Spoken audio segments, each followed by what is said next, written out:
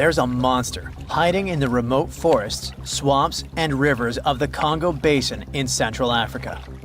It has a long neck, looks like a dinosaur, and is the size of an elephant, or maybe a hippo at least. That's what people who claim to have seen it say. It should have gone extinct millions of years ago, but this Congo's version of the Loch Ness Monster somehow survived. This creature is the Mokele Mbembe, which means one who stops the flow of rivers, and more folks are saying they've seen it lately. European explorers first heard the stories of this creature from the people living near the Congo River in the early 1900s. A German captain even included a description of the monster in his official report from his expedition. The locals told him the animal was of a brownish-gray color with smooth skin, a very flexible neck, and only one long tooth that could be a horn. Some of them mentioned a long, muscular tail, like that of an alligator. They also said that the creature lived in the caves, but climbed the shores even in the daytime to find some plants to eat. Locals also believed its favorite snack was a kind of liana with large white blossoms. Some of them even showed the German captain some fresh path the monster left leading next to those plants. And they warned him that Mokele Mbembe definitely didn't like humans and took down any canoe that would sail nearby. Dinosaurs were a real hit in pop culture in the 1910s, and several newspapers in Europe and North America wrote about the dino-like monster from Africa back then. In the later years, several expeditions traveled to the Congo Basin to search for Mokele Mbembe or interview claimed witnesses. They did not find any direct physical evidence, but collected many stories. One zoologist in the 1980s said he took a film of Mokele Mbembe, but the footage did not develop properly. Stories and movies like Jurassic Park have kept the dream alive that dinosaurs might still be hiding somewhere in deep forests. At some point, people stopped reporting sightings of the creature as often, so it almost became a forgotten legend. But it all changed recently, as many people claim to have witnessed the mythical monster with their own eyes. Cryptozoologists, those fans of mysterious creatures, believe it could be a dinosaur that, for some reason, didn't go extinct, related to a brachiosaurus or a diplodocus. This idea comes from how people describe seeing the creature, with a super long neck, a huge body, and a tiny head. They think it might have stayed hidden in the deep forests of Africa all this time. But scientists say that if it really were the last living dinosaur, we would have found some real proof by now, like a photo or bones or something showing it walking around the Congo Basin. Some expeditions that are trying to find proof the monster is real have even used sonar technology to scan the murky waters of Central African rivers and lakes in search of any large, unidentified creatures. Some people even narrowed down the monster's location to a specific remote lake, surrounded by untouched jungle in the swamps. So far, the search for evidence hasn't been successful. The explanation behind all the sightings of the Mokele Mbembe could be the changing ecosystem. More and more human settlements are moving into the huge Congo Basin rainforest. People aren't used to seeing large animals that live in the forest, so they believe they have witnessed the mysterious creature from their folklore. The human brain often fills in the gaps in something we don't know and uses imagination to explain it, especially if there's a ready-made version that everyone's heard of. But still, we can't completely rule out the possibility that there are some new, unknown species of animals hiding in the Congo forests. Maybe just not a missing dinosaur. Another legend, this time Mongolian, says there's a giant worm living deep in the Gobi Desert. Yep, similar to the monster you've seen in Dune. The creature, which is supposedly up to 6 feet long, can spit acid that could melt anything and shoot electricity. They say it spends most of its days hiding underneath the sandy dunes, but likes to come out during the wetter months of June and July. The people in the West first found out about the megaworm of the Gobi Desert thanks to an American paleontologist, Roy Chapman Andrews. This brave man was probably the inspiration for Indiana Jones. In 1926, he wrote about the creature in his book. At the meeting with Mongolian leaders, Andrews heard detailed descriptions of the creature, even though none of them had ever seen it themselves. One of them said it looked like a sausage that was about 2 feet long, with no head or legs. According to him, the worm was so poisonous that just touching it could instantly take your life, and it lived in the loneliest parts of the Gobi Desert. Andrews didn't think the creature was real, but he shared these stories again in another book. And then, stories of the monster spread around the world. In some of them, it's only 1 foot long. In others, it's as large as a human. Some say it looks like a snake, and some describe it as a caterpillar. Some people claim it has wings and can fly, and others think it could be a supernatural evil being without a body. The color of the creature also remains a subject of debate. It could be white-gray, brown, or even bright red. The stories of witnesses are probably so different because the creature doesn't even exist. In 1983, one scientist who was visiting the region heard that an old man had managed to finally catch the mysterious worm. He also found out there was a nest nearby and decided to risk it all and see it. But instead of a scary monster, there was a tartar sand boa inside. Luckily for the scientist, this snake is non-venomous, but it does have gray-brown scales and could match the description of the giant worm. When he showed it to the locals, supposedly all of them said it was the monster they had seen. Big expeditions from America, Britain, and New Zealand came to the Gobi Desert to try and find the creature. Many other adventurers came from all around the world on their own, but found no evidence the monster was real. But many Mongolians are sure the death worm is no fantasy. If you don't believe there's a monster in the Gobi Desert, how about one in Lake Worth in Texas? According to local folklore, there's a part human, part goat creature with scales and long clawed fingers hiding there. It all started back in July 1969, when locals claimed to have spotted this mysterious creature roaming around. The newspapers loved the story and started reporting about new sightings. One article said that the monster jumped out of a tree and landed on some guy's car. Another report claimed that the Lake Worth monster decided to throw an automobile tire at a group of people. Someone even managed to take a photo of the creature, and the newspapers published it. Locals started flocking to the lake at night, hoping to catch a glimpse of the creature, but no one could find any evidence it was real after all. The author of the monster's photograph later said it was most likely someone's prank, because the creature really wanted to be seen. Then, a reporter from the local newspaper received an anonymous letter saying that it was 3 high school students who decided to dress up and scare people. Even despite this, some cryptozoologists think it could have been an undiscovered primate species that walks on 2 legs. We don't know if the Worth monster is real, but it does one good thing and brings together the local community. Every year since 2009, they throw the Lake Worth Monster Bash.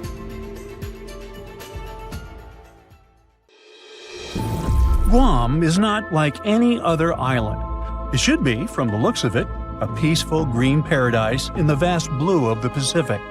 But something happened here that changed this place forever. Guam was invaded by awful little creatures, millions of them. Ecologists can't catch a break in this place. One time they had a cool island get-together.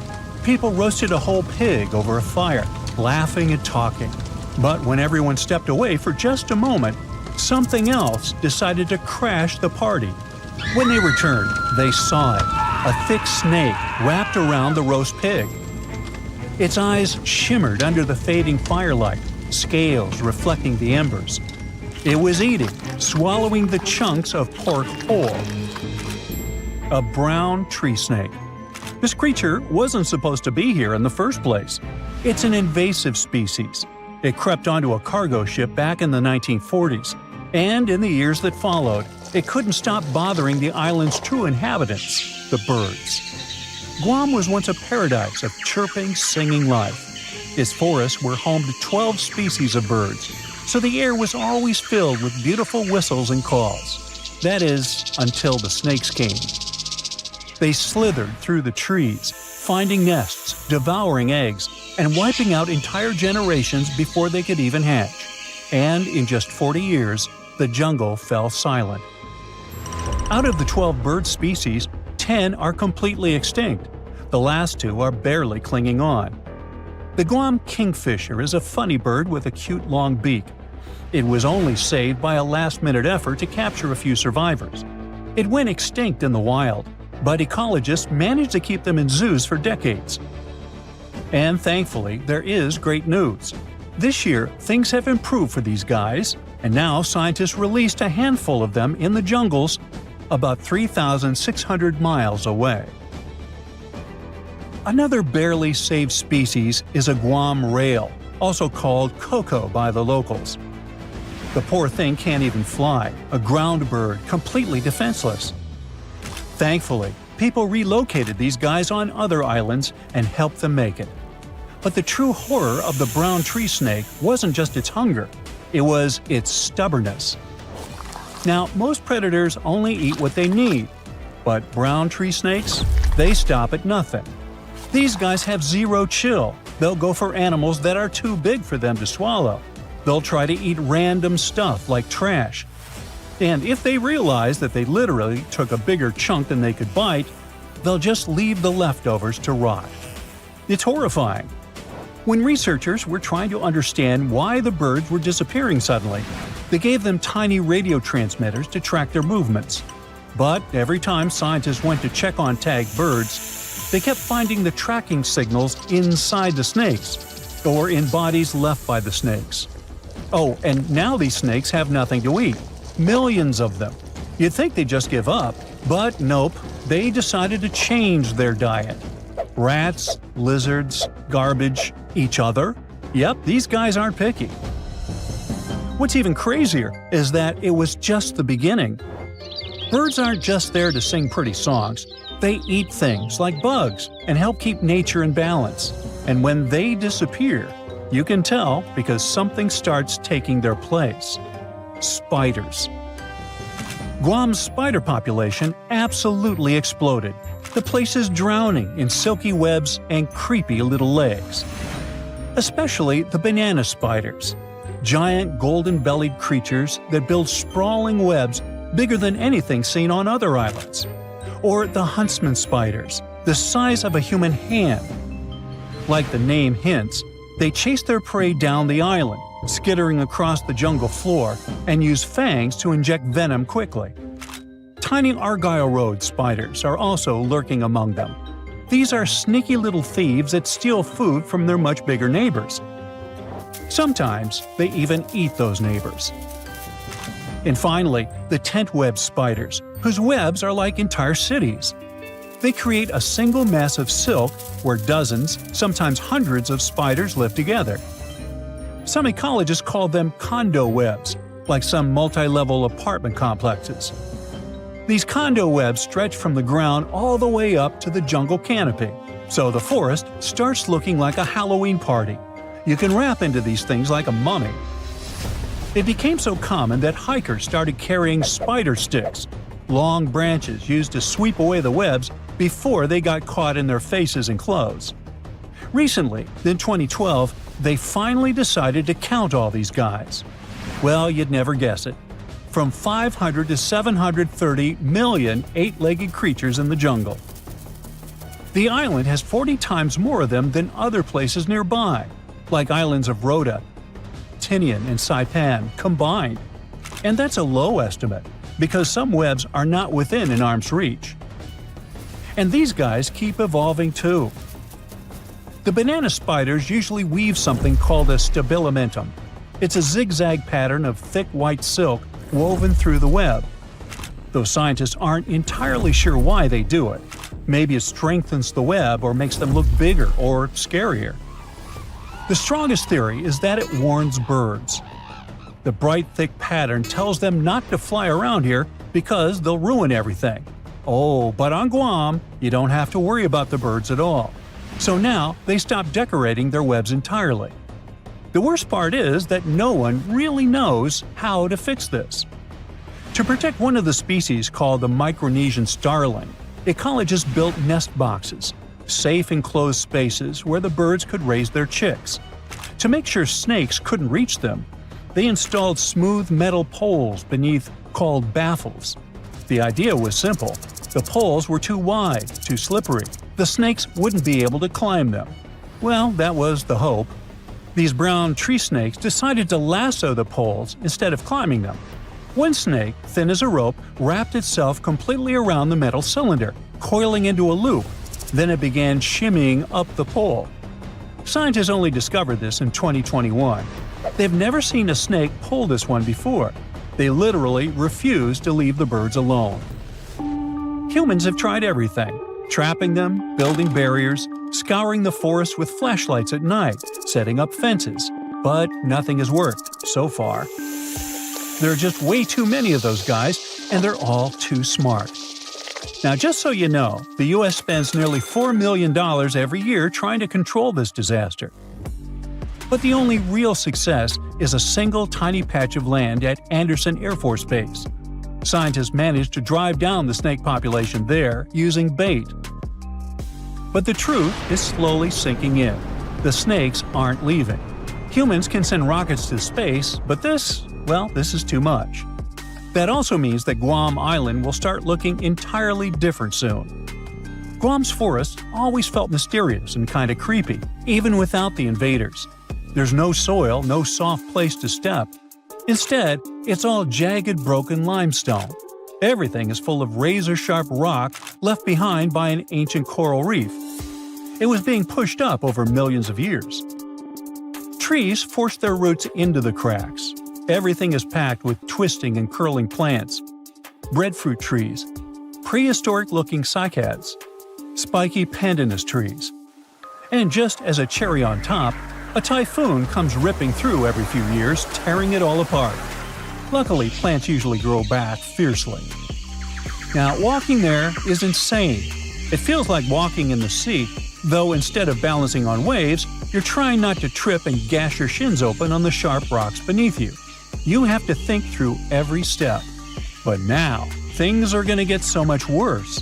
70% of Guam's trees relied on birds to carry their seeds, spreading them far and wide.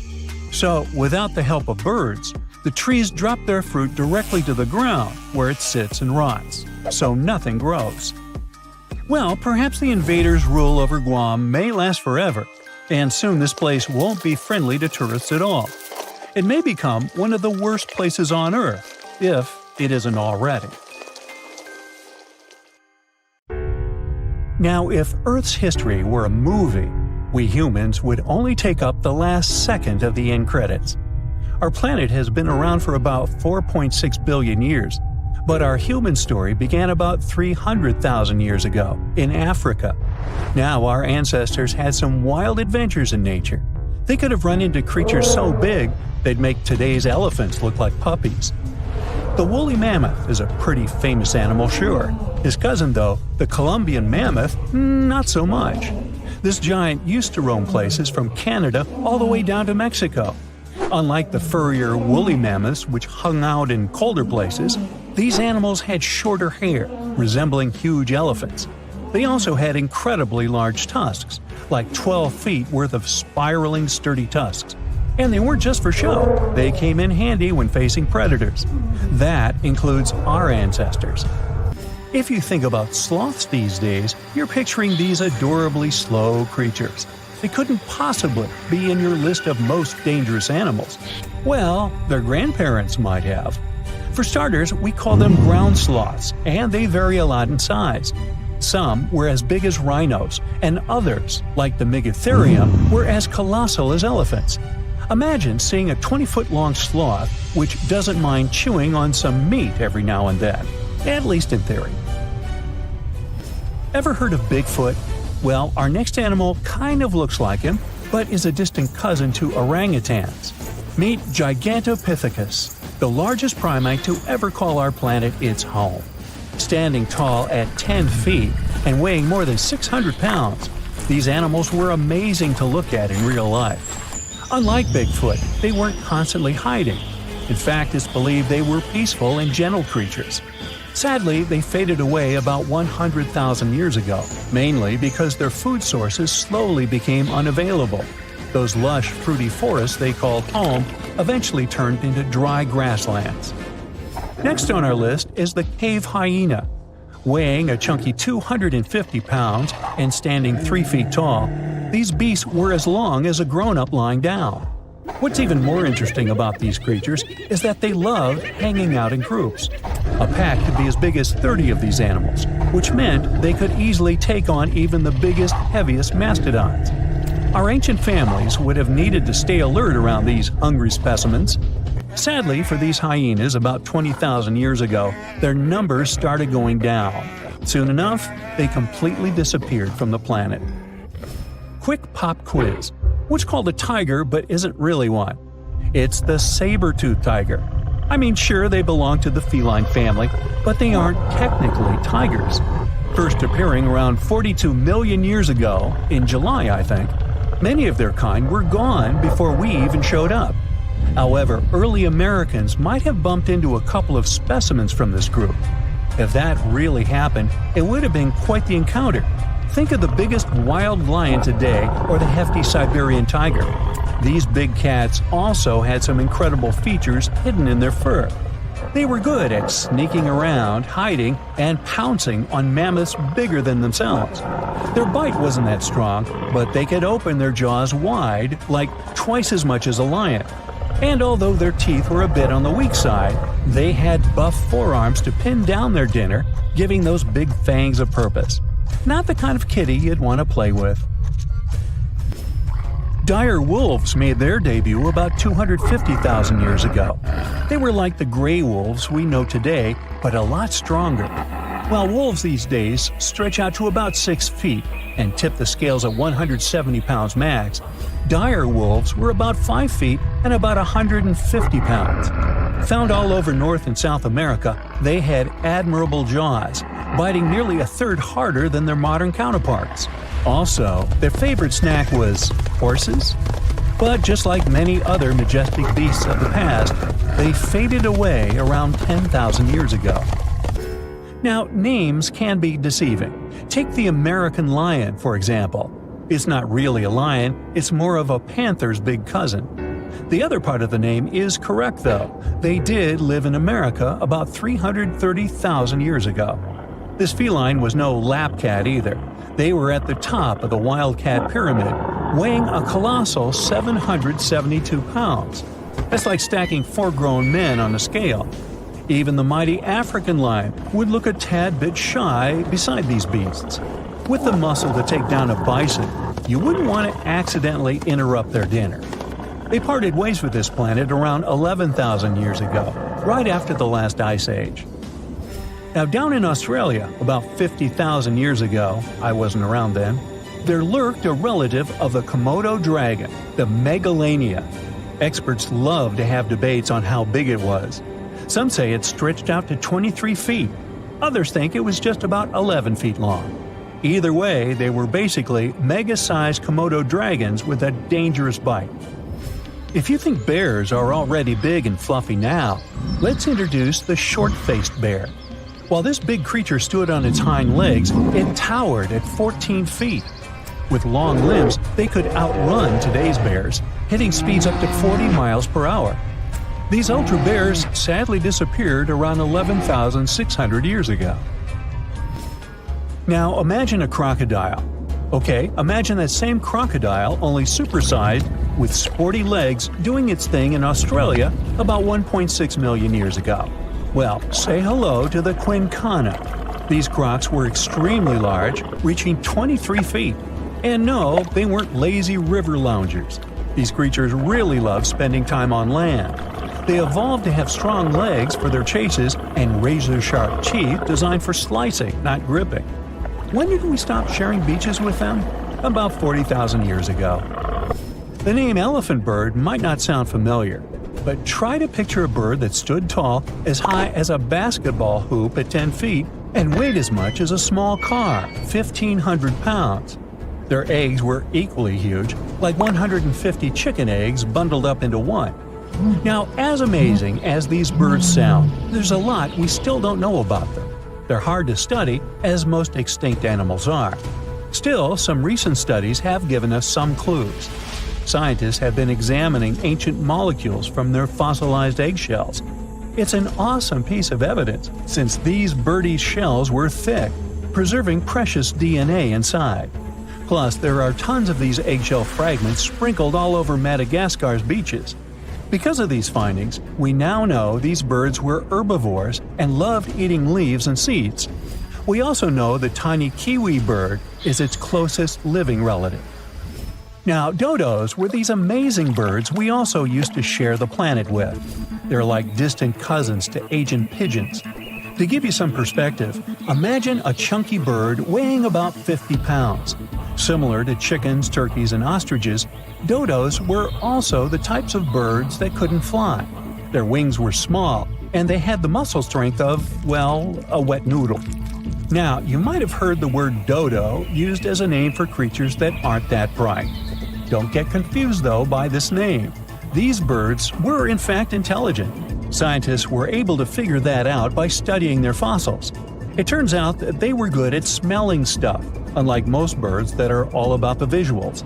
These creatures aren't around for us to study anymore, but that might change. One evolutionary biologist is on a mission to fully understand these amazing ancient birds. On that note, she revealed that the dodo's DNA has been completely sequenced. There are even talks about potentially bringing dodos back to life. They would make a nice addition to the lovely beaches of Mauritius, the place they used to call home many years ago. Australia used to have its own giants. Those were huge animals that could have dwarfed anything living on this continent these days. Scientists found the remains of many of those ancient creatures in the Narracuta Caves in South Australia, 4 hours away from Adelaide. It's a lovely region, but it can be treacherous. Watch out for holes the ground is pocked with. Known as pitfall traps, many of them are no wider than a coffee table. They're deep and plunge into the darkest of caverns.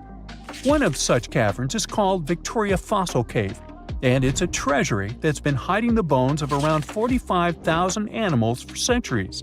Some of the oldest bones belong to creatures far more terrifying than any animal you can encounter today. Those were the ancient Australian megafauna, huge beasts that roamed the continent during the Pleistocene epoch. During those, there were giant snakes, huge flightless birds, wombat-like creatures the size of a rhinoceros, and many others. One of the largest examples of the Australian megafauna scientists have discovered so far is the Diprotodon. That giant herbivorous creature was 10 feet long and 6.5 feet tall, and weighed more than 6,000 pounds, about as much as a small Asian elephant. Even though this terrifying beast didn't eat meat, it could have smashed other animals with its sheer weight. Scientists have found the remains of hundreds of such creatures all over Australia, so it's safe to say that no other animal from that time or in that location was larger than this giant. Despite its creepy appearance, the Diprotodon was a relative to the modern-day wombat, and those are known to sometimes pounce humans. The Diprotodon had toes that pointed inward and were well suited for digging burrows. On the other hand, Diprotodon was a giant, and it was unlikely that it used to do so. It was likely a trait it had inherited from its smaller burrowing ancestors, or it could have used its claws to search for roots. This theory is supported by the fact that the animal's pouch was facing backward. It prevented any dirt from collecting inside while the creature was digging. Since this animal was so big, it didn't have to worry much about predators. Up until 60,000 years ago, when the first humans appeared on the continent, full-grown Diprotodons only had to look out for creatures like the quincana. Measuring in at a whopping 20 feet long, the quincana was a land crocodile. It lived in Australia from around 20 million to 40,000 years ago. It disappeared along with most other mega creatures of the last ice age. It's thought to be the result of the first humans coming to the continent. Even though the quincana was extremely fast and dangerous, it was possible that this creature got out-competed by human hunters who took all available prey. Unlike modern crocodiles that are mainly aquatic, that mighty beast was a land dweller. Scientists figured it out by studying the quincana's legs. They were able to support and carry the body clear off the ground. It means there was no escape for ancient people once the quincana spotted them. Modern crocodiles can only push themselves along on their bellies. Such an adaptation allowed the quincana to chase its prey for long periods of time, exhausting it in the process. Another creepy feature of this ancient monster was its teeth. Aquatic crocs have conical teeth. Those are great for gripping and holding on to prey underwater. But quincana had knife-like teeth, ideal for slicing soft-bodied animals like, mammals. Another Australian monster, Thylacoleo, wasn't all that large, but it didn't make it any less terrifying. It was still among the top predators and the biggest carnivorous animals in Australia. This creature was a true oddity of nature, even by prehistoric standards. First, its teeth resembled not those of a regular predator, but those of a rodent. Its front incisors were enlarged, taking the place of canines. Premolars were also shaped like blades. They were used for cutting flesh and bone. At first, scientists thought that Thylacoleo used those teeth to eat nuts and fruits. But later, a study showed that the use of such teeth was better suited on necks and spines. The jaws of this ancient creature were immensely powerful. A 220-pound Thylacoleo had a bite force similar to that of a present-day 550-pound lion. It means that the animal could easily bring down prey much larger than itself. Then there was Thylacoleo's tail. It had strong muscles which provided the animal with the ability to use the tail as support when tackling large prey. The Thylacoleo had retractable claws, and this feature is very uncommon among marsupials. It allowed the animal to keep its razor-sharp hooks from getting blunt and could help it get a better grip on its prey. Scientists are quite sure that, like today's leopards, the Thylacoleo could climb trees and jump on other animals from above. It was done so fast and stealthily, they never knew what hit them. The creature's rear feet support this theory. The first toe there was reduced, but the foot had a rough pad like what modern-day possums have. It allowed them to have a better grip while climbing. Right after scientists found the first skull of the Meliolania, this animal was classified as a lizard. That's why its name translates to small groomer. But after they discovered more complete fossils, it turned out that the Meliolania was a giant turtle. But that's not all. It was one of the largest land turtles to ever have existed. The main reason researchers initially believed the creature to be a lizard was the fact that its skull was adorned with a series of spikes. It's something the modern-day horned lizard can boast. But even after discovering the true nature of the Meliolania, scientists still don't know how to properly catalog it. It might have been a creature that folded its neck under its spine, or it could have folded it to the side. Beside those defensive mechanisms on its head, the Meliolania was also equipped with a spiked tail, which was probably used to prevent predators from attacking the animal from behind. Most species of the Meliolania disappeared around 2,000 to 3,000 years ago because of humans who hunted them to extinction in both Australia and on the surrounding islands. It took around 2 centuries for these turtles to go extinct in that region of the globe. The Megalania was a giant Australian lizard that existed at the end of the Pleistocene epoch. It looked like a Komodo dragon and the Australian monitor lizard, which are both believed to be Megalania's closest living relatives. Fossils tell us that the ancient animal was anywhere from 15 to 26 feet in length. Ow! The youngest fossil remains of this ancient Australian monitor lizard date back to about 50,000 years ago. The first indigenous settlers must have encountered Megalania, which led to the lizard's extinction. Originally, scientists thought that the Megalania was the only member of the genus Megalania, but these days it belongs to the genus Varanus, which means that the prehistoric creature is closely related to other Australian monitor lizards. Our next giant creature on our list was once dubbed an ostrich on steroids. I mean, look at it. It was the last of the thunderbirds to go extinct in Australia. The Genyorus lived on the continent at the same time as early humans. They might have coexisted for 15,000 years or so before the huge bird eventually disappeared. This theory has some proof. The bird's fossils found along with human artifacts. Some cave paintings also depict flightless birds similar to the Genyorus in size and shape. Although it wasn't the largest bird in Australia, the goose-like creature was still as tall as a grown-up man and weighed around 550 pounds. Even a modern-day ostrich can be dangerous if it feels threatened. Imagine meeting its giant prehistoric relative. Scientists are still arguing about its diet. Many believe the creature was an herbivore, but there's still a chance that the Genyornis was a partial scavenger. Its small, stubby wings and powerful hoof-like legs hint that the bird could have been a plant eater. But its huge beak and exceptionally deep lower jaw evoke suspicion. Such features are highly unusual in birds. Every species on Earth, you, me, and that nasty neighbor of yours, is destined to go extinct someday. Just like what happened to the woolly mammoths and saber-toothed tigers. Stats aren't bright. Scientists say that 99% of all animals that ever lived are now extinct.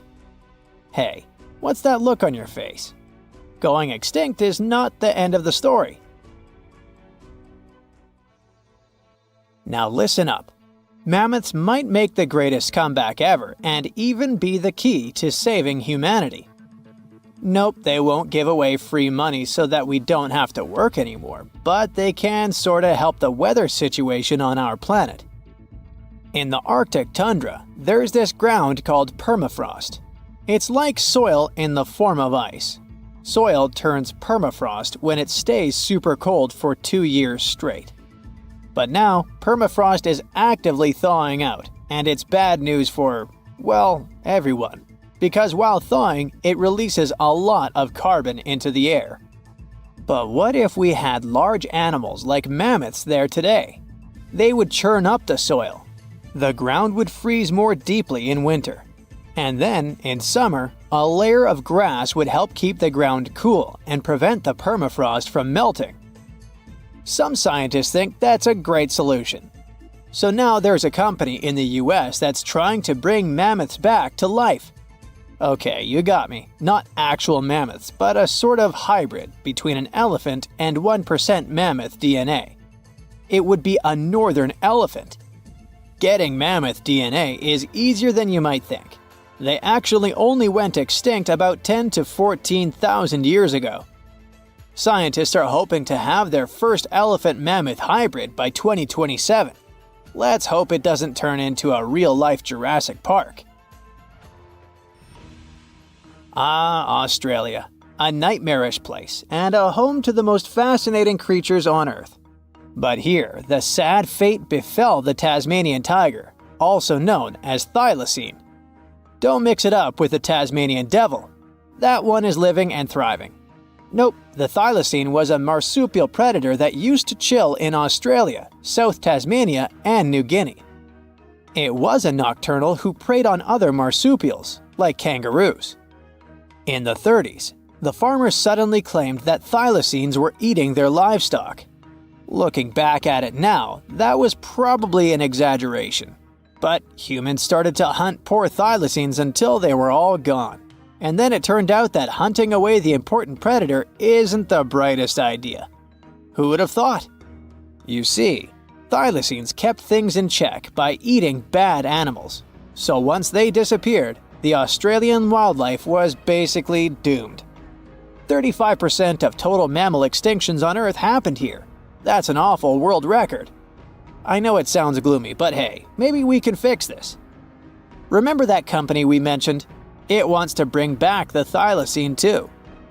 Luckily, many thylacine embryos are still preserved in jars, like some creepy pickles. If we bring them back to Tasmania, this could help revive the entire ecosystem. Would you be happy to see them back in the wild? Me too. And I would also be happy to see you hitting those like and subscribe buttons so you can keep up with amazing facts all year round.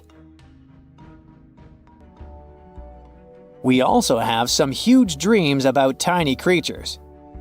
Take a trip to Mount Hotham Ski Resort in Victoria, Australia, and here you can find the mountain pygmy possum, a tiny bundle of cuteness. These guys are super rare. We even thought that they were extinct. All we had was their fossils. But then some skiers spotted a possum in a log pile at the ski lodge in 1966. Imagine suddenly making a great discovery while chilling on vacation. These little possums can spend 7 months of the year sleeping under the snow. They wake up occasionally to eat some stored food, and then they wake up in the spring to eat even more, find a mate, and go back to sleep again. What a relatable fella. Since they've made it into this video, you can guess they're pretty endangered. There are less than 2,000 left in the wild, all because their current homes don't fit them that well. But hooray, we can help them too! You see, their ancestors lived in lowland forests about 20 million years ago, so maybe mountain possums could live better if we moved them there? Of course, we can't just take them to the woods and expect them to survive. Instead, scientists want to slowly release possums into the forest and check up on how they get on with it. Let's hope these cute creatures will adapt to woodland life. The southern gastric brooding frog, also called the platypus frog, was quite a unique creature.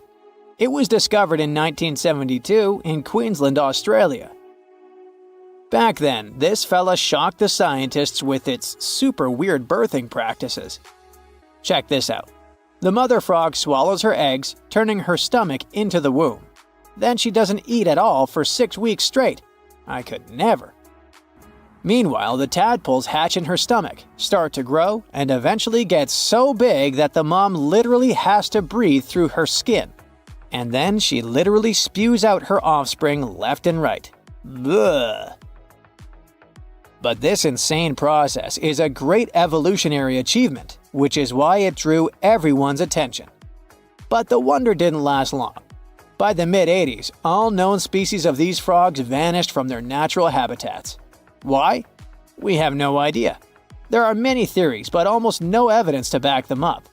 In any case, over the years, these guys officially became extinct. But it all changed in 2013. Scientists started a groundbreaking project named the Lazarus Project. Now they want to resurrect these frogs to learn cool cloning techniques from them.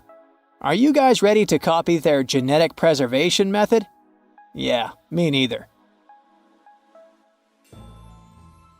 But let's dive deeper. Literally go in the water. Meet the coelacanth. This creature lived in the oceans back when the dinosaurs roamed our planet, and didn't even notice the asteroids. These guys are the Methuselahs of the sea. They can live up to 100 years, and they don't even start thinking about leaving offspring until they're around 55. At least they've got plenty of time to live for themselves. We actually thought this creature had gone extinct about 65 million years ago. But then, the first Latimeria specimen was discovered off the coast of South Africa in 1938. Now they're known as living fossils. And these fish are enormous. They weigh around 200 pounds. They're also super stylish, with those lobe-fished paddles that make them look like disco balls. Oh, and they're great aerialists. Thanks to those versatile fins, they can even do headstands and swim belly up. The coelacanth is also a bit of a homebody.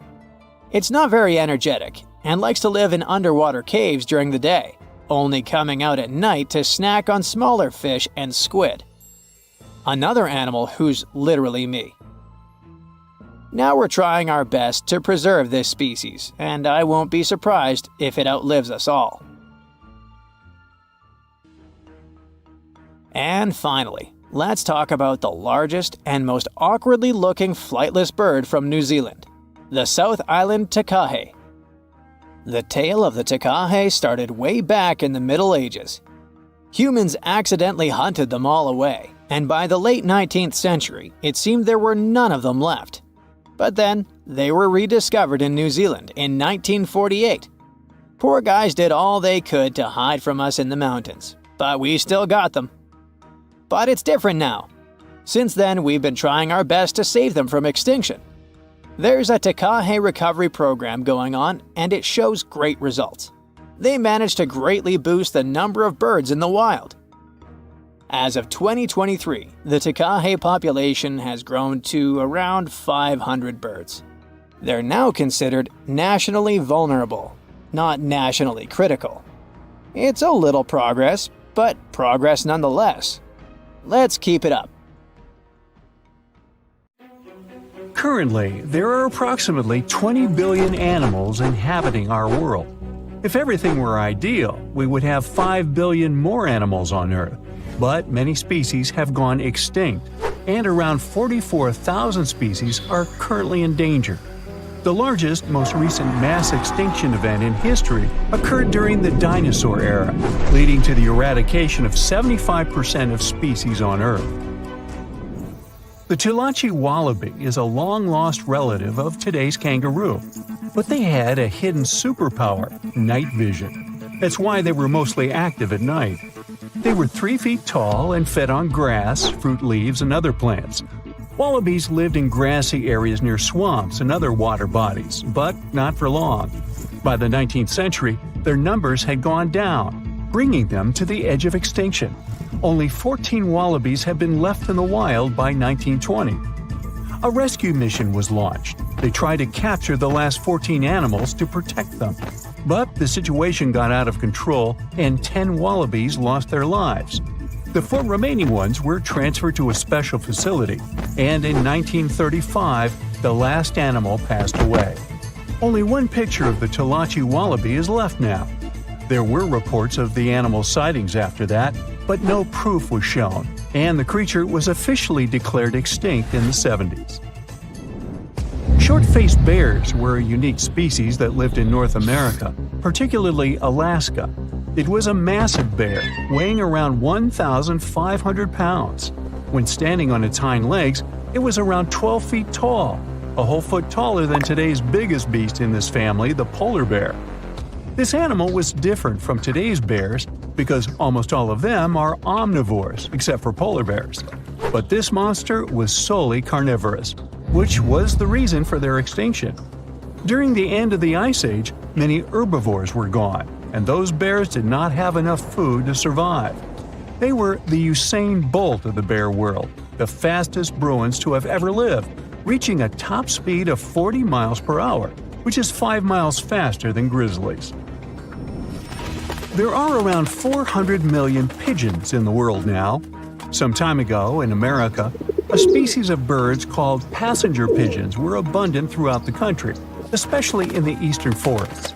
There were more than 1 billion of them, but they went from 1 billion to 0 in a few years. They had small heads and necks, but long tails and wings and strong breast muscles that allowed them to fly super long distances. The last passenger pigeon passed away in captivity in 1914. It was named Martha. With that, the ecosystem in the U.S. has never seen this bird again. Now, elks are enormous animals, but they look tiny when you compare them to long-gone Irish elks. That elk was around 7 feet tall at the shoulder with a humongous antler of 12 feet. Today, elk are only 4.5 feet tall at the shoulder and have around 4-foot-long antlers. Despite its name, this elk was found all over the world, from Asia to Europe. It got its name because, in Ireland near Dublin, researchers found a perfectly preserved specimen. Since then, it's been called the Irish elk. The last one passed away in Ireland. The main reason for their disappearance was their inability to adapt to changes. When the Ice Age ended, the elk could not survive and became extinct.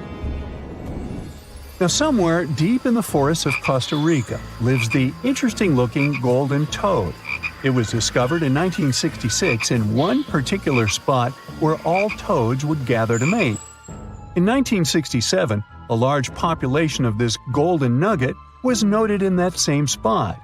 But the following year, only 10 to 11 toads were seen, and the year after that, in 1968, only one lonely male toad showed up at the spot. For years, there were searches for golden toads.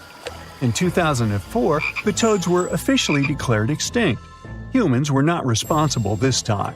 The drought in the area in the 80s had a significant impact on the toads. Still, the last straw was the arrival of a new fungal species that caused the animal's skin to thicken, eventually leading to the toad passing away. This chytrid fungus is responsible for the extinction of more than 90 frog and amphibian species, becoming one of the biggest threats to their lives. Now, Canada is a very cold country, no surprise there, and nobody would expect tropical birds like parrots to live there. However, there was a parrot species that lived in America and some parts of Canada. I'm talking about the Carolina parakeet. Those were truly beautiful birds with orange-yellowish heads and green bodies. Their favorite rest spots were big trees alongside rivers. This parrot's favorite food was cocklebur seeds, which are poisonous to us, but the bird had no problem eating them. Also, they used the dangerous cockleburs as a defense mechanism. After they ingested loads of them, their meat became poisonous, and predators do not enjoy eating toxic birds. Carolina parakeets were abundant, there were millions of them.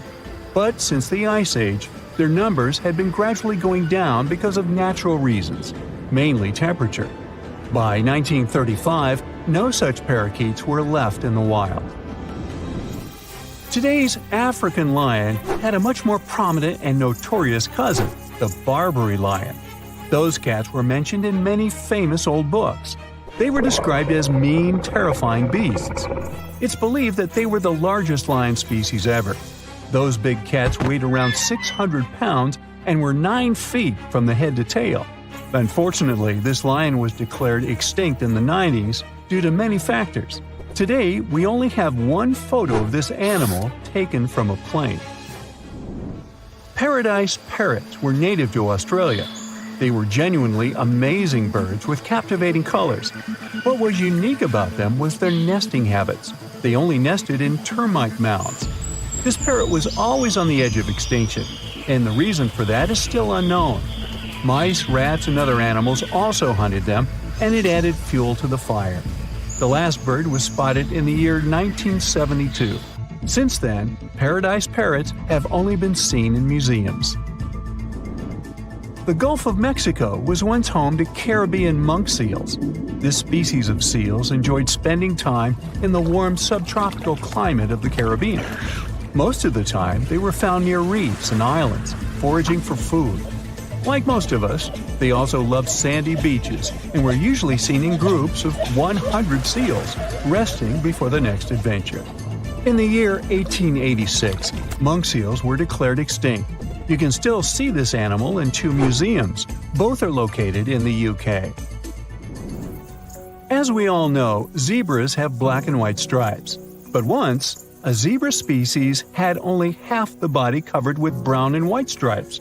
The rest was just brown, and the belly was white. It was called the quagga. They lived in the southern part of Africa in grass fields and wet pastures, like today's zebras, and ate grass and other plants. The last quagga perished in 1888, but not all hope is lost. Today, extensive research is being done to bring this animal back into the wild. Australia is home to many outlandish animals, but the craziest ones are probably gastric brooding frogs. This species is not like your ordinary frog that lays eggs. They hatch their young inside their stomach and give birth by vomiting around 25 fully formed young frogs. Sometimes their stomach becomes so bloated that they have to breathe through their skin. 2 species of this frog were discovered in the northern and southern parts of Australia in the 1970s by Mike Taylor. A decade after their discovery, both species are gone. The main reason for their extinction is the chytrid fungus. Luckily for them, they're also part of a de-extinction program that's putting serious efforts into bringing them back into the wild. Welcome, dear listeners, to a journey back in time, to a moment that forever altered the course of our planet's history. Picture this, a serene Earth where mighty dinosaurs roamed freely, ruling every corner of the land, from the densest jungles to the vast open plains. Their thunderous footsteps echoed as a testament to their reign, a reign that seemed unending. But the universe, in its infinite vastness, had other plans. Enter the Chicxulub incident. A name that might sound unfamiliar to some, but its impact, both literal and metaphorical, is deeply etched into the very fabric of our planet. This wasn't just any cosmic event, it was a cataclysm, a celestial sledgehammer that came hurtling from the abyss of space. Imagine a rock, not just any rock, but one the size of Mount Everest, weighing trillions of tons, racing towards Earth with a speed so immense that it could traverse from New York to Anchorage faster than one could prepare a morning breakfast. This monstrous entity, dear listeners, was destined to collide with our planet, and when it did, it didn't just make a dent. It reshaped life as it was known. The Chicxulub incident wasn't merely an event, it was a turning point, a moment where the rulers of the Earth, the mighty dinosaurs, faced an adversary so powerful that it brought their long-standing dominion to a tragic end. But why is this incident so significant? As we journey through the annals of time, retracing the steps of the Chicxulub incident, we find ourselves drawn to a specific location on our planet, a place that today is known for its pristine beaches, vibrant culture, and the allure of ancient civilizations.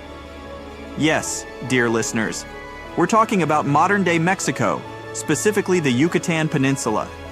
But let's rewind the clock back to that fateful day and paint a picture quite different from the holiday destination we know today.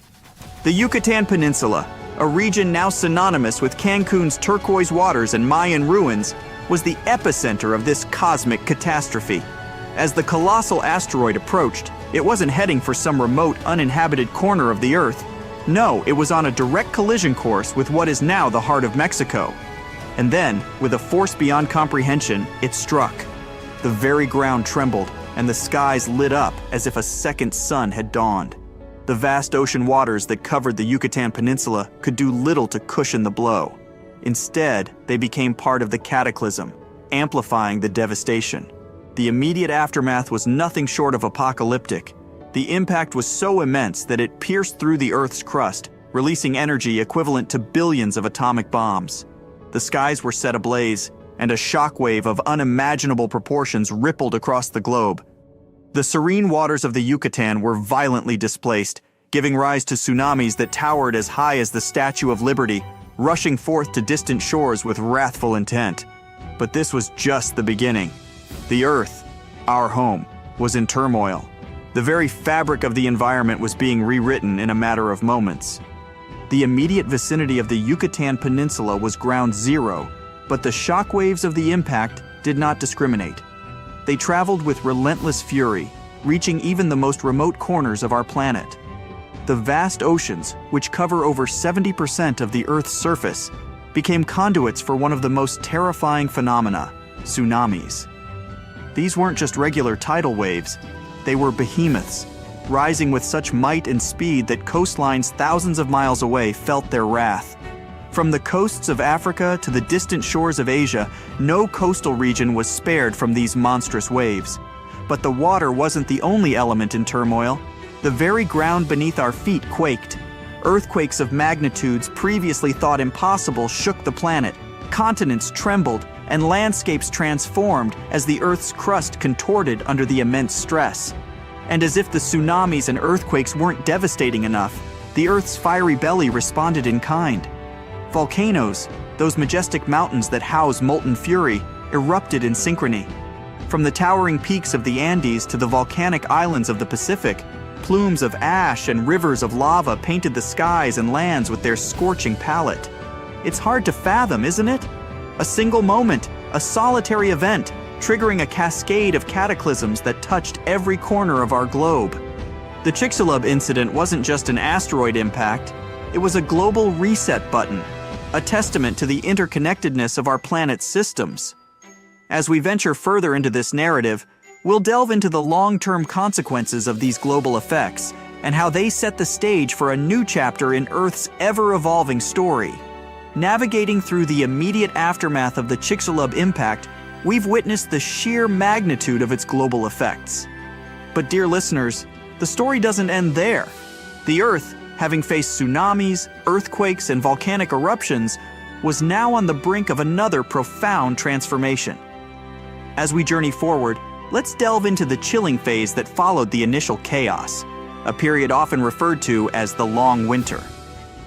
In the wake of the impact and subsequent volcanic eruptions, the skies began to change. A thick, impenetrable cloud of ash and soot enveloped our planet. This wasn't just a temporary darkening.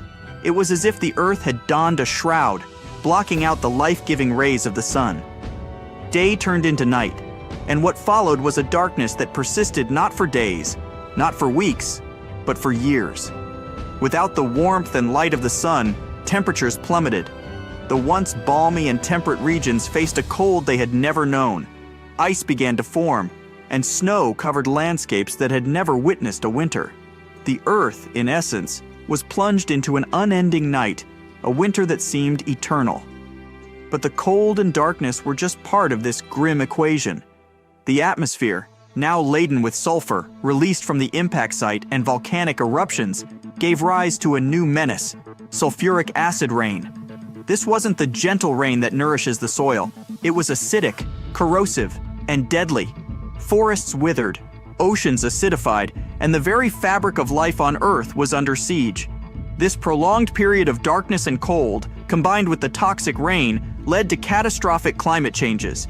Ecosystems collapsed, food chains were disrupted, and many species, already reeling from the immediate aftermath of the impact, faced the grim prospect of extinction. It's a somber chapter in our planet's history, isn't it? A time when life itself hung in the balance, teetering on the edge of oblivion. Emerging from the chilling embrace of the long winter, one might wonder, how do we, millennia later, piece together the events of this cataclysmic incident? How do we sift through the sands of time to uncover the evidence of such a monumental event? The answer, dear listeners, lies hidden in the very fabric of our planet, waiting to be deciphered by those with a keen eye and insatiable curiosity. Iridium, a rare metal on Earth but abundant in asteroids, serves as a silent witness to the celestial collision. In the late 20th century, scientists made a startling discovery. They found a thin layer of clay in rock formations around the world, a layer unusually rich in iridium. This iridium-rich layer, often referred to as the iridium anomaly, was a global phenomenon, found in diverse locations from Italy to New Zealand. Such a widespread presence of this rare metal could only point to one conclusion: a massive asteroid impact. But iridium was just one piece of the puzzle. The rock layers themselves held more secrets. Beneath the iridium-rich layer, scientists found a distinct boundary, often termed the Cretaceous-Paleogene or KPG boundary. This boundary marked a stark difference in the fossils present above and below it. The layers below were teeming with diverse life forms, including our colossal friends, the dinosaurs. However, the layers above showed a significant decline in biodiversity, a testament to the mass extinction that followed the impact. Furthermore, in the vicinity of the Yucatan Peninsula, geologists uncovered a vast semicircular structure, a scar etched into the Earth's crust. This was the Chicxulub crater, the very site of the asteroid's impact. Spanning over 150 kilometers in diameter and buried beneath layers of sediment, this crater was the smoking gun, the undeniable proof of the asteroid's collision with Earth. Piecing together the iridium anomaly, the KPG boundary, and the Chicxulub crater, a coherent narrative emerged. A story of a massive asteroid, its fateful collision with Earth, and the profound transformations that ensued. It's awe-inspiring, isn't it? How the Earth, in its silent wisdom, preserves the tales of its past, waiting for us to uncover and understand. With the evidence of the asteroid's impact firmly established, we are led to a poignant chapter in Earth's narrative. The immediate effects of the Chicxulub impact were undeniably catastrophic, but the ripples of this event extended far beyond the initial chaos, shaping the very trajectory of life on our planet. The dinosaurs, those magnificent creatures that had ruled the Earth for over 160 million years, found themselves in a world transformed. The prolonged darkness, plummeting temperatures, and acid rains created an environment hostile to these giants. Food sources dwindled as plants, the base of many food chains, struggled to survive without sunlight. Herbivorous dinosaurs, deprived of their primary food source, faced starvation. And as they perished, the carnivores that relied on them for sustenance were similarly affected. It was a domino effect, a cascading collapse of ecosystems. But it wasn't just the dinosaurs. Many marine species, especially those reliant on photosynthetic algae, faced extinction as the oceans acidified and the sun's rays were obscured. On land, the lush forests of ferns and palms gave way to fungi, which thrived on the decaying organic matter. The skies, once ruled by pterosaurs, saw a decline in these winged wonders.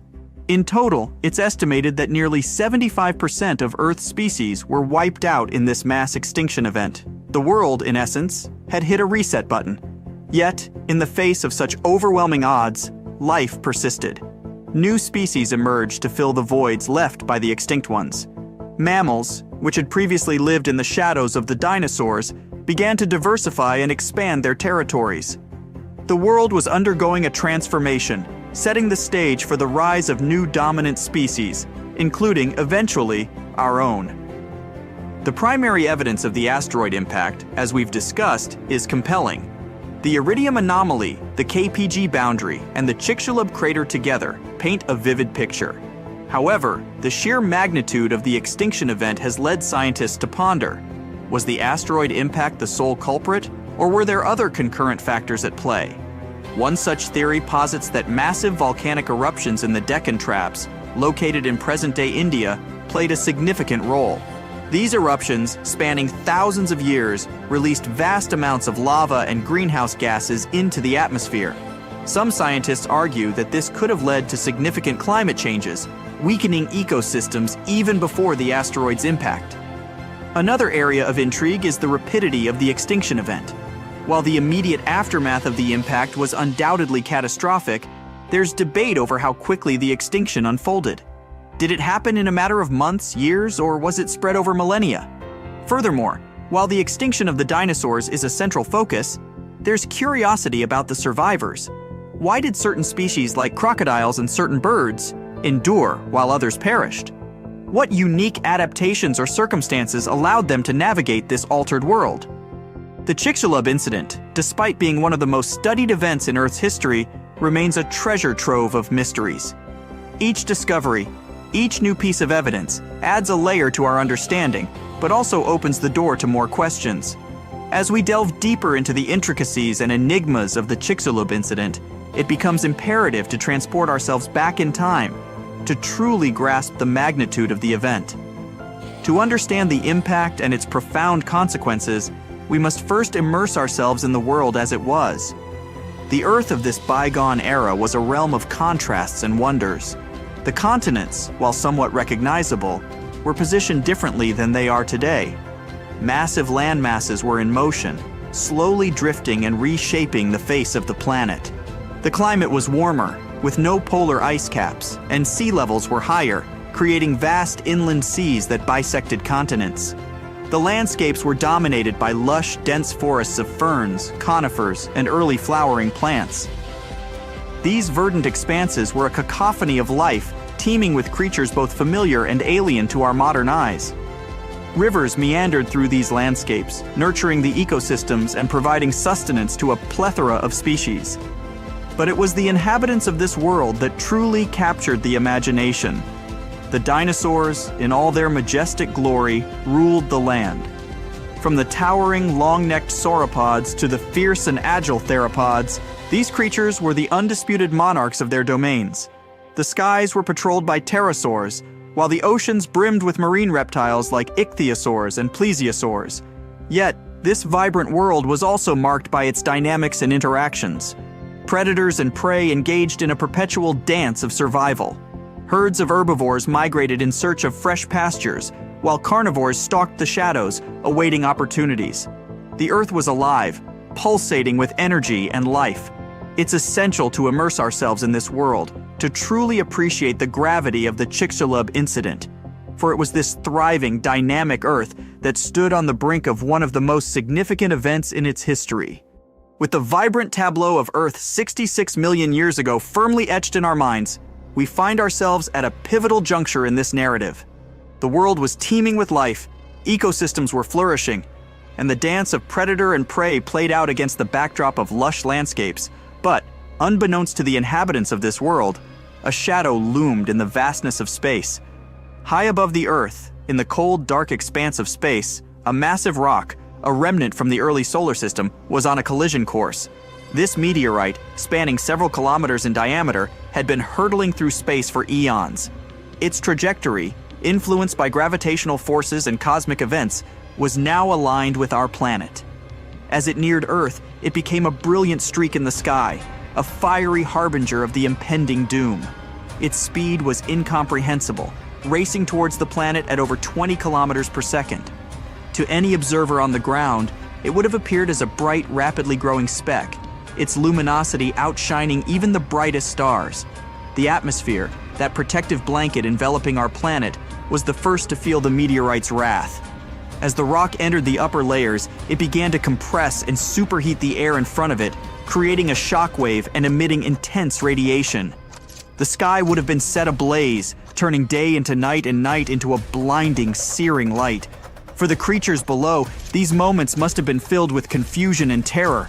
The ground trembled, the air grew hot, and a deafening roar would have filled the atmosphere.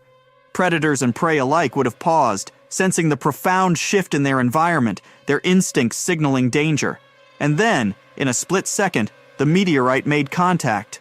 But this was no gentle touch. It was a violent, earth-shattering collision, the likes of which our planet had rarely seen.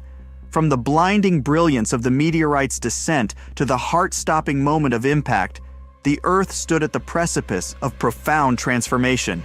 The serene landscapes and bustling ecosystems of just moments ago were about to be thrust into chaos. The moment the meteorite made contact with the Earth's surface, an explosion of unimaginable magnitude erupted. This wasn't just any explosion. It was an event releasing energy equivalent to billions of atomic bombs. The ground at the impact site vaporized instantly, creating a colossal crater and ejecting vast amounts of material into the atmosphere and beyond. Molten rock and debris rained down, setting vast swaths of land ablaze. But the explosion was just the beginning. The impact generated shockwaves that rippled through the Earth's crust, traveling at supersonic speeds. These shockwaves, like ripples on a pond, spread outwards from the impact site, causing the ground to shake and tremble. Mountains crumbled, forests were flattened, and entire landscapes were reshaped in the blink of an eye. And then came the tsunamis. The impact, having occurred in what is now the Yucatan Peninsula, displaced vast amounts of ocean water. Towering waves, some reaching heights of several kilometers, were birthed from the epicenter of the collision. These tsunamis raced across the oceans with terrifying speed, reaching distant coastlines and inundating them with their wrathful surge. Coastal ecosystems, teeming with life, were obliterated, and the once tranquil shores bore witness to the ocean's fury. The world in those moments was unrecognizable. The serene beauty of just moments ago was replaced by a panorama of devastation. Fire, water, and earth converged in a symphony of destruction, reshaping the very fabric of the planet. The Earth, in its interconnected majesty, responded as a whole to this external trauma. The explosion at the impact site sent vast amounts of debris, molten rock, and superheated gases into the atmosphere. As these materials ascended, they began to cool and solidify, transforming into fiery balls of rock and metal. These fireballs, some as large as houses and others as small as grains of sand, rained down upon the Earth. This global meteor shower set forests aflame, ignited wildfires, and turned night into day with its blinding intensity. The skies were ablaze, and the once serene landscapes were now a canvas of fire and destruction. But the Earth's response wasn't limited to the skies. The shockwaves from the impact, having rippled through the crust, triggered seismic activities of unprecedented magnitudes. Earthquakes, some rivaling the most powerful ones ever recorded, shook the planet. These tremors were felt even in regions far removed from the impact site, causing landslides, opening chasms, and further destabilizing already traumatized ecosystems. And the oceans, having borne the initial brunt of the impact, were not done with their fury. The seismic activities, coupled with the displacement of water from the impact, gave rise to more tsunamis. These waves, while perhaps not as colossal as the initial ones, were still monstrous. They raced across ocean basins, reaching shores that had already been battered and bringing with them further devastation. The global consequences of the Chicxulub impact were a testament to the interconnectedness of our planet's systems. No corner of the Earth was untouched, no ecosystem left unscathed. It was a time of upheaval, a period where the very essence of life and the environment was put to the test. In the wake of the explosion, vast amounts of ash, soot, and debris were ejected into the atmosphere. Instead of settling quickly, this particulate matter formed a dense cloud that encircled the globe. This ash cloud acted as a veil, obscuring the sun's rays and casting the Earth into a prolonged period of darkness. Without sunlight, photosynthesis, the very process that sustains plant life, was severely hampered. Forests withered, grasslands became barren, and the primary producers in the food chain were crippled. This darkness, combined with the cooling effects of the ash cloud, led to a significant drop in global temperatures. The Earth, which had been a warm and temperate realm, was now facing conditions akin to a nuclear winter. Regions that had never known frost and snow were now blanketed in white, and the cold became a relentless adversary for the planet's inhabitants. But the challenges weren't limited to the land. The oceans, the cradles of life, faced their own set of trials. The ash and soot, combined with the sulfur released during the impact, led to acid rain. This rain, when it reached the oceans, caused a significant drop in pH levels, leading to ocean acidification. The delicate balance of marine ecosystems was disrupted. Calcifying organisms like corals and certain plankton species struggled to build their shells and skeletons. As these foundational species faced challenges, the entire oceanic food chain felt the ripple effects. From the tiniest plankton to the massive marine reptiles, the oceans were in turmoil. The long-term effects of the Chicxulub impact were a testament to the delicate balance of our planet's ecosystems. Even as the immediate chaos subsided, the challenges persisted, reshaping life and the environment in profound ways. Acid rain, as the name suggests, is precipitation with heightened levels of acidity. Following the Chicxulub impact, the atmosphere was laden with sulfur compounds, primarily released from the impact site and exacerbated by volcanic activities. When these sulfur compounds combined with water vapor in the atmosphere, they formed sulfuric acid, which then fell to the Earth as acid rain. The oceans, vast and seemingly boundless, were not immune to this acidic onslaught. As the acid rain poured into the seas, it began to alter the very chemistry of the waters. The pH levels of the oceans dropped, leading to a phenomenon known as ocean acidification. This change, while seemingly minute, had profound implications for marine life. Many marine organisms, especially those at the base of the food chain, rely on the process of calcification to build their shells and exoskeletons. Organisms like plankton, corals, and mollusks extract calcium carbonate from the seawater to form these protective structures. However, in more acidic conditions, the availability of calcium carbonate diminishes, making it harder for these creatures to maintain and build their shells. The plight of these foundational species had a domino effect on the entire marine ecosystem. Plankton, the primary producers in the oceanic food chain, faced significant challenges. As their numbers dwindled, the species that relied on them for sustenance, from small fish to massive marine reptiles, felt the strain. Coral reefs, those vibrant underwater metropolises, faced bleaching and degradation, affecting the myriad species that called them home. The acid rain and its subsequent effects on the oceans serve as a stark reminder of the interconnectedness of Earth's systems. A disruption in one area can have cascading effects, reshaping entire ecosystems and challenging the very fabric of life.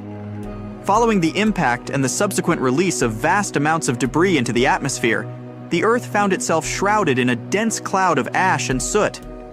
This veil, while initially contributing to the planet's warming due to the greenhouse effect, eventually began to block out the sun's rays. The diminished sunlight, combined with the settling of the particulate matter, led to a significant drop in global temperatures. The Earth was entering a chilling phase, akin to a prolonged winter. Regions that had once basked in warmth and sunlight now faced prolonged periods of cold and darkness. Ice began to form in areas previously untouched by frost, and snow-covered landscapes became a common sight. This cooling had profound implications for the planet's ecosystems. Plants already struggling from the lack of sunlight found it challenging to cope with the cold. Many species, unable to adapt to these rapidly changing conditions, faced extinction. Yet, amidst this bleak landscape, stories of resilience emerged. Certain species, equipped with adaptations that allowed them to navigate this cooler world, began to thrive. Small mammals, with their ability to burrow and regulate body temperature, found niches in this altered ecosystem. Birds, descendants of the mighty dinosaurs, took to the skies, their lightweight bodies and endothermic nature giving them an edge. In the oceans, certain fish and marine reptiles, equipped with slow metabolic rates, managed to navigate the cooler waters and diminished food sources. These survivors, while perhaps not as majestic or dominant as their predecessors, were the harbingers of a new era. Their resilience and adaptability laid the foundation for the next chapter in Earth's evolutionary story. From the chilling aftermath of the Chicxulub impact and the resilient survivors that emerged, our narrative now takes a leap backward in time to a period even more ancient and profound. To truly grasp the significance of events like the Chicxulub impact, we must first understand the origins of our cosmic home. Let's embark on a journey to the very dawn of our solar system, to witness the birth of the sun and the genesis of the celestial dance that we are a part of. In the vast expanse of the cosmos, long before our Earth took shape, a colossal cloud of gas and dust, known as a molecular cloud, drifted silently. This cloud, rich in hydrogen and interspersed with heavier elements from ancient supernovae, was the primordial soup from which our solar system would emerge. Within this cloud, certain regions began to experience subtle gravitational perturbations, perhaps triggered by the shock waves from a nearby supernova or the tidal forces of neighboring galaxies. These perturbations set off a chain reaction. Parts of the cloud began to collapse inwards, drawn together by their own gravitational pull. As this material coalesced, it began to form a dense core, growing hotter and more pressurized with each passing moment. Around this core, the remaining gas and dust swirled, forming a protoplanetary disk. The stage was set for the birth of a star. In the heart of this collapsing cloud, temperatures and pressures reached a critical point. Nuclear fusion ignited, and the core began to shine brightly. This was the birth of our sun, a blazing beacon that would become the heart of our solar system. Its intense heat and light began to influence the surrounding protoplanetary disk, shaping and molding the materials within. The sun, in its fiery infancy, was both a creator and a destroyer. Its solar winds swept away lighter materials, while its gravitational pull orchestrated the dance of the remaining gas and dust. From this dance, the planets, including our Earth, would eventually emerge. Having marveled at the birth of our sun and the radiant heart of our solar system, our narrative now hones in on a specific celestial body, one that holds a special place in our hearts, our very own Earth. From the vast protoplanetary disk that swirled around the nascent sun, a unique and intricate process was set into motion, leading to the formation of our planet. In the early days of our solar system, the region that would become Earth was a chaotic battleground. Countless fragments, remnants from the protoplanetary disk, collided and coalesced. With each collision, these fragments, known as planetesimals, grew in size and mass. Over time, through countless impacts and mergers, a proto-Earth began to take shape. This young Earth was a far cry from the blue and green oasis we know today. It was a molten sphere, its surface dominated by lava and constantly bombarded by other celestial bodies. One such collision, with a Mars-sized object named Theia, is believed to have been so cataclysmic that it ejected a significant amount of material into space, eventually leading to the formation of our moon. As the frequency of these collisions decreased, the Earth began its cooling process. The surface, once a roiling sea of magma, started to solidify. This solidification process wasn't uniform. In certain regions, the crust formed rapidly, while in others, volcanic activity persisted, spewing lava and reshaping the landscape. Beneath this forming crust, the Earth's interior was still active. Convection currents within the mantle pushed molten rock to the surface, leading to the formation of the first volcanic islands.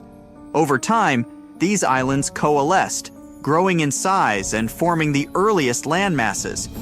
The formation of the Earth's solid crust was a significant milestone. It set the stage for the development of stable landforms, the emergence of oceans, and the eventual genesis of life. This crust, while solid, was not static. It was and still is a dynamic entity, constantly reshaped by the forces of plate tectonics. From the molten beginnings of our Earth and the formation of its solid crust, our gaze now shifts skyward, to a celestial companion that has been a constant presence in our night sky, the Moon. This luminous satellite, with its phases and silvery glow, has inspired myths, guided navigators, and influenced the rhythms of life on Earth. But how did it come to be? And what role has it played in shaping our planet's rotation? As we touched upon earlier, the prevailing theory regarding the Moon's formation is rooted in a cataclysmic event. Early in Earth's history, a Mars-sized object named Theia collided with our young planet. This impact was so immense that it sent vast amounts of debris into space. This ejected material, a mix of both Earth and Theia, began to orbit our planet. Over time, through gravitational forces and countless collisions, this debris coalesced and formed what we now know as the Moon. But the Moon's formation was more than just a cosmic spectacle. It had profound implications for Earth. The impact with Theia imparted a significant amount of angular momentum to our planet. As a result, the young Earth had a much faster rotation, with days lasting only a few hours. However, the newly formed Moon, being in close proximity to Earth, began to exert gravitational forces on our planet. This gravitational interaction led to tidal forces, causing bulges in Earth's oceans. As the Moon orbited Earth, these tidal bulges attempted to align with it, but due to Earth's rotation, they were always slightly ahead. This discrepancy resulted in the bulges exerting a gravitational pull on the Moon, causing it to move away from Earth slowly. Conversely, the Moon's gravitational influence acted as a brake on Earth's rotation, gradually slowing it down. Over billions of years, this interaction has led to the lengthening of Earth's day and the Moon's gradual drift away from our planet. Today, the effects of this interaction are still evident. The Moon continues to recede from Earth at a rate of about 3.8 centimeters per year, and our days are gradually getting longer, albeit at a very slow pace. The Moon's formation and its intricate dance with Earth serve as a testament to the interconnectedness of celestial bodies. It reminds us that even in the vastness of space, events and entities are intertwined, shaping and influencing each other in profound ways. Having journeyed through the intricate dance between Earth and its celestial companion, the Moon, we now return our focus to the early chapters of our home planet's story. The Earth, in its nascent stages, was a realm of extremes, marked by fiery eruptions, celestial bombardments, and the gradual emergence of a life-sustaining envelope, the atmosphere. Let's delve into this tumultuous epoch, exploring the volcanic activity, meteorite impacts, and the processes that gave rise to our planet's protective shield. In the aftermath of its formation, Earth was a hotbed of geological activity. Beneath its still-forming crust, the mantle was alive with convection currents, driving molten rock to the surface. Volcanoes dotted the landscape, spewing lava, ash, and gases into the young atmosphere. These eruptions were not just isolated events, they were continuous and widespread, shaping and reshaping the Earth's surface. Simultaneously, the early solar system was a chaotic environment, teeming with leftover debris from its formation. Earth, with its growing gravitational pull, became a target for these wandering fragments. Meteorites, ranging from tiny specks to massive boulders, bombarded our planet. These impacts, while violent, played a crucial role in Earth's evolution. They delivered essential elements and compounds, including water, which would later form our oceans. But perhaps one of the most significant developments during this period was the formation of Earth's atmosphere. Initially, the atmosphere was dominated by gases like methane, ammonia, and water vapor, released from volcanic eruptions. However, as the Earth cooled, conditions became conducive for the condensation of water vapor, leading to the formation of the early oceans. These oceans began to play a pivotal role in atmospheric evolution. Simple organisms like cyanobacteria emerged in these waters and began the process of photosynthesis, releasing oxygen as a byproduct. Over time, this oxygen accumulated, transforming the atmosphere from one devoid of this vital gas to one where it became a significant component. This evolving atmosphere served multiple purposes. It acted as a protective shield, filtering out harmful solar radiation. It played a role in regulating the planet's temperature, creating a greenhouse effect that kept the Earth warm. And, most importantly, it set the stage for the emergence and evolution of complex life. The early Earth, with its fiery landscapes, celestial impacts, and evolving atmosphere, was a testament to the dynamic nature of our planet.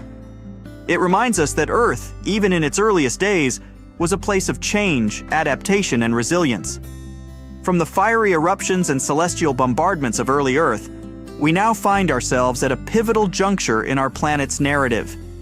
Amidst the evolving landscapes and the protective embrace of the atmosphere, the stage was set for one of the most profound events in Earth's history, the emergence of life. This chapter, marked by the transition from the simplicity of single-celled organisms to the complexity of multicellular life, is a testament to the tenacity and adaptability of life itself. Let's delve into this awe-inspiring epic, exploring the first sparks of life and the intricate dance of evolution. In the vast expanse of Earth's early oceans, amidst the swirling currents and mineral-rich waters, a miracle was unfolding. Simple molecules, driven by the energy from hydrothermal vents and the sun's rays, began to form complex structures. These structures, encapsulated within lipid membranes, were the precursors to the first cells. These primitive cells, or prokaryotes, lacked a defined nucleus but carried within them the blueprint of life, DNA. Over time, these prokaryotes diversified, adapting to various niches within the oceans. Among them, a particular group, the cyanobacteria, embarked on a transformative process, photosynthesis. By harnessing the sun's energy, they converted carbon dioxide and water into glucose, releasing oxygen as a byproduct. This oxygenation of the atmosphere set the stage for the next leap in evolutionary history. As the eons passed, certain prokaryotes began to form symbiotic relationships, leading to a significant evolutionary milestone, the emergence of eukaryotic cells. These cells, characterized by a defined nucleus and specialized organelles, were more complex and versatile. Within the protective embrace of these cells, DNA was safely housed within the nucleus, allowing for more intricate genetic processes. The stage was now set for another evolutionary leap. These eukaryotic cells, having thrived in the oceans, began to come together, forming colonies. Over time, these colonies became more specialized, with certain cells performing specific functions. This was the dawn of multicellularity. From simple colonies, complex organisms began to emerge, each cell playing its part in the symphony of life. The transition from single-celled organisms to multicellular life was not just a biological evolution, it was a testament to the power of cooperation and specialization. It laid the foundation for the diverse tapestry of life we see today, from the tiniest plankton to the majestic blue whale. From the delicate dance of single-celled organisms coming together to form the marvel of multicellular life, our narrative now propels us to a period in Earth's history that stands as a testament to the sheer diversity and adaptability of life. This epoch, known as the Cambrian explosion, was a burst of evolutionary creativity, a time when the tapestry of life became rich with color and complexity. Let's journey into this vibrant period, exploring the myriad forms that emerged and the factors that fueled this unparalleled diversification. Approximately 541 million years ago, the stage was set for one of the most significant evolutionary events in Earth's history. The oceans, teeming with simple multicellular organisms, were about to witness a rapid proliferation of new life forms. Over a relatively short geological time span, spanning just a few tens of millions of years, the number of distinct species exploded. From simple, soft-bodied creatures, the oceans became populated with a plethora of complex organisms, each with unique body plans, structures, and modes of life. Trilobites, with their segmented bodies and compound eyes, scuttled across the ocean floor. Bizarre creatures like Opabinia, with its 5 eyes and a long, grasping proboscis, swam through the waters. The first primitive ancestors of many modern animal groups, from mollusks to arthropods and even early vertebrates, made their debut during this period.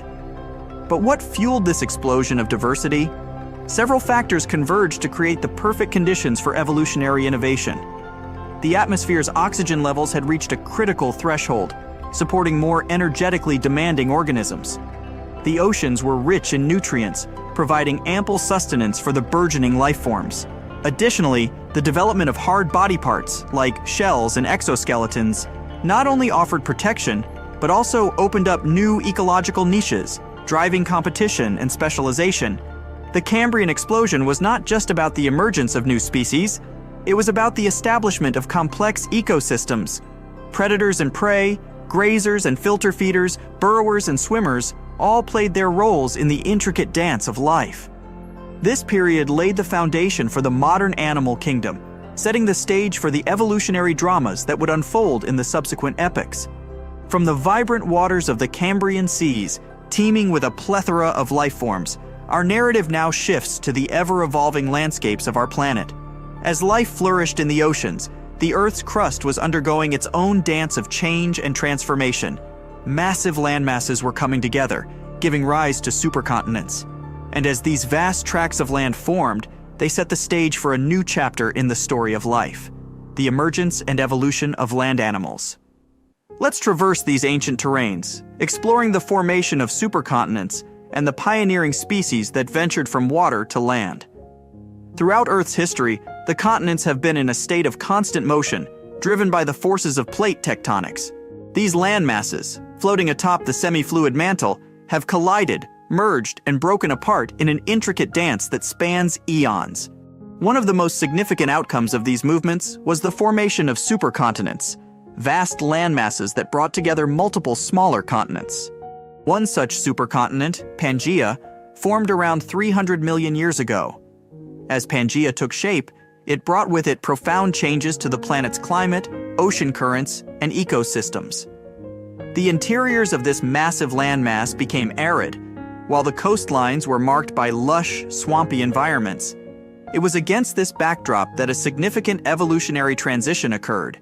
Life, which had primarily been confined to the oceans, began to explore the terrestrial realm. The first pioneers of this transition were plants, which colonized the land and transformed it into a green, hospitable environment. These plants played a crucial role in creating stable ecosystems, producing oxygen, and providing a food source for the animals that would soon follow. Among the first animals to venture onto land were the arthropods, including early ancestors of insects and spiders.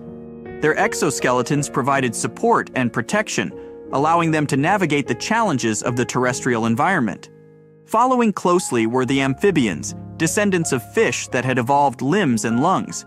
These creatures, with their ability to breathe both in water and on land, became the bridge between aquatic and terrestrial life. The formation of supercontinents and the colonization of land by animals set the stage for the next phase of evolutionary history. As ecosystems became more complex, new niches opened up, driving further diversification and specialization. From the early amphibians, reptiles emerged, laying hard-shelled eggs and further reducing their dependence on aquatic environments. The stage was set for the rise of the dinosaurs, mammals, and the myriad land animals that would come to dominate the planet. Having witnessed the grandeur of supercontinents and the pioneering steps of the first land animals, we now delve deeper into the struggles and triumphs of these terrestrial pioneers. The transition from water to land was no small feat. It presented a myriad of challenges, from the basic necessities of breathing and locomotion to the complexities of reproduction and survival. Yet, as with all chapters in the story of life, adversity spurred innovation. Let's journey together, dear listeners, into the world of early land animals, exploring the obstacles they faced and the remarkable evolutionary solutions they devised. The very act of moving from water to land presented the first set of challenges.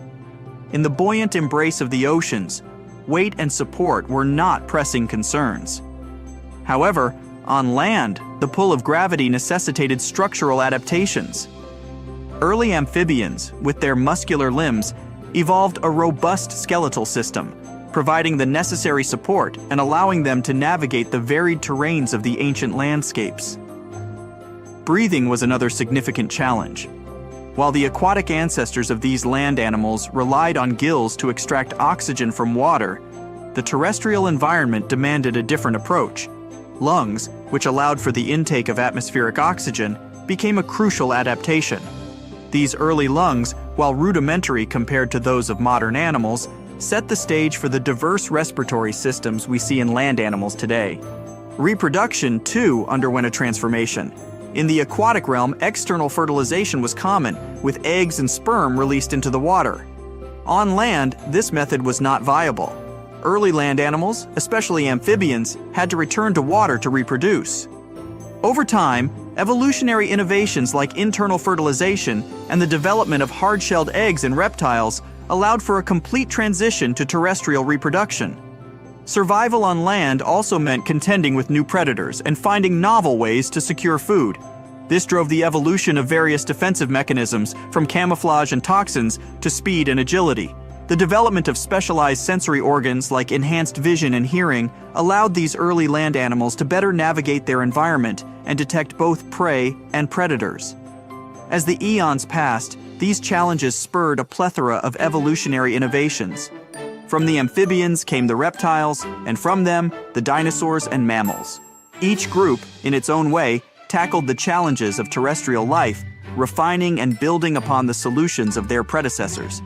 As we draw our journey to a close, let's take a moment to reflect on the profound tapestry of events that have shaped our planet's history.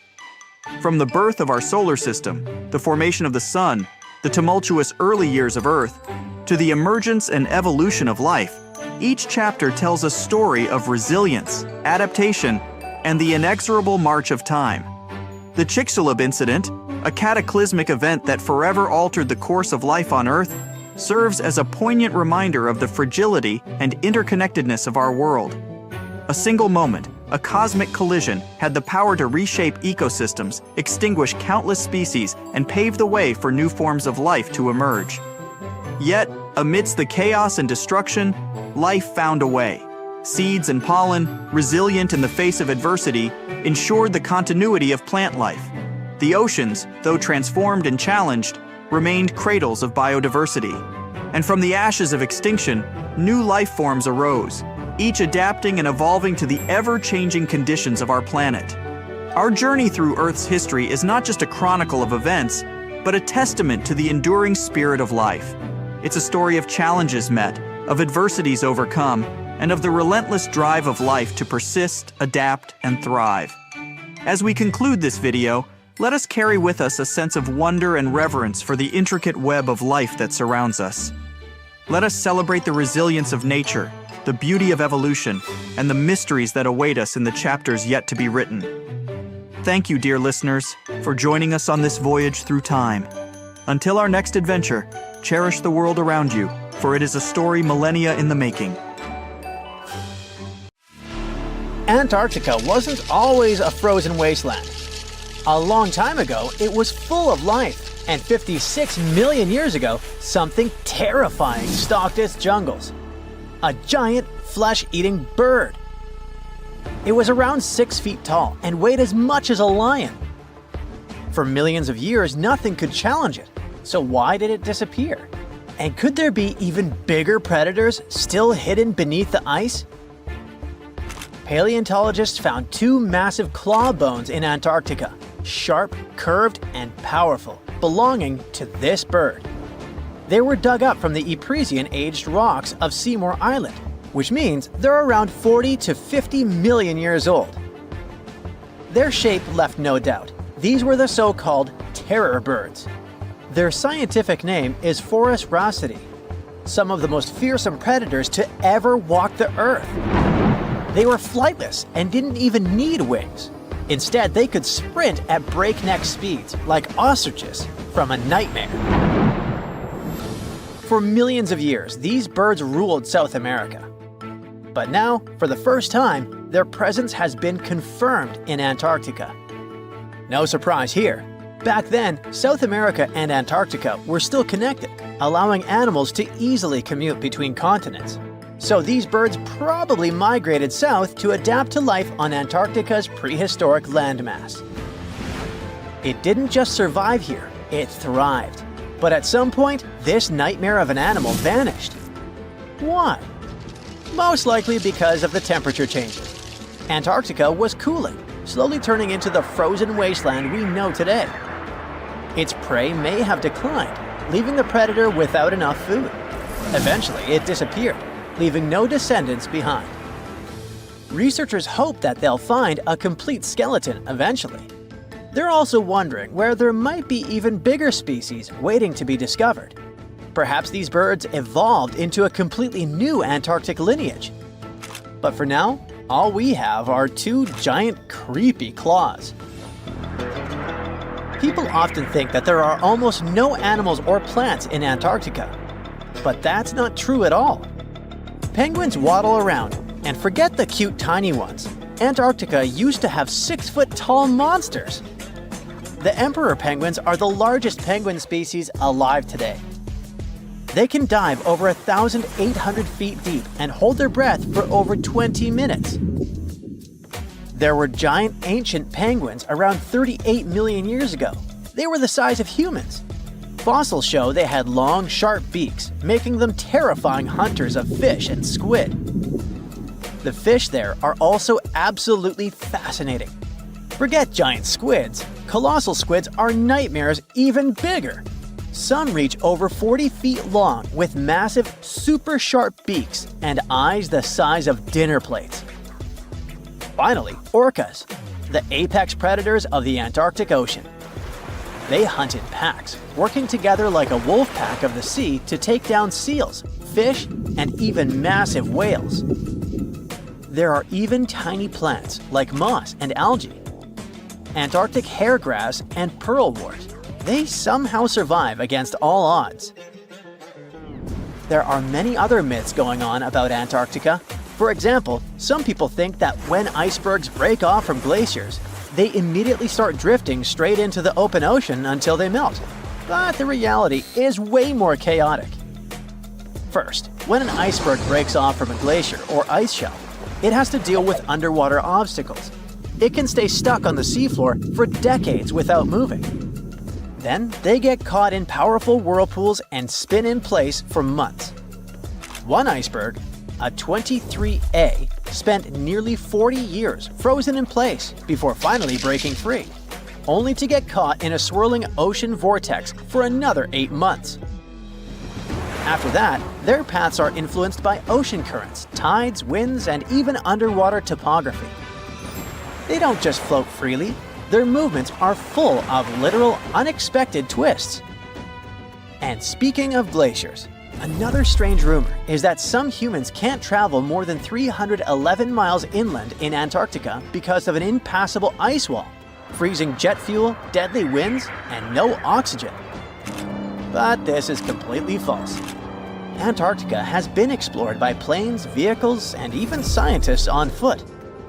There's an entire research station sitting at the South Pole. People live there all year long. The ice wall is real, a massive ice cliff rising above the ocean. But that isn't some secret barrier, it's an ice shelf.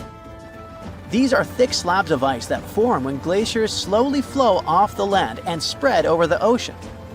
Almost 3/4 of Antarctica's coastline is made up of them, but they don't form some giant ring around the world.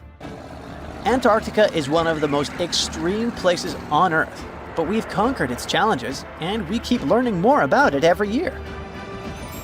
That's why every year, millions of dollars are poured into keeping research stations running, protecting wildlife, and making sure the people who live there have everything they need. But where does all this money go? Well, Antarctica stations are basically small cities. There's electricity, heating, water purification, food storage, and medical facilities. The biggest station, McMurdo, is basically a town with over 1,000 people in summer. It has everything from a fire station to a gym. The South Pole Station is super deep inland, so it's one of the hardest places to supply. Getting food and fuel there requires airplanes flying thousands of miles in extreme cold. But the internet loves a good mystery. When Google Maps revealed what looked like a massive doorway in Antarctica, conspiracy theorists went wild. People joked about everything from Bigfoot's vacation home to a secret base, or even a Star Trek spaceship hangar hidden in the ice. But there's a way simpler and less exciting explanation. It's actually a grounded iceberg, a chunk of ice that got stuck in shallow water and is now slowly melting. As ice moves across the landscape, it flows around bumps and obstacles, creating odd shapes. The process of melting, breaking apart, and refreezing can carve ice into unexpected forms. Antarctica also has incredibly strong downward-blowing winds that sculpt ice into dramatic formations over time. No secret doorway, unfortunately. And speaking of doors, for years, Ushuaia, Argentina, has been called the gateway to Antarctica, the last stop before the icy continent, the place where expeditions begin. But there's another option. Punta Arenas, Chile. Let's compare them. Ushuaia is closer to Antarctica. It's the top departure point for tourists going on cruises. But no regular flights to Antarctica. No major scientific bases operating from here. It's basically controlled by the military, which refuses to allow private flights, only commercially operated ships. Yes, Punta Arenas is further from Antarctica, but 22 countries and global organizations use it as their main base. There are regular flights to Antarctica happening there every year. Private airlines can actually operate here, making it the real air connection to Antarctica. Ushuaia may have the best location physically, but Punta Arenas actually runs the show. Argentina made a huge error in picking its Antarctic airbase. Instead of setting up a simple, accessible base at sea level, they built Marambio Base, very high, on rough terrain, completely impossible to reach by land. Everything has to be flown in by helicopter, making operations slow, expensive, and frustrating. For 50 years, Argentina stubbornly stuck to this bad decision, while Chile set up efficient, well-planned bases that the world now uses. If things don't change, Ushuaia will be nothing more than a tourist stop. But what's terrifying is that Antarctica seems to be returning to its past. It's supposed to be the coldest place on Earth, but something shocking happened just recently. For the first time in recorded history, temperatures in Antarctica broke 68 degrees Fahrenheit. This continent is buried under miles of ice. Usually, temperatures there can drop to minus 112 degrees. But in the winter of 2020, scientists recorded an insane 69 degrees on Seymour Island, hotter than many places in Europe at that time. Scientists believe there are several reasons for that. First, there are changes in the way heat moves around the planet's waters. Second, melting permafrost due to the planet warming. It looks like the climate is changing faster than expected. A piece of whale rib has recently been found in a North Carolina mine. Not a big deal, some might think. Hey, why can't a whale be a miner, right? But this fragment offers scientists a unique glimpse at the interactions between prehistoric sharks and whales from around 3 to 4 million years ago. The thing is, 3 tooth marks embellish the rib. That means that the whale was once badly bitten by an animal with a super powerful jaw. Judging by the spacing between the tooth marks, and it reaches almost 2.5 inches. This animal could be a megatoothed shark. I'm talking about the megalodon. Or it could be a different shark species which was around at that time. The curvature of the shark's jaw shows that the animal was relatively small, between 13 and 20 feet long. Yeah, small. As for the whale, it seems to be the ancestor of a great blue or humpback whale. Researchers are amazed. You don't usually expect to find evidence of animal interaction and behavior preserved in the fossil record. After examining the sample carefully, they concluded that the shark must have gone away with a mouthful, but the whale had survived because most of the fossil fragment is covered with what is known as woven bone. It quickly forms in response to localized infection. Such bone isn't particularly strong, and later the body remodels it into compact bone tissue. But it takes time. The presence of this bone means that the healing was incomplete and the whale passed away 2 to 6 weeks after the unfortunate encounter. On the other hand, its demise could have been unrelated to the infection and injury. Only a handful of fossils show such kinds of interactions between ancient animals. You can often find bite marks on fossils indicating where the animal passed away and its carcass was scavenged. But this fossil is one of a few examples that not only show a wound inflicted by another animal, but also demonstrate that the prey survived. All fossils are exciting for paleontologists. Yes, they need to get out more. But some might look terrifying to regular people. For example, look at this picture of tentacle arms and octagonal-shaped heads. When it first appeared in mass media, internet users claimed that it was some ancient organism that had come from space. Others thought the story was fake, but in fact, both the picture and the fossil are real. The fossil is known as a mortality plate, a fossilized representation of a mass extinction event of one or several species. The fossil actually contains more than a dozen specimens of a type of marine organism called a crinoid. Despite their looks, crinoids were not plants but marine animals. This particular species lived deep underwater on the seafloor. Crinoids were related to starfish, sea urchins, and brittle stars. These creatures could attach themselves to the seafloor with stalks made up of flexible porous discs connected by soft tissue. The stalks were hollow, and that's where the animal's nervous system was located. Crinoids absorbed oxygen through thin-walled tube feet. The creatures usually reached the length of more than 8 inches and had 5 arms lined with leathery-looking tentacle-like structures. They fed on plankton and sloughed off organic material. Now, even though these fossil finds seem to be super exciting, few creatures in the fossil record confuse scientists as much as the Tully monster. This curious sea creature sported a toothy, trunk-like snout and eyes splayed out on a rigid rod. But the most bizarre thing? It has been impossible to classify. Researchers have been considering a variety of organisms, for example, segmented worms, swimming slugs, and primitive eel-like creatures, since the monster was discovered in 1966. Recently, they have even tried to connect it to some species of jawless fish with a backbone-like structure. A team of scientists from Japan has used high-resolution laser scanners to examine the anatomy of Tully monster fossils in 3D. They concluded that the enigmatic fossil might be an invertebrate after all, and still, the true identity of the creature remains elusive. In the 1950s, amateur fossil hunter Francis Tully found a ghostly imprint of a torpedo-shaped organism with a huge tail fin in the Mazon Creek fossil beds in Illinois. Tully had never seen anything similar to the torpedo structure. He took his find to Chicago's Field Museum of Natural History.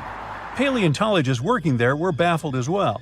Since then, scientists haven't been able to determine where the creature fits on the phylogenetic family tree, or where they should spend Thanksgiving. In 1741, an explorer and captain named Vitus Johansen Bering led an expedition to map the coast of Alaska. The ship he was on got shipwrecked on what later became known as Bering Island, and they got hungry. Half the crew survived thanks to the discovery of an extremely large sea cow. With the meat of these animals nourishing them, the sailors managed to build a small ship from the wreckage and return home. On their way back, a scientist who was among them spent his time documenting the animals and plants they had found. The sea cow was particularly interesting because without it, the crew wouldn't have survived. These animals were more than 26 feet long and weighed around 10 tons. All sea cows are member of the order Sirenia, marine mammals more closely related to elephants than cows. The scientists describe them as having black skin, a small head, and stubby forelimbs. Those sea cows floated on the water's surface, munching on kelp. After the information about these animals became widespread, sea otter fur trading expeditions made use of that convenient depot en route. Sea cows were docile and could be easily hunted. Long story short, within 27 years after the scientists mentioned those animals, they were driven to extinction. But it's not the saddest part. The fossil record reveals a much deeper and darker history. Fossils of sea cows have been discovered all over the world, from Japan to Mexico. It means that the animal once thrived in the vast kelp beds around the entire North Pacific Rim. That small population discovered by the expedition was probably the last remains of a once much larger and way healthier population. More likely, Aboriginal hunting had already reduced the numbers of these animals to near extinction levels, and the final blow came from Western hunters. The living close relatives of those ancient sea cows are rarely hunted today. Still, they're under threat of extinction themselves. To some, this amazing fossil might look a bit disturbing. Slaves' lentils are fossils that belong to animals called nummelites.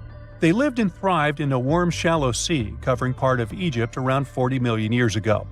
The name nummelites hints at the fact that larger specimens resemble coins, and in Egyptian folklore, they're even referred to as angel's money.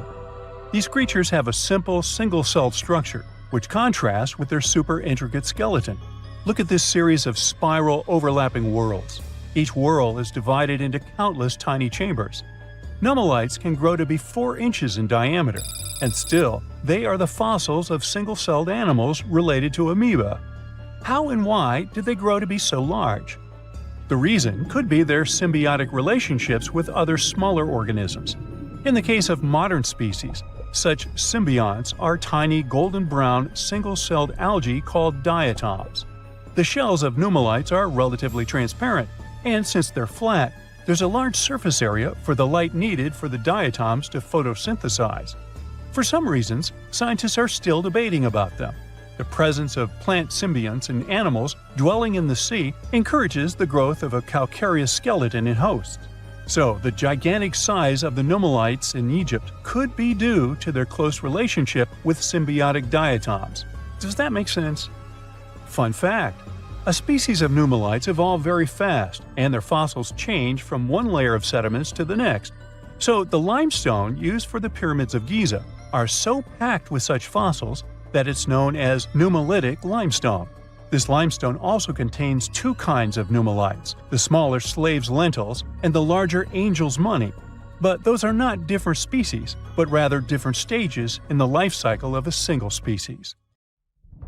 Now here's something. Baltic amber is one of the most common resins found in the world. The reason for this is that due to the vast forests of pine, their numerous deposits are so common, they provide wonderful treasures from long ago. Ants are especially common in the Baltic amber, which comes from pine trees. Its resin is rich in sugar, so the ants often live amongst the trees, close to the easy source of food. One block found in East Germany has preserved one ant that is estimated to be about 48 million years old. Think of the birthday cake. But what makes this find interesting is another animal inside the amber. It's a mite, notorious hunters in the insect world, capable of traveling at great speed. These guys quickly latch onto their hosts, sucking them dry. They're also capable of destroying entire hives in one go. And within this piece of amber, the amber provides a display of their final struggle. In Southeast Asia, feathers belonging to something unique have been found from 80 million years ago. They were captured in resin during the Cretaceous period, a peak time for dinosaurs. The many feathers inside are from the coelurosaur. It looks like a dinosaur, but this animal is more related to birds. Other feathers like this have been found in resin. They belong to avian and other non-flying dinosaurs. The discoveries have helped reimagine what dinosaurs actually look like. Still, dinosaurs may have had feathers instead of being completely bald. Of course, for most of them, the feathers weren't used for flying, but they helped the dinos stay warm. However, the feathers weren't all that was found, and a part of the coelurosaur's tail is also preserved. Still, it's so small and ancient that its DNA hasn't survived to map their entire genome. The enclosed tail is also very delicate, and it can't be removed from its protective amber shell.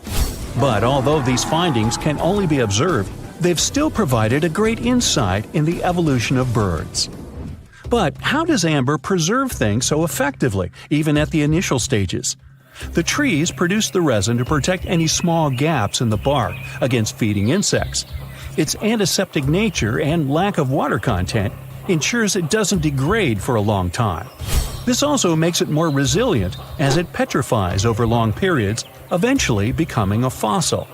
Some of the oldest amber ever found was from the Triassic period, showing how long it can last. The pieces from Italy are about 230 million years old. And inside one of these ancient droplets holds the oldest arthropod ever recorded. This mite found inside has provided a broader understanding to their evolution. Today, they're known to mainly annoy gardeners by feeding on the petals of flowering plants. However, at the time the mite was caught, flowers didn't have any petals, and it would be without this tasty meal for another 100 million years.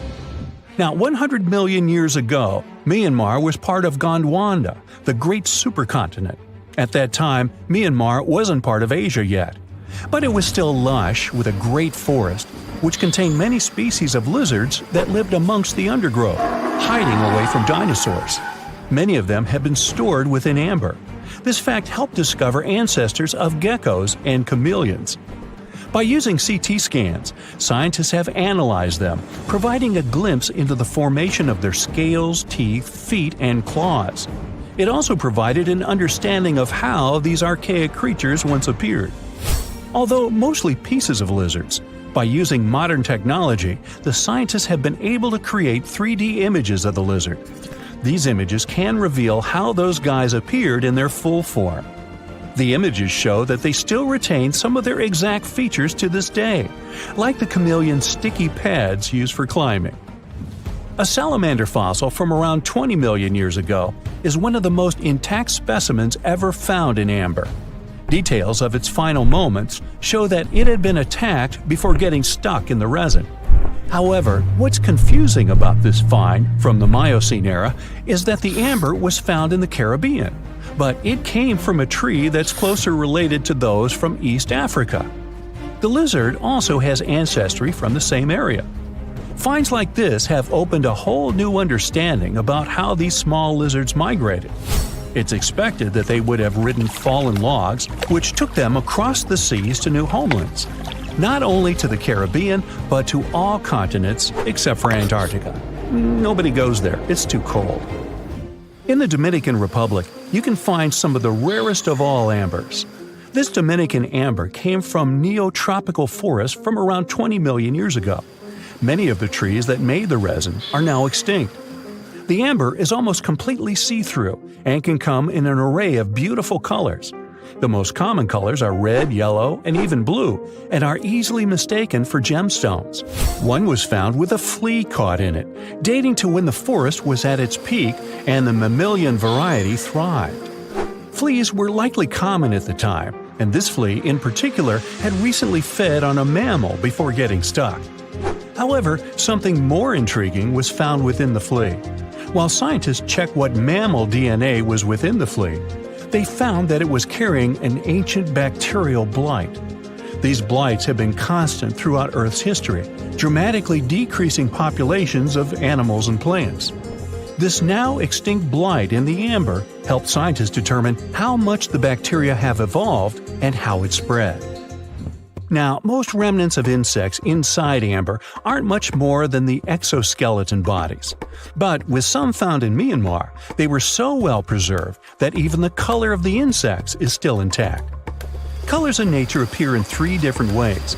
The first is bioluminescence, that's produced by a chemical reaction within a living organism. The second is about pigments, where the color appears in an animal or a plant tissue. The third is called structural coloration, and the production of colors here is explained by microscopic surfaces fine enough to react with the light. The rare insects in amber were found in the form of structural coloration, but only at specific wavelengths. It all explains the very intense colors rarely found. 99 million years later, these bugs can still show their vibrant colors – blue, purple, and green. Some of them appear so different in color and shape that they almost look like they're from another world. Which of course they are, a very old one. Ants have been around for about 168 million years, based on fossil evidence provided. They're well known for their social hierarchies and their hive mind system. They've dominated almost every corner of the insect world, but when these social capabilities came about have been difficult to determine. Yet, recently, amber dated from 100 million years ago has shed some light into their evolution. Several amber pieces have preserved various ant types, including the worker ants, guardian or soldier ants, and even a queen ant. Before these pieces were found, it was estimated their social nature occurred millions of years later.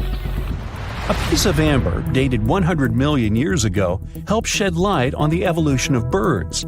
A perfectly preserved bird that hatched preserved in amber was already equipped with its flight feathers.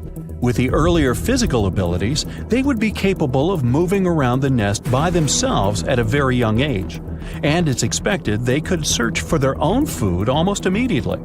But as birds continue to evolve and spend more time in the skies, their brain developed larger for their cognitive abilities. After hatching, their early development was then more focused on the brain, and the chicks slowly became more reliant on their parents over time.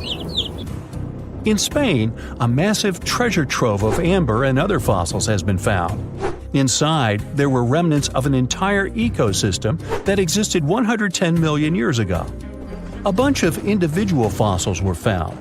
The vast collection includes many types of insects, mollusks, arachnids, plants, 50 different dinosaur bone fragments, feathers, and hair from mammals, and a McDonald's burger wrapper.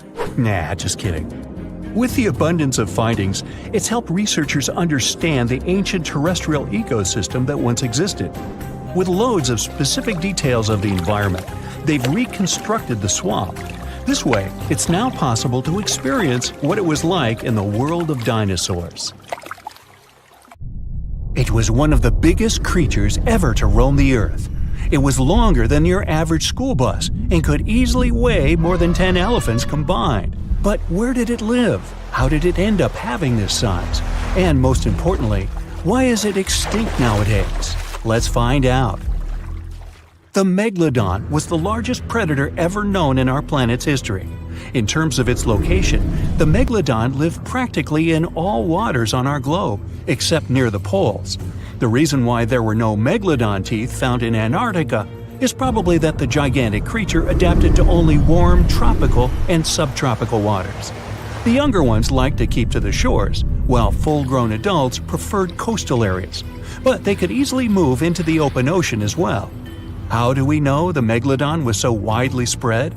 We can only presume, based on the fact that they discovered the most northern fossils off the coast of Denmark and the most southern in New Zealand.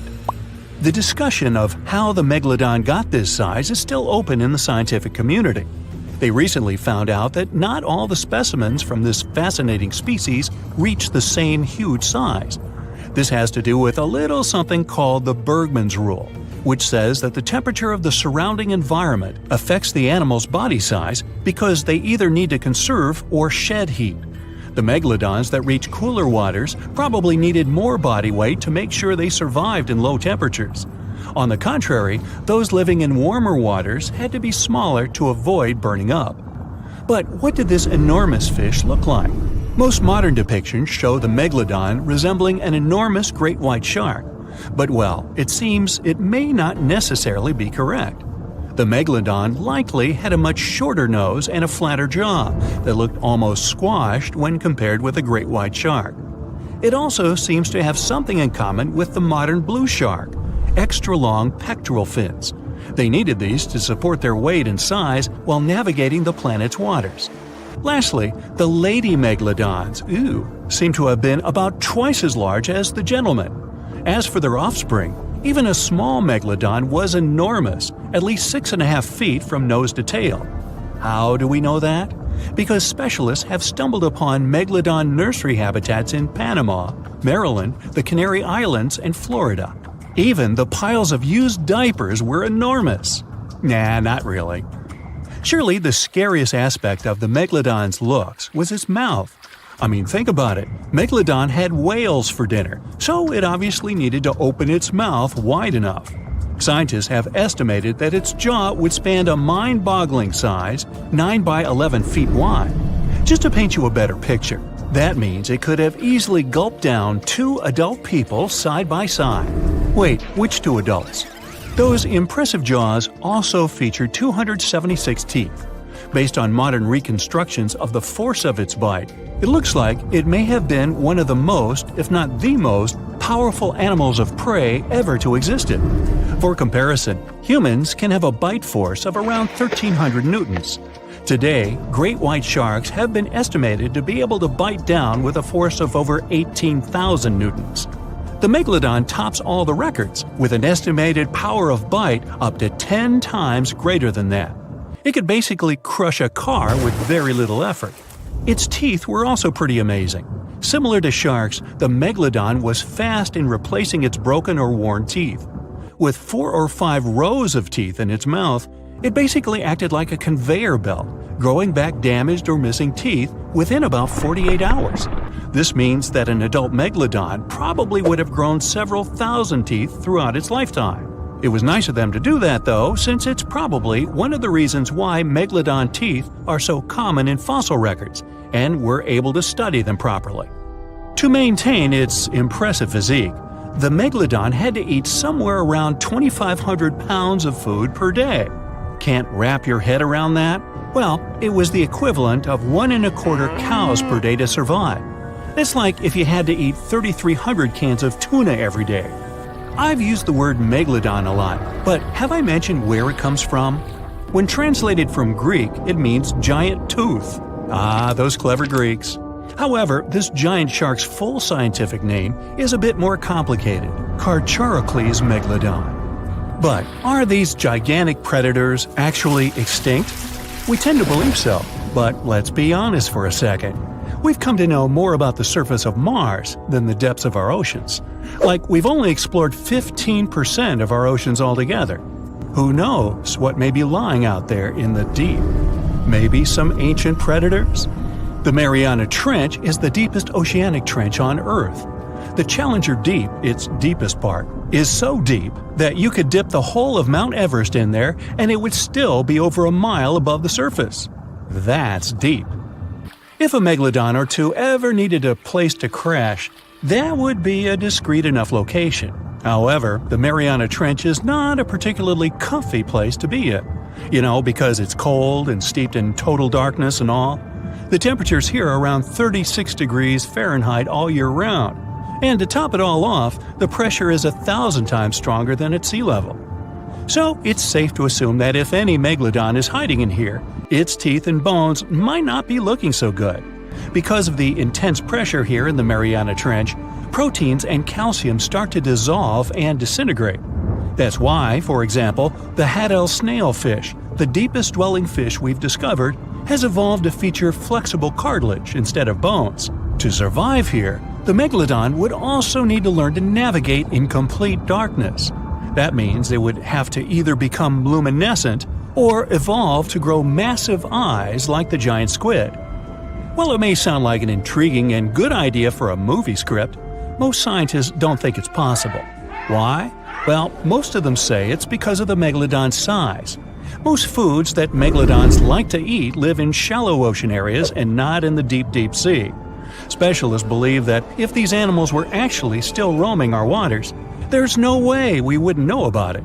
They would need to come up for dinner every now and then, right? Their food is also the most likely cause of why the megalodon is not alive anymore. While some specialists believe the megalodon became extinct because of a drop in the ocean water temperature, most scientists suggested that the shifting food chain dynamics may have been more to blame. Why? Because at some point, there was less and less of its primary food source, baleen whales, and at the same time, the numbers of its natural competitors, like smaller predatory sharks like the great white shark, and whales, increased. The megalodon did live on this planet a lot more than we did, and way back when we didn't even exist yet. They were here for nearly 70 times longer than we, modern humans, have, inhabiting the oceans for around 20 million years. Homo sapiens appeared around 300,000 years ago. The megalodon managed to survive for so long mostly because of its unbeatable size. I mean, they can make a meal out of almost everything in the sea at the time. We may think about both of them as prehistoric creatures, but the megalodons and the dinosaurs never coexisted on Earth. The dinosaurs probably died out about 66 million years ago. Megalodons seem to have appeared a bit later. That's because the oldest megalodon fossils we have yet discovered are from the Miocene epoch, which began 23 million years ago. So long, Meg. Do you know that NASA explores not only stars, planets, galaxies, or black holes? Hard to believe, but yes. The agency also works on discoveries here on our home planet Earth. So what has NASA recently discovered? Is there life under the ice? While they were analyzing data recently, they discovered something unbelievable hiding under Antarctica's ice. And this discovery not only changes everything we know about the whole water system of the Earth, but it may also help with research about life in space. Humankind's existence might depend on understanding Antarctica and its secrets. So, the recent discoveries reveal vital information about our survival. But before we continue, let's see how much you know about this place, where it's only ice as far as your eyes can see. Antarctica is one of the world's 7 continents in the southern hemisphere. It's the 5th largest continent in terms of total area, and that means it's almost twice the size of Australia. Want to see real meteorites? Go to Antarctica. Due to its dry climate, Antarctica is one of the best places to observe space. But what's even greater is that you can find meteorites on the white surface of the continent. Scientists have already plucked about 45,000 meteorites from the ice, and they think they can see another 300,000. Since there aren't many terrestrial rocks there, it's easy for them to spot them, thanks to their dark color. Antarctica's dry desert environment also helps preserve them, even the ones that fell to Earth more than 1 million years ago. And can you imagine any volcanic activity in Antarctica? It's hard. But this place is where fire meets the ice. West Antarctica is where most volcanic activity occurs. Scientists recently found that 138 volcanoes exist in West Antarctica alone. Wow! You would think that Antarctica is always cold, but no. Its coastal regions can get as warm as 50 degrees Fahrenheit. But have you ever wondered what Antarctica would look like if there were no ice? It may seem unimaginable now, but it was not always covered by ice. That was 34 million years ago, though, so nobody could tell how the continent's surface would be without the ice. But NASA changed that. They generated computer simulations and created the most accurate map of it as of today. What they saw was incredible. The continent was not flat at all like it seemed. It's pretty bumpy with valleys, rolling plains, and high mountains. But this was nothing next to what they had discovered under Antarctica's ice. So, what is it? Drum roll, please.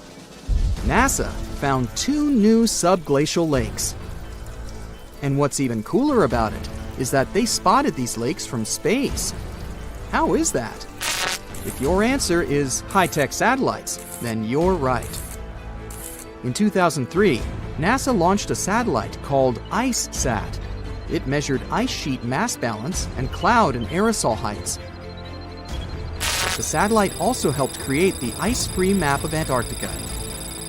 In 2010, the European Space Agency launched the second satellite, CryoSat-2.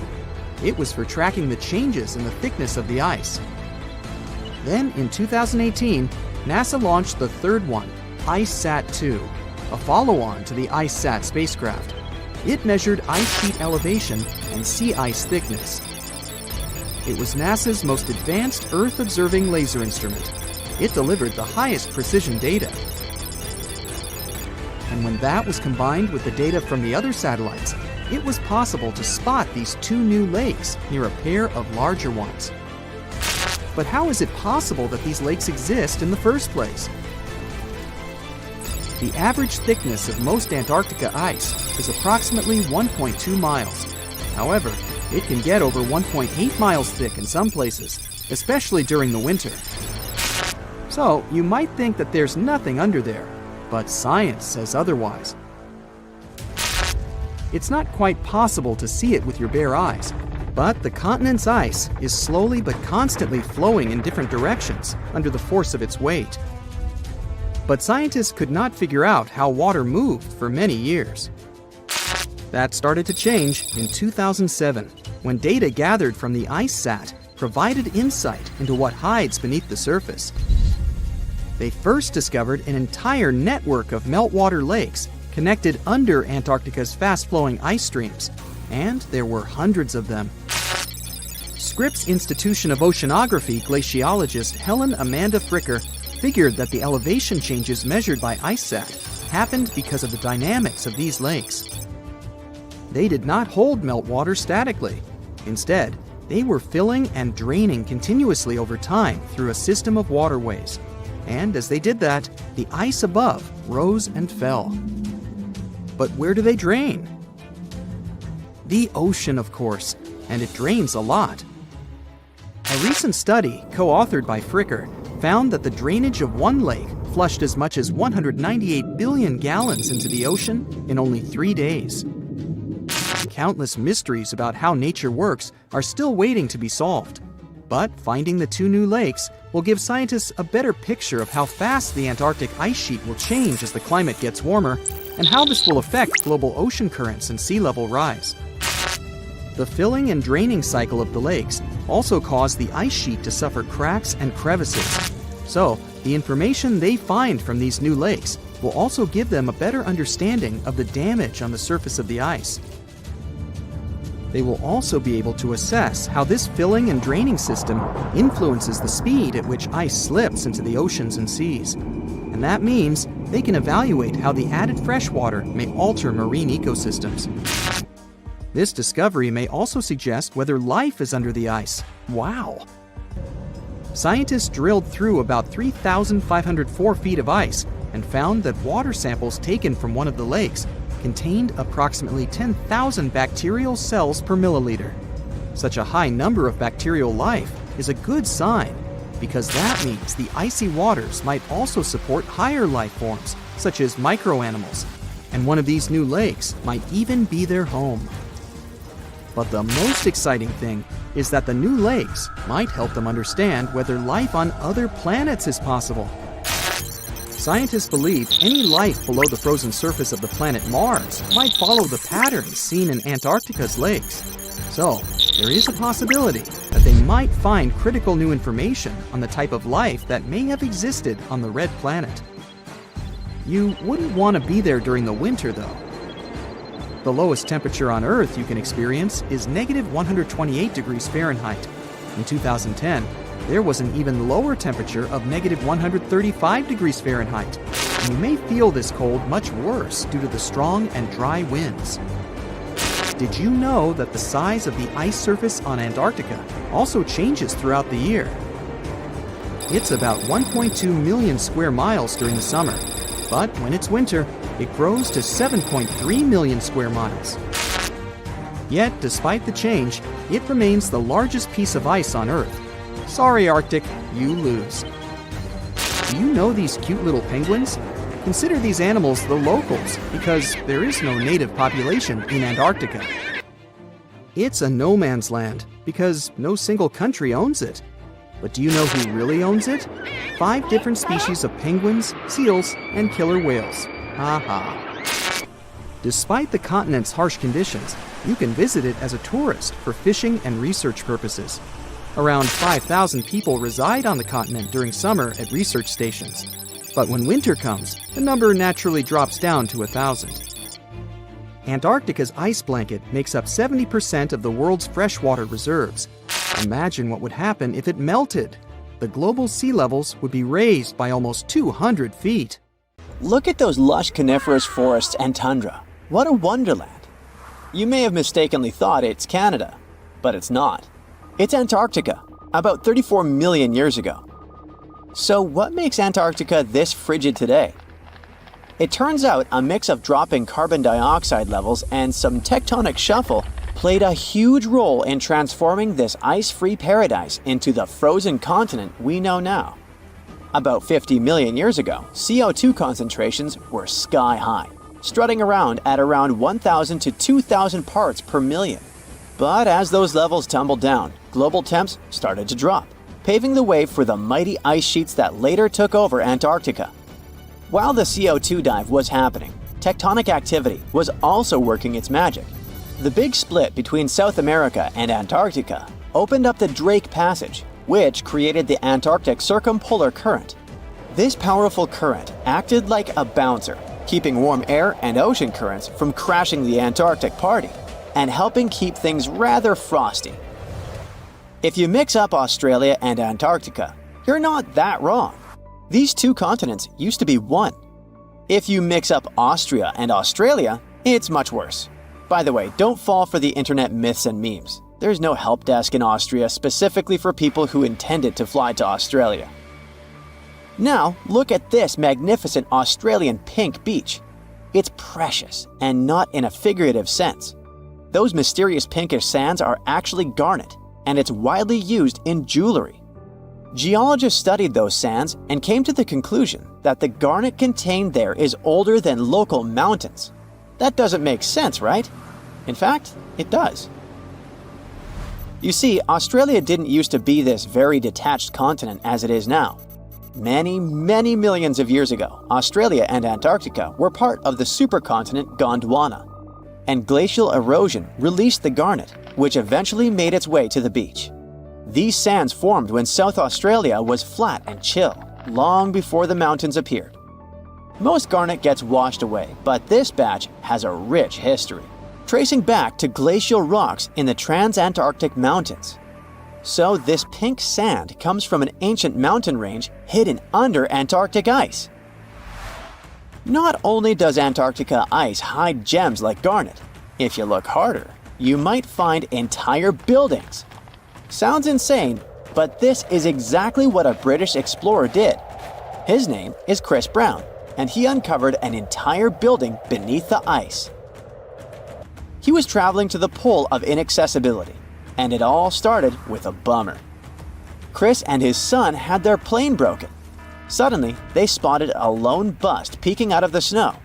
This place was an old meteorological station. Despite freezing conditions, Chris and his son Micah had a blast exploring.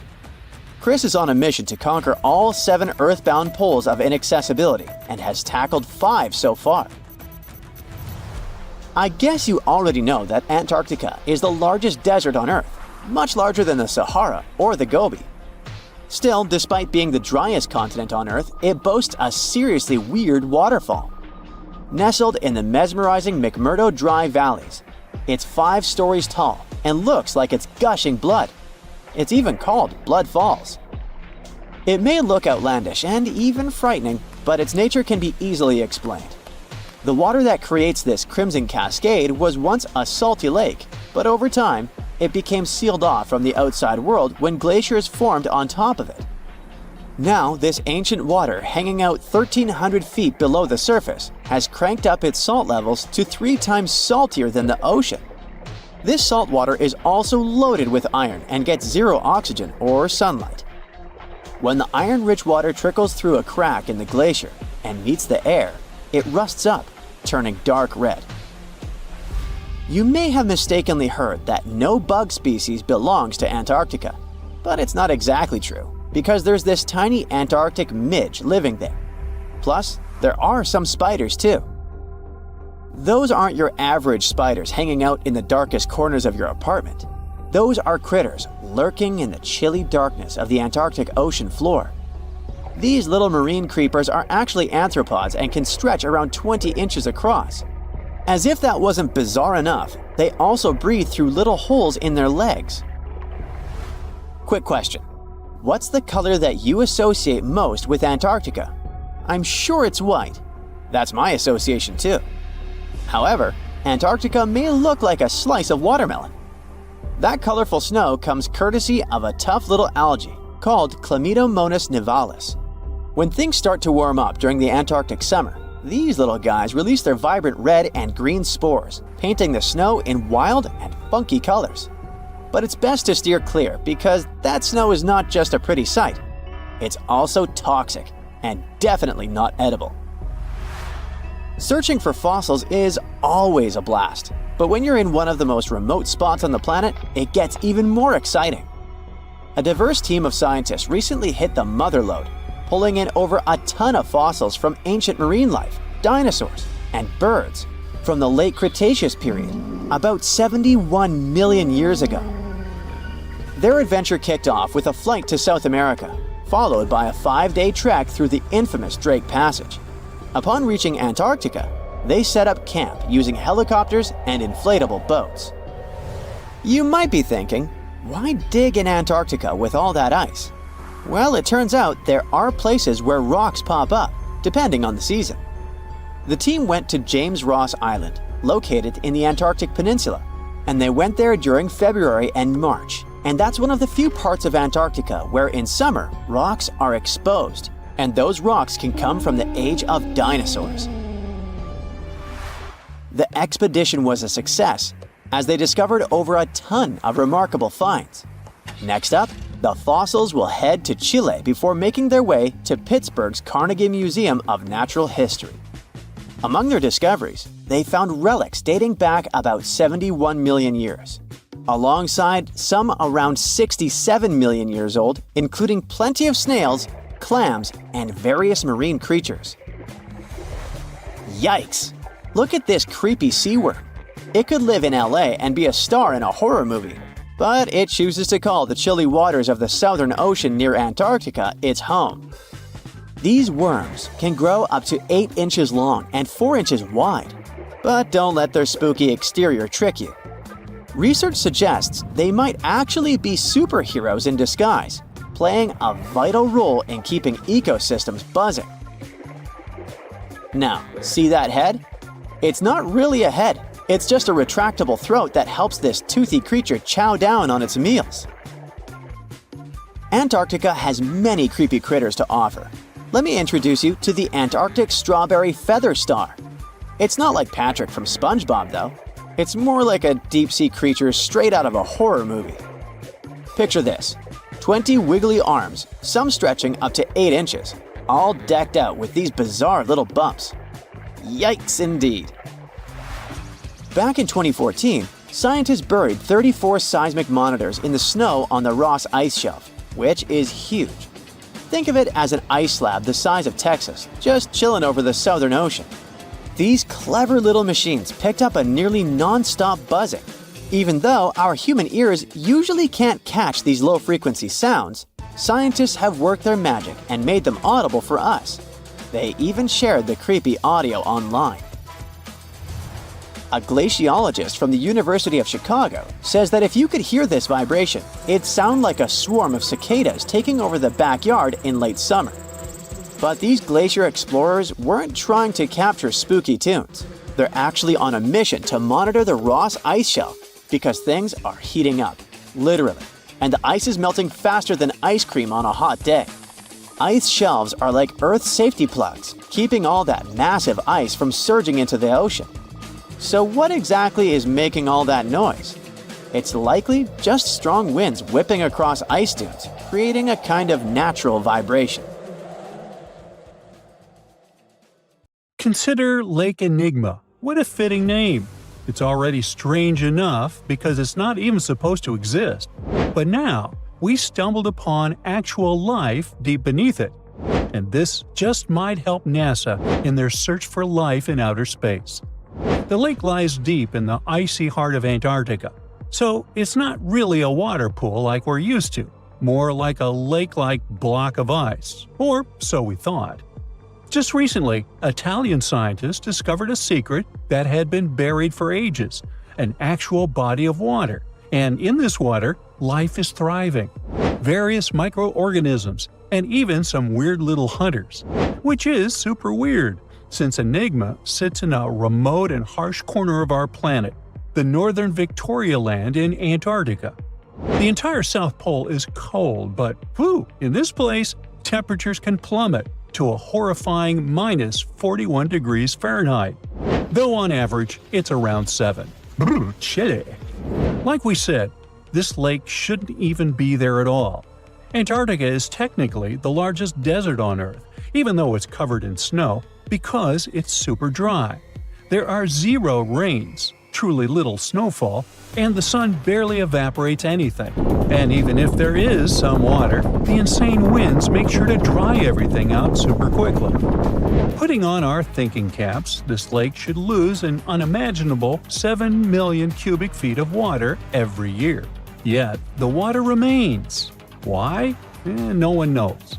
Scientists say there could be something deep underground that refills it constantly. They just have no idea what that might be. Maybe deep underground rivers, melting ice, or something else entirely. But hence the name, the Enigma Lake. The block of ice we mentioned is permanent and super thick, at least 36 feet of it, and that's higher than a 3-story building. So researchers decided to check out if there's anything beneath it. They used a so-called ground-penetrating radar, a super smart echo detector for the ground. This radar sends invisible radio waves into the Earth. When they hit something underground, like rocks, water, or anything else, they bounce back to the device. By measuring how long it takes for the signal to return and how strong they are, we can determine the distance and what exactly the radar hit. That's how animals like bats, whales, and dolphins can see underwater. And we humans stole this cool nature idea to research buried structures and hidden caves. Scientists used this device all over the Enigma surface. This way, they were able to create an entire map of this under-ice world beneath. The water itself wasn't surprising. It's the unique ecosystem in it that shocked them. Unfortunately, no secret monsters or extraterrestrial secrets this time. But there are microorganisms there that may not exist anywhere else on Earth. Somehow, these creatures have managed to survive in complete isolation in extreme cold. It's not that we don't know these microorganisms, we've met them before, just not exactly like this. There are a couple groups hanging out down there. The first one is Bacteroidota. They love breaking down complex molecules, especially in your stomach, and help digest tough plant fibers. They mostly hang out inside us, but in the outside world, we might occasionally find them in soils and oceans. Then Actinobacteriota, genius chemists among bacteria. They decompose organic materials and help the soil get healthier. They're also famous for producing antibiotics, so we owe a lot of our medicine to them. The third one is Pseudomonadota. These guys weren't a surprise. They're crazy adaptable. They can thrive pretty much anywhere, from soil to water to the human body. Some of them are good, helping plants grow and in nutrient cycles, but others can be opportunistic pathogens. Ooh, bad guys.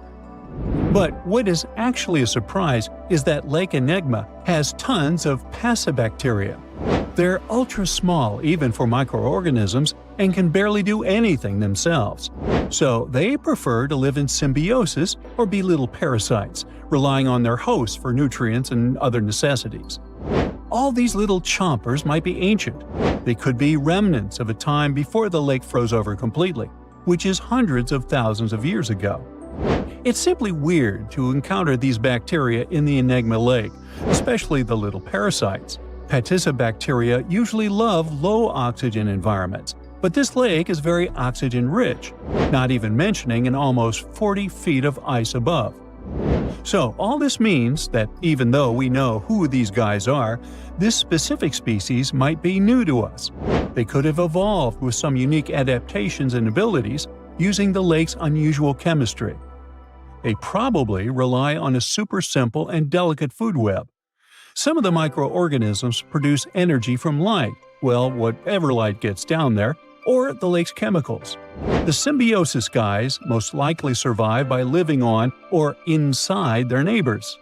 Yep, these microscopic creatures hunt each other. Nope, things can't be peaceful even in a place like that. If we find out what their secret to survival is, we might learn more about chemistry, medicine, and even extraterrestrial life. Because if life can endure such extreme conditions, then it can probably appear pretty much anywhere, including our closest neighbors, Europa or Enceladus, the moons of Jupiter and Saturn. They definitely hide oceans beneath their frozen surfaces, and now there's a very high chance there might be some life there. Antarctica must be the closest thing we have to extraterrestrial exploration before we actually land on other planets. It's full of hidden mysteries and surprising creatures. Even outside of Lake Enigma, the South Pole harbors life. Just take the McMurdo Dry Valleys, which are often referred to as Earthly Mars. These are among the most mysterious and extreme places on our planet. They're stretching across Victoria Land in Antarctica, and this is one of the driest places on Earth. Makes sense if you remember the name. Surprisingly, unlike other parts of the South Pole, this land is almost entirely devoid of snow and ice, just lots of super cold ground. There might even be some sand dunes nestled here and there between the rugged mountains. The ground is mostly covered in loose gravel, scattered with ancient rocks made of granite, and something interesting called gneiss, just spelled differently. It's the type of rock that's been through a lot, literally. It's usually born when granite and sedimentary rocks have to endure insane pressure or horrifying heat for a while, a process called metamorphism. These conditions are so intense that they literally rearrange the minerals into layers. That's why gneiss has such beautiful foliated looks. It's the planet's version of baking a layered cake. It's amazing because this place is almost exactly the way it was millions of years ago. These valleys are frozen in time, and they give us a little glimpse into Earth's distant past. And that includes life. Once again, local winds are absolutely terrifying gusts of cold air racing downhill, and they evaporate snow faster than it can even melt. So, logically, you shouldn't find much water here, not even mentioning life. But somehow, you can still stumble across frozen lakes and saline ponds in the dry valleys. And local life stretches all reason and our understanding of biology. It exists inside the rocks themselves. Microorganisms are hidden in slightly moist cracks and crevices. Deep inside, there's endolithic bacteria. These guys are super chill. Instead of moving around like other microorganisms, they always stay put inside their little rocky homes. How do they survive?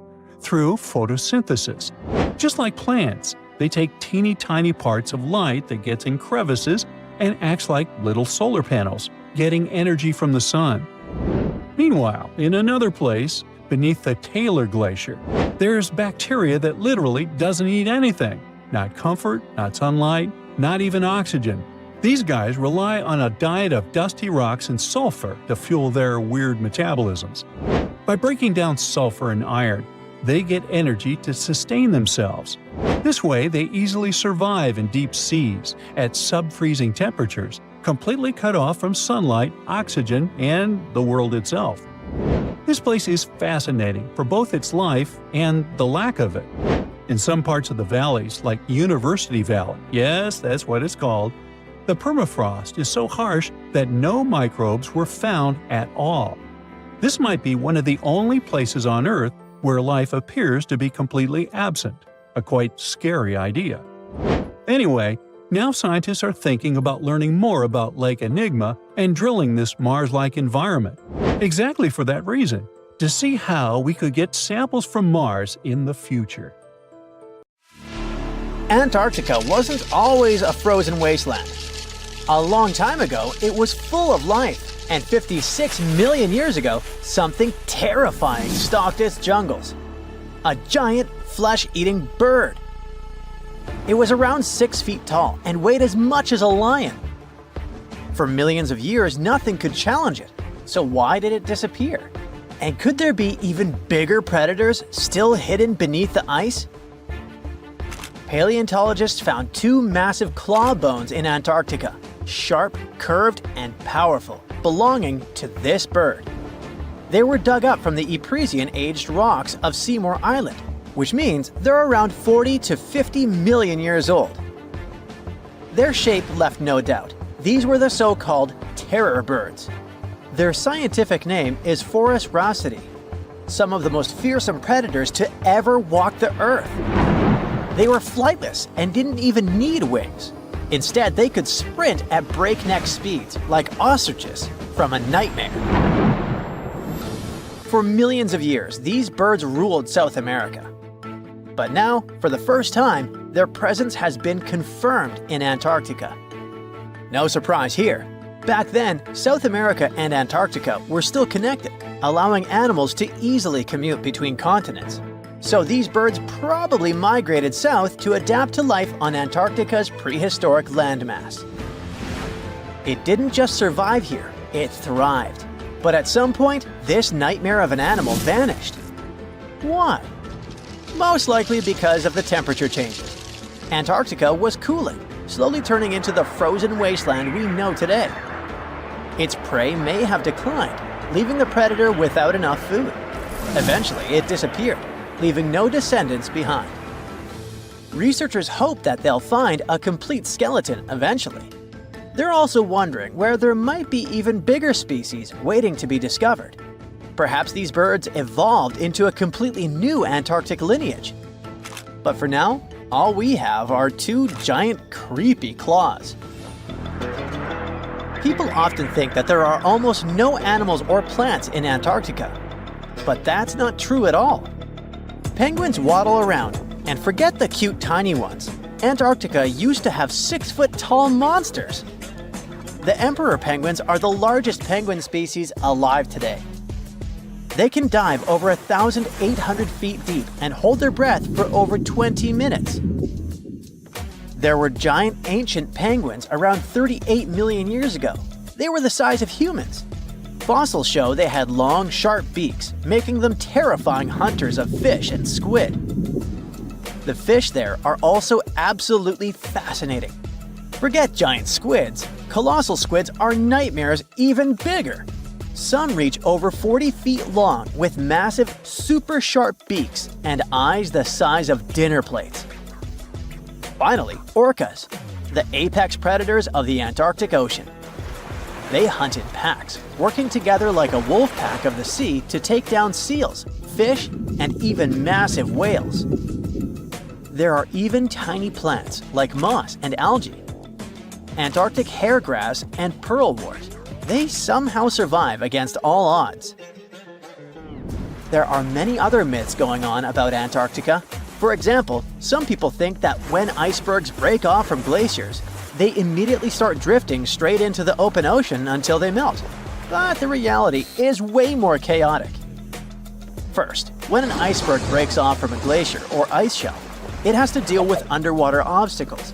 It can stay stuck on the seafloor for decades without moving.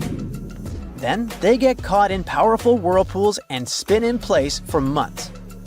One iceberg, a 23A, spent nearly 40 years frozen in place before finally breaking free, only to get caught in a swirling ocean vortex for another 8 months. After that, their paths are influenced by ocean currents, tides, winds, and even underwater topography. They don't just float freely. Their movements are full of literal, unexpected twists. And speaking of glaciers, another strange rumor is that some humans can't travel more than 311 miles inland in Antarctica because of an impassable ice wall, freezing jet fuel, deadly winds, and no oxygen. But this is completely false. Antarctica has been explored by planes, vehicles, and even scientists on foot. There's an entire research station sitting at the South Pole. People live there all year long. The ice wall is real, a massive ice cliff rising above the ocean. But that isn't some secret barrier, it's an ice shelf. These are thick slabs of ice that form when glaciers slowly flow off the land and spread over the ocean. Almost 3/4 of Antarctica's coastline is made up of them, but they don't form some giant ring around the world. Antarctica is one of the most extreme places on Earth, but we've conquered its challenges, and we keep learning more about it every year. That's why every year, millions of dollars are poured into keeping research stations running, protecting wildlife, and making sure the people who live there have everything they need. But where does all this money go? Well, Antarctica stations are basically small cities. There's electricity, heating, water purification, food storage, and medical facilities. The biggest station, McMurdo, is basically a town with over 1,000 people in summer. It has everything from a fire station to a gym. The South Pole Station is super deep inland, so it's one of the hardest places to supply. Getting food and fuel there requires airplanes flying thousands of miles in extreme cold. But the internet loves a good mystery. When Google Maps revealed what looked like a massive doorway in Antarctica, conspiracy theorists went wild. People joked about everything from Bigfoot's vacation home to a secret base, or even a Star Trek spaceship hangar hidden in the ice. But there's a way simpler and less exciting explanation. It's actually a grounded iceberg, a chunk of ice that got stuck in shallow water and is now slowly melting. As ice moves across the landscape, it flows around bumps and obstacles, creating odd shapes. The process of melting, breaking apart, and refreezing can carve ice into unexpected forms. Antarctica also has incredibly strong downward-blowing winds that sculpt ice into dramatic formations over time. No secret doorway, unfortunately. And speaking of doors, for years, Ushuaia, Argentina, has been called the gateway to Antarctica, the last stop before the icy continent, the place where expeditions begin. But there's another option. Punta Arenas, Chile. Let's compare them. Ushuaia is closer to Antarctica. It's the top departure point for tourists going on cruises. But no regular flights to Antarctica. No major scientific bases operating from here. It's basically controlled by the military, which refuses to allow private flights, only commercially operated ships. Yes, Punta Arenas is further from Antarctica, but 22 countries and global organizations use it as their main base. There are regular flights to Antarctica happening there every year. Private airlines can actually operate here, making it the real air connection to Antarctica. Ushuaia may have the best location physically, but Punta Arenas actually runs the show. Argentina made a huge error in picking its Antarctic airbase. Instead of setting up a simple, accessible base at sea level, they built Marambio Base, very high on rough terrain, completely impossible to reach by land. Everything has to be flown in by helicopter, making operations slow, expensive, and frustrating. For 50 years, Argentina stubbornly stuck to this bad decision, while Chile set up efficient, well-planned bases that the world now uses. If things don't change, Ushuaia will be nothing more than a tourist stop. But what's terrifying is that Antarctica seems to be returning to its past. It's supposed to be the coldest place on Earth, but something shocking happened just recently. For the first time in recorded history, temperatures in Antarctica broke 68 degrees Fahrenheit. This continent is buried under miles of ice. Usually, temperatures there can drop to minus 112 degrees. But in the winter of 2020, scientists recorded an insane 69 degrees on Seymour Island, hotter than many places in Europe at that time. Scientists believe there are several reasons for that. First, there are changes in the way heat moves around the planet's waters. Second, melting permafrost due to the planet warming. It looks like the climate is changing faster than expected. The Loch Ness Monster is actually not from Scotland. Turns out, this real-life creature lived in the freezing waters of Antarctica about 70 million years ago. In 2019, researchers discovered fossils of a huge, prehistoric marine reptile that looked a lot like what people described as Nessie. This beast was terrifying, measuring up to 36 feet long with a massive giraffe-like neck. It also weighed around 15 tons, which is about the size of 3 elephants. Next up on our list of huge animals is a penguin. I know penguins aren't exactly what you'd call big, but scientists have just found what they think might be the biggest penguin ever, the Kumimamu fordyce. It's believed that these giant birds were hanging around New Zealand about 55 million years ago, and they were huge, weighing over 330 pounds. That's about 5 times the size of the emperor penguins, which are considered the largest penguins alive today. Now, let's move on from massive creatures to something much smaller. Meet B. manfredschmidti, a great ape that lived around 12 million years ago in what is now Germany. This creature is very special, as it's the tiniest great ape ever discovered. And when I say tiny, I really mean it. These ancient animals only weighed about 22 pounds. They were basically no bigger than a super chunky cat. If you think small creatures aren't scary, wait until you meet the electric blue tarantula. This newly discovered species from Thailand's mangroves has an almost otherworldly electric blue color. Its vibrant hue doesn't come from pigment, it is actually caused by the unique structure of its hair, which reflects blue light, making it look like an extraterrestrial being. We're going even further now, diving into the freezing pitch-black depths. At around 2,000 feet deep in the Andaman Sea, scientists found a new species of ghost shark, which they named Chimera supape. Their appearance is straight out of a horror movie. They have sleek, pale bodies, frills that look like feathers, and large, creepy eyes. These ghost sharks aren't actually sharks, but they are related, having diverged from their cousins about 400 million years ago. The good news is they're not too scary since they're only a bit bigger than a shoebox. Just when you think we can't find stranger creatures, we come across this ancient amphibian from Brazil. Scientifically known as K. rosae. This newly discovered giant crocodile-like creature lived during the Triassic period, over 240 million years ago. At nearly 10 feet long, it had a powerful jaw, resembling the modern-day alligator. This beast was definitely a survivor since it adapted to the most severe conditions ever seen on the planet. Last year, scientists were tracking the dense Amazon rainforest at night when they found some quirky orange spiders that looked like they were wearing black boots. The team soon discovered it was a new type of giant crab spider. And no, they don't look like crabs at all. They only got their name because, while perched on plants, these spiders spread their legs out to the sides, just like crabs. Do you know that some new species are named after celebrities? Hollywood icon Harrison Ford now has his very own snake, for example. Discovered in Peru, T. Harrison Fordy honors the actor famous for his role as Indiana Jones, an archaeologist with a notorious fear of snakes. Unlike the film's menacing serpents, this new snake species is quite modest in size, measuring about 16 inches long.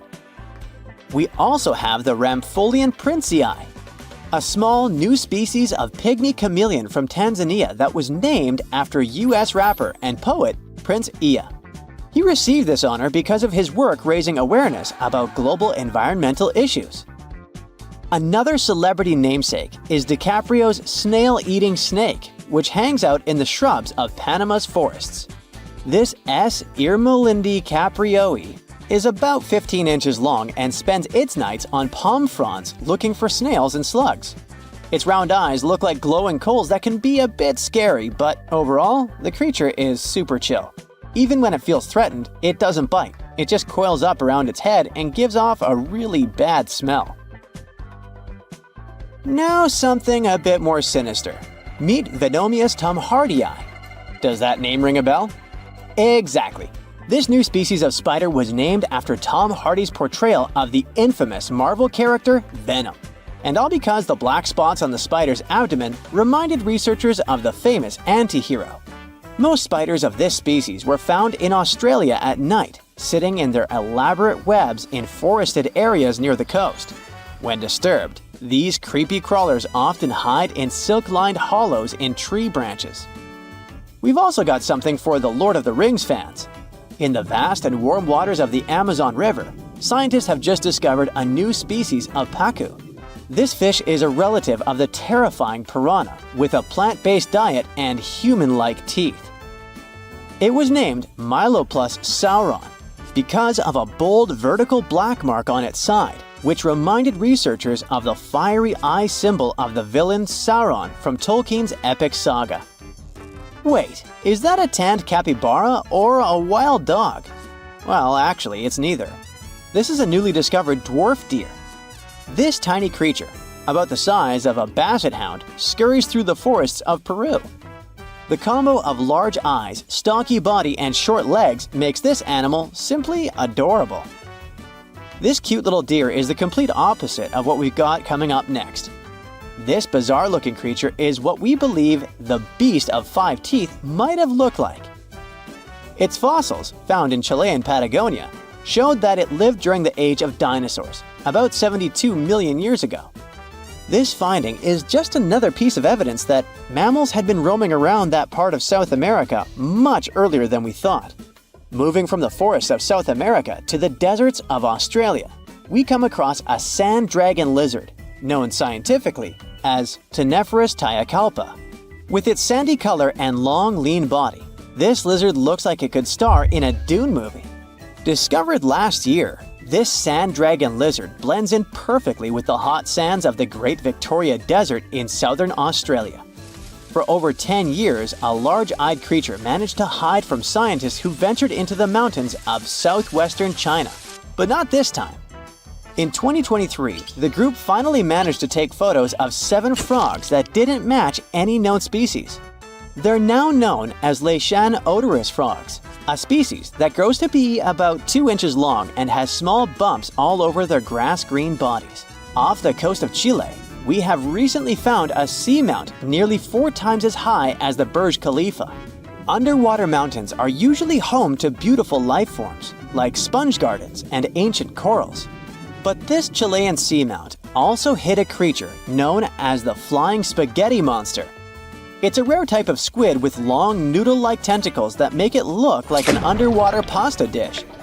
Including its tentacles, this strange creature can be over 130 feet long. Recently, scientists were diving into the cold waters of the Antarctic Peninsula when they thought they had found an ordinary dragonfish swimming by. But there was something unusual about this one. It turned out that this fish had two darker vertical stripes along its slender body. That's when they realized they were looking at a new species, the banded dragonfish. From bizarre sea creatures to a cute one. In 2017, locals were diving near Kume Island in Japan when they found the skeleton panda sea squirt. This deep-sea oddity quickly won people over with its look because its black spots actually resemble a panda bear's eyes and ears. At least if you have a good imagination. This unusual creature filters water to catch its food, and is yet another reminder of the ocean's hidden wonders. The Meg, aka Megalodon, roamed the oceans long after dinosaurs were wiped out by the Great Meteorite. It was one of the largest and most dangerous hunters that have ever lived on Earth, as well as the biggest shark. But then, about 3.6 million years ago, the last of its kind disappeared from our planet, leaving only huge teeth for modern archaeologists to keep finding. There are a few theories about why it could have happened, but scientists might have found the true reason. The Megalodon, which means big tooth, was the largest shark ever to exist. It reportedly lived around 20 to 3.6 million years ago and was truly enormous. Its bite was more powerful than that of a T-Rex, and likely any other powerful predator that has ever roamed this planet. It's probably not surprising since this marine creature had extremely strong jaws that could span from 9 to 10 feet wide. That's enough to swallow two grown-up people side by side. The jaws were also lined with 276 teeth, and they reached 7 inches in length. That's as long as a small hedgehog. Once these teeth got worn down, the shark got rid of them and grew new ones. Such large sedated teeth helped the Meg to eat meat easily. The shark itself could grow up to 59 feet long. That's twice the length of a London double-decker bus. The animal was also pretty heavy. While a fully grown T-Rex weighed about 8 tons, the weight of a large megalodon could be more than 30 tons. With no competitors, the enormous shark was the real king of the oceans. It hunted other sharks, large fish, and even whales. Then why did such a magnificent creature disappear from the face of the earth? The previous theories mentioned the great white shark. The megalodon is usually described as some gigantic version of this marine animal. And this is a common mistake made because most people think these creatures were related. But in reality, the Meg looked more like a modern bull shark. Its snout was snout, its lower jaw was rather flat, and long and massive pectoral fins supported the animal's weight. But what's more important, the ancestors of today's great whites existed at the same time as the megalodon. Now, with great size comes great clumsiness. And although the Meg was huge and powerful, it was also not as nimble as smaller and quicker great white sharks. Great whites could have rivaled a megalodon for food, and were often more successful hunters thanks to their agility. They couldn't fight the Meg openly, but were fast enough to steal its food. So according to this theory, the only food left for the megalodon were whales and equally big marine animals. Grown-up Megs could easily catch such beasts, but their offspring were much smaller and more vulnerable than their parents. Could smaller sharks have used this to their advantage? Maybe while megasharks were still little, they became a meal for great whites, as well as bull and tiger sharks. Even at those times, a great white shark could reach the length of 20 feet, while a megalodon kid was definitely smaller. But even if there had been no open confrontation between young megalodons and smaller grown-up sharks, Meg kids wouldn't have been able to find food for themselves to grow to adulthood. The reason is the same. The population of other sharks was growing, and they were rivaling each other and the Meg for convenient food. The more great whites and other sharks appeared in the oceans, the less food remained for young monster sharks. Eventually, they probably starved. But it's just one of the theories that try to explain why the Meg went extinct, and here's another one. A new study has shown that the Meg was most likely a warm-blooded predator able to regulate its body temperature, and that might have been the reason why this species disappeared with time. Scientists analyzed isotopes of the tooth enamel of the megalodon and concluded that the animal could easily maintain a body temperature that was around 13 degrees F warmer than the temperature of the surrounding water. Such a temperature difference is much greater than what other sharks living at the same time as the Meg had. and it's large enough for the ancient predator to be classified as warm-blooded. These days, most fish are cold-blooded. Their body temperature is the same as the surrounding water. But some sharks, like mackerel sharks, keep the temperature of all parts of their bodies a bit warmer than the surrounding water. But it doesn't make them completely warm-blooded because they simply store heat generated by their muscles. And in mammals, body temperature is regulated by a special region of the brain called the hypothalamus. Anyway, the Meg's warmer body allowed the animal to move faster, deal with cold water better, and spread out all over the world. But eventually, it might have led to a disaster. The megalodon lived during the Pliocene epoch, pronunciation. It began approximately 5.3 million years ago and finished 2.5 million years ago. During that period, global cooling occurred. It also caused the changes in sea level, which the megalodon probably didn't survive. The main problem for the predator was to maintain an energy level allowing its body temperature to remain elevated. But to do it, the animal had to eat a lot, and I mean it. But it was a challenging task in a time of changing marine ecosystems and while competing with newcomers, such as the great white shark. If this theory is true, then the amount of energy the Meg had to use to remain warm could have contributed to its extinction. This new information is very important to us. It shows that many marine predators in modern oceans might be experiencing the effects of ongoing climate change too. By the way, have you heard that there have been several cases when people were sure they had seen the Meg? Or at least some similar extremely large monsters. And these sightings happened relatively recently. For example, in July 1916, the New Jersey coast of the US was terrified by a series of shark attacks. They happened during an oppressive heat wave when hundreds of beachgoers tried to find shelter from the heat near the water. People described the culprit that had caused all that havoc as a giant shark, much bigger than any regular one. Since then, scientists have been debating which shark species was involved in those accidents. The most popular guesses have been the bull shark and the great white. A picture of a huge shark roaming the Pacific Ocean not far from Guadalupe Island appeared in 1999. The creature was nicknamed Deep Blue. It could be distinguished from others by a wavy pattern separating its gray back and white belly. But even though some people claimed it could be the infamous megalodon, experts came to the conclusion it was a female white shark, the largest ever seen. The average length of a male white shark is 11 to 13 feet. Females are bigger, up to 15 or 16 feet, but Deep Blue reached more than 20 feet in length. No wonder people were confused. For the last time, Deep Blue was spotted in 2013 near the western coast of Mexico's Baja California.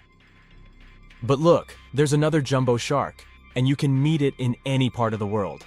The largest specimens can reach 40 feet long and weigh about 5 or even 6 tons. Could it be, if not the megalodon itself, but one of its relatives? Again, a wrong guess. That's the basking shark. This animal prefers subpolar seas, with temperatures not higher than 58 degrees F. Even though some of these animals do migrate to warmer places. Like whale sharks, basking sharks are harmless and don't attack snorkelers or divers. These creatures have loads of small teeth, but they don't use them when feeding. Instead, they swim with their huge mouths open and swallow plankton. A grown-up basking shark can filter nearly 2,000 tons of water per hour.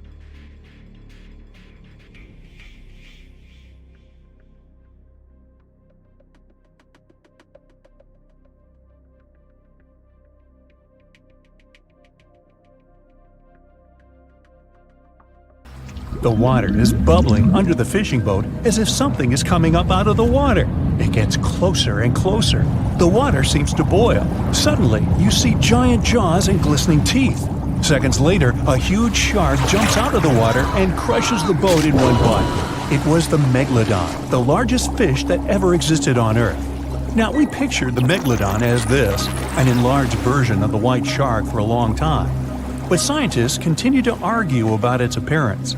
So far, they agree that the image of this giant shark was wrong.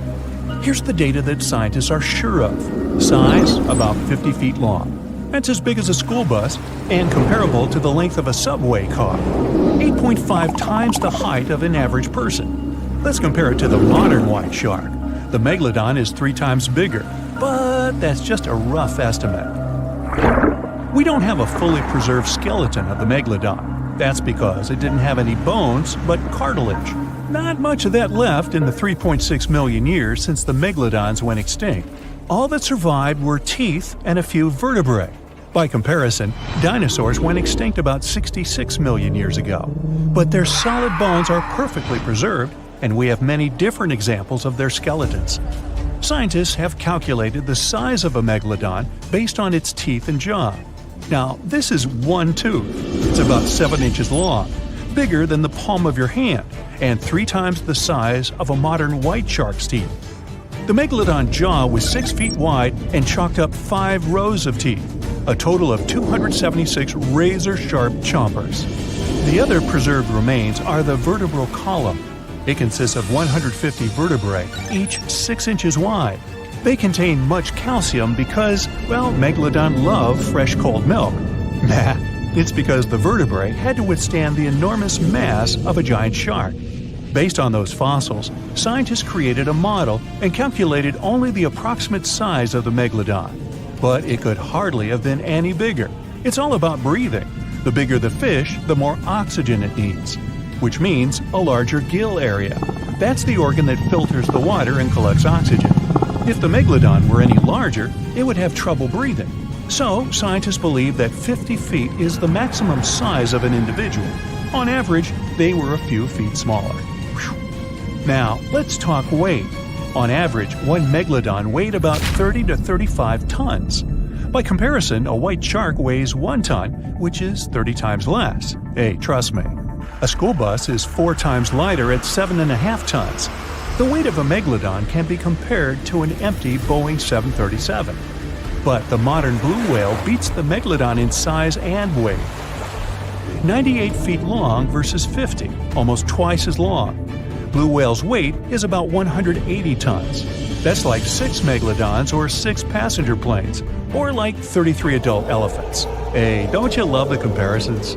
Now, about the appearance of the megalodon. Scientists believe it didn't look like a white shark.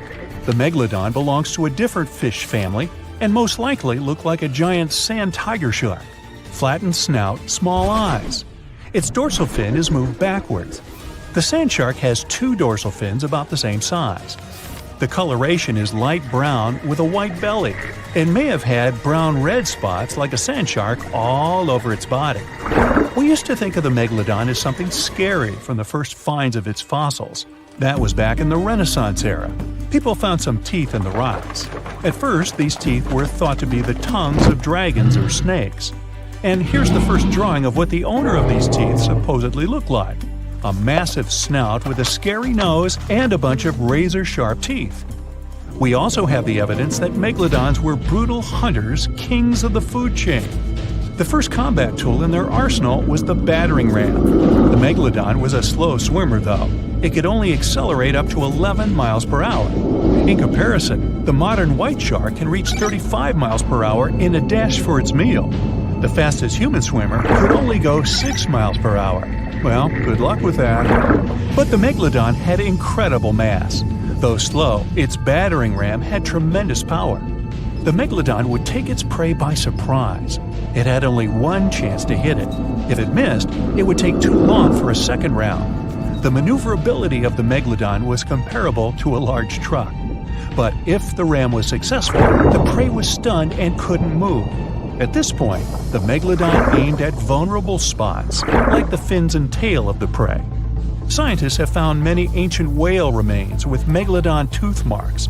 It turned out that the giant shark knew where its prey's vital organs were located and could strike at them. When the prey was immobilized, the megalodon bared its teeth. An adult person could easily fit into its open jaw at full height. And according to various estimates, the bite force of the megalodon was almost 11 tons. Now imagine the weight of 3 SUVs concentrated at the tip of a sharp tooth. That's 9 times the power of the largest white shark bite, and 6 times the power of the modern record holder for biting, the saltwater crocodile. Here, look at a map of where the remains of the megalodon were found. South and North America, Europe, Asia, Australia. It was the master of all seas and was comfortable anywhere on our planet. We've even found some remains of the giant shark in freshwater sediments. Perhaps it wasn't afraid to enter rivers to hunt. Now, other scientists say that maybe the megalodon wasn't even a predator, all because of its size. It couldn't swim fast, it couldn't even make short dashes like the white shark. If prey tried to escape, the megalodon didn't rush into pursuit because it could never catch up with it. Another problem is the skeleton of the megalodon. The cartilage is weaker than the bones, so the musculature of the giant shark was not as massive and robust in the first place. The megalodon may even have been a scavenger and never got into fights. This is one of the reasons why ancient sharks became extinct. Megalodons like shallow, warm waters, with temperatures ranging from 53 degrees Fahrenheit. But over 3 million years ago, the climate turned colder. This deprived the megalodons of territories and plenty of food. The primitive whales that had been the main diet of the giant sharks began to disappear. Faster predators took the remnants of food. The megalodon started to starve. In evolution, a new player entered the field, the toothed whales, ancestors of the modern killer whales. They lived in packs and had bigger brains than the megalodon. So, over time, they started to compete with the megalodon. They took advantage of its clumsiness. A group of killer whales could easily win a competition against a giant shark. Many scientists believe this was the reason for the disappearance of the largest shark in the world. But there are theories that the megalodon is still alive and roaming the dark waters of our planet. Several Australian fishers have allegedly encountered a shark of incredible size, but no one can confirm these testimonies. Fans of this theory believe that giant sharks can hide in deep waters away from human eyes. In the Mariana Trench, for example, it's the deepest place on our planet. It's deeper than if you stuck Mount Everest in the water, and we've even found the teeth of a megalodon there. But science says that such a giant shark couldn't live in the Mariana Trench for many reasons. One, it's too cold. The megalodon was probably a cold-blooded fish, so it had to use the warmth of its environment to survive. But the water in the Mariana Trench is cold, about 40 degrees Fahrenheit. That's because the deeper down, the less sunlight gets in there. The second reason is pressure. Every 30 feet deep increases the pressure by 1 atmosphere. That is, at the depth of 100 feet, the water presses you 3 times harder than you would feel it at the surface. The weak muscles and cartilage of the megalodon wouldn't allow it to dive too deep into the Mariana Trench. And, most importantly, food. The farther from the ocean's surface, the fewer living organisms. Megalodons used to eat primitive whales, ranging from 10 to 20 feet. Small fish only inhabit the Mariana Trench. A megalodon would never be able to catch one. And, judging by its size, all the megalodon did was eat and then look for food again. Compare its weight to that of a human. The average human should get about 2,000 calories a day with an average weight of about 180 pounds. The megalodon weighed 470 times that and needed many more calories. So, even all the fish inhabiting the Mariana Trench could hardly feed a megalodon for even a few days. So, all these theories, of course, are not true. But still, it's just smart to be careful out there. Know what I mean? Currently, there are approximately 20 billion animals inhabiting our world. If everything were ideal, we would have 5 billion more animals on Earth.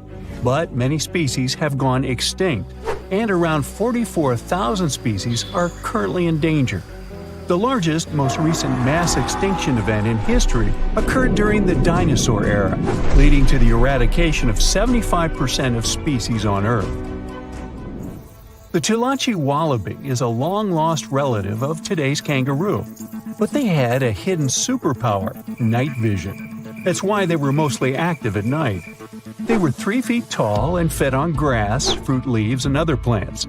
Wallabies lived in grassy areas near swamps and other water bodies, but not for long. By the 19th century, their numbers had gone down, bringing them to the edge of extinction. Only 14 wallabies had been left in the wild by 1920. A rescue mission was launched. They tried to capture the last 14 animals to protect them. But the situation got out of control and 10 wallabies lost their lives. The 4 remaining ones were transferred to a special facility, and in 1935, the last animal passed away. Only one picture of the Tulachi wallaby is left now. There were reports of the animal's sightings after that, but no proof was shown, and the creature was officially declared extinct in the 70s. Short-faced bears were a unique species that lived in North America, particularly Alaska. It was a massive bear, weighing around 1,500 pounds. When standing on its hind legs, it was around 12 feet tall, a whole foot taller than today's biggest beast in this family, the polar bear. This animal was different from today's bears because almost all of them are omnivores, except for polar bears. But this monster was solely carnivorous, which was the reason for their extinction. During the end of the Ice Age, many herbivores were gone, and those bears did not have enough food to survive.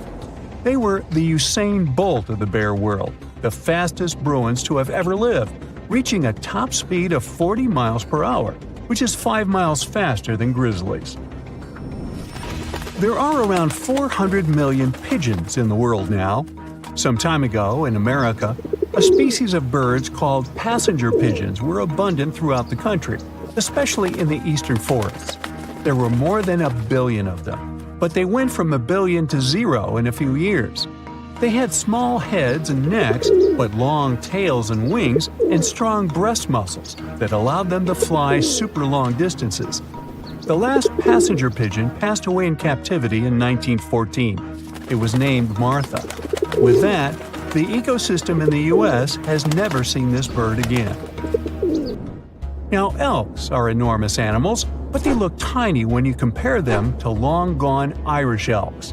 That elk was around 7 feet tall at the shoulder with a humongous antler of 12 feet. Today, elk are only 4.5 feet tall at the shoulder and have around 4-foot-long antlers. Despite its name, this elk was found all over the world, from Asia to Europe. It got its name because, in Ireland near Dublin, researchers found a perfectly preserved specimen. Since then, it's been called the Irish elk. The last one passed away in Ireland.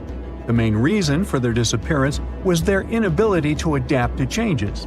When the Ice Age ended, the elk could not survive and became extinct.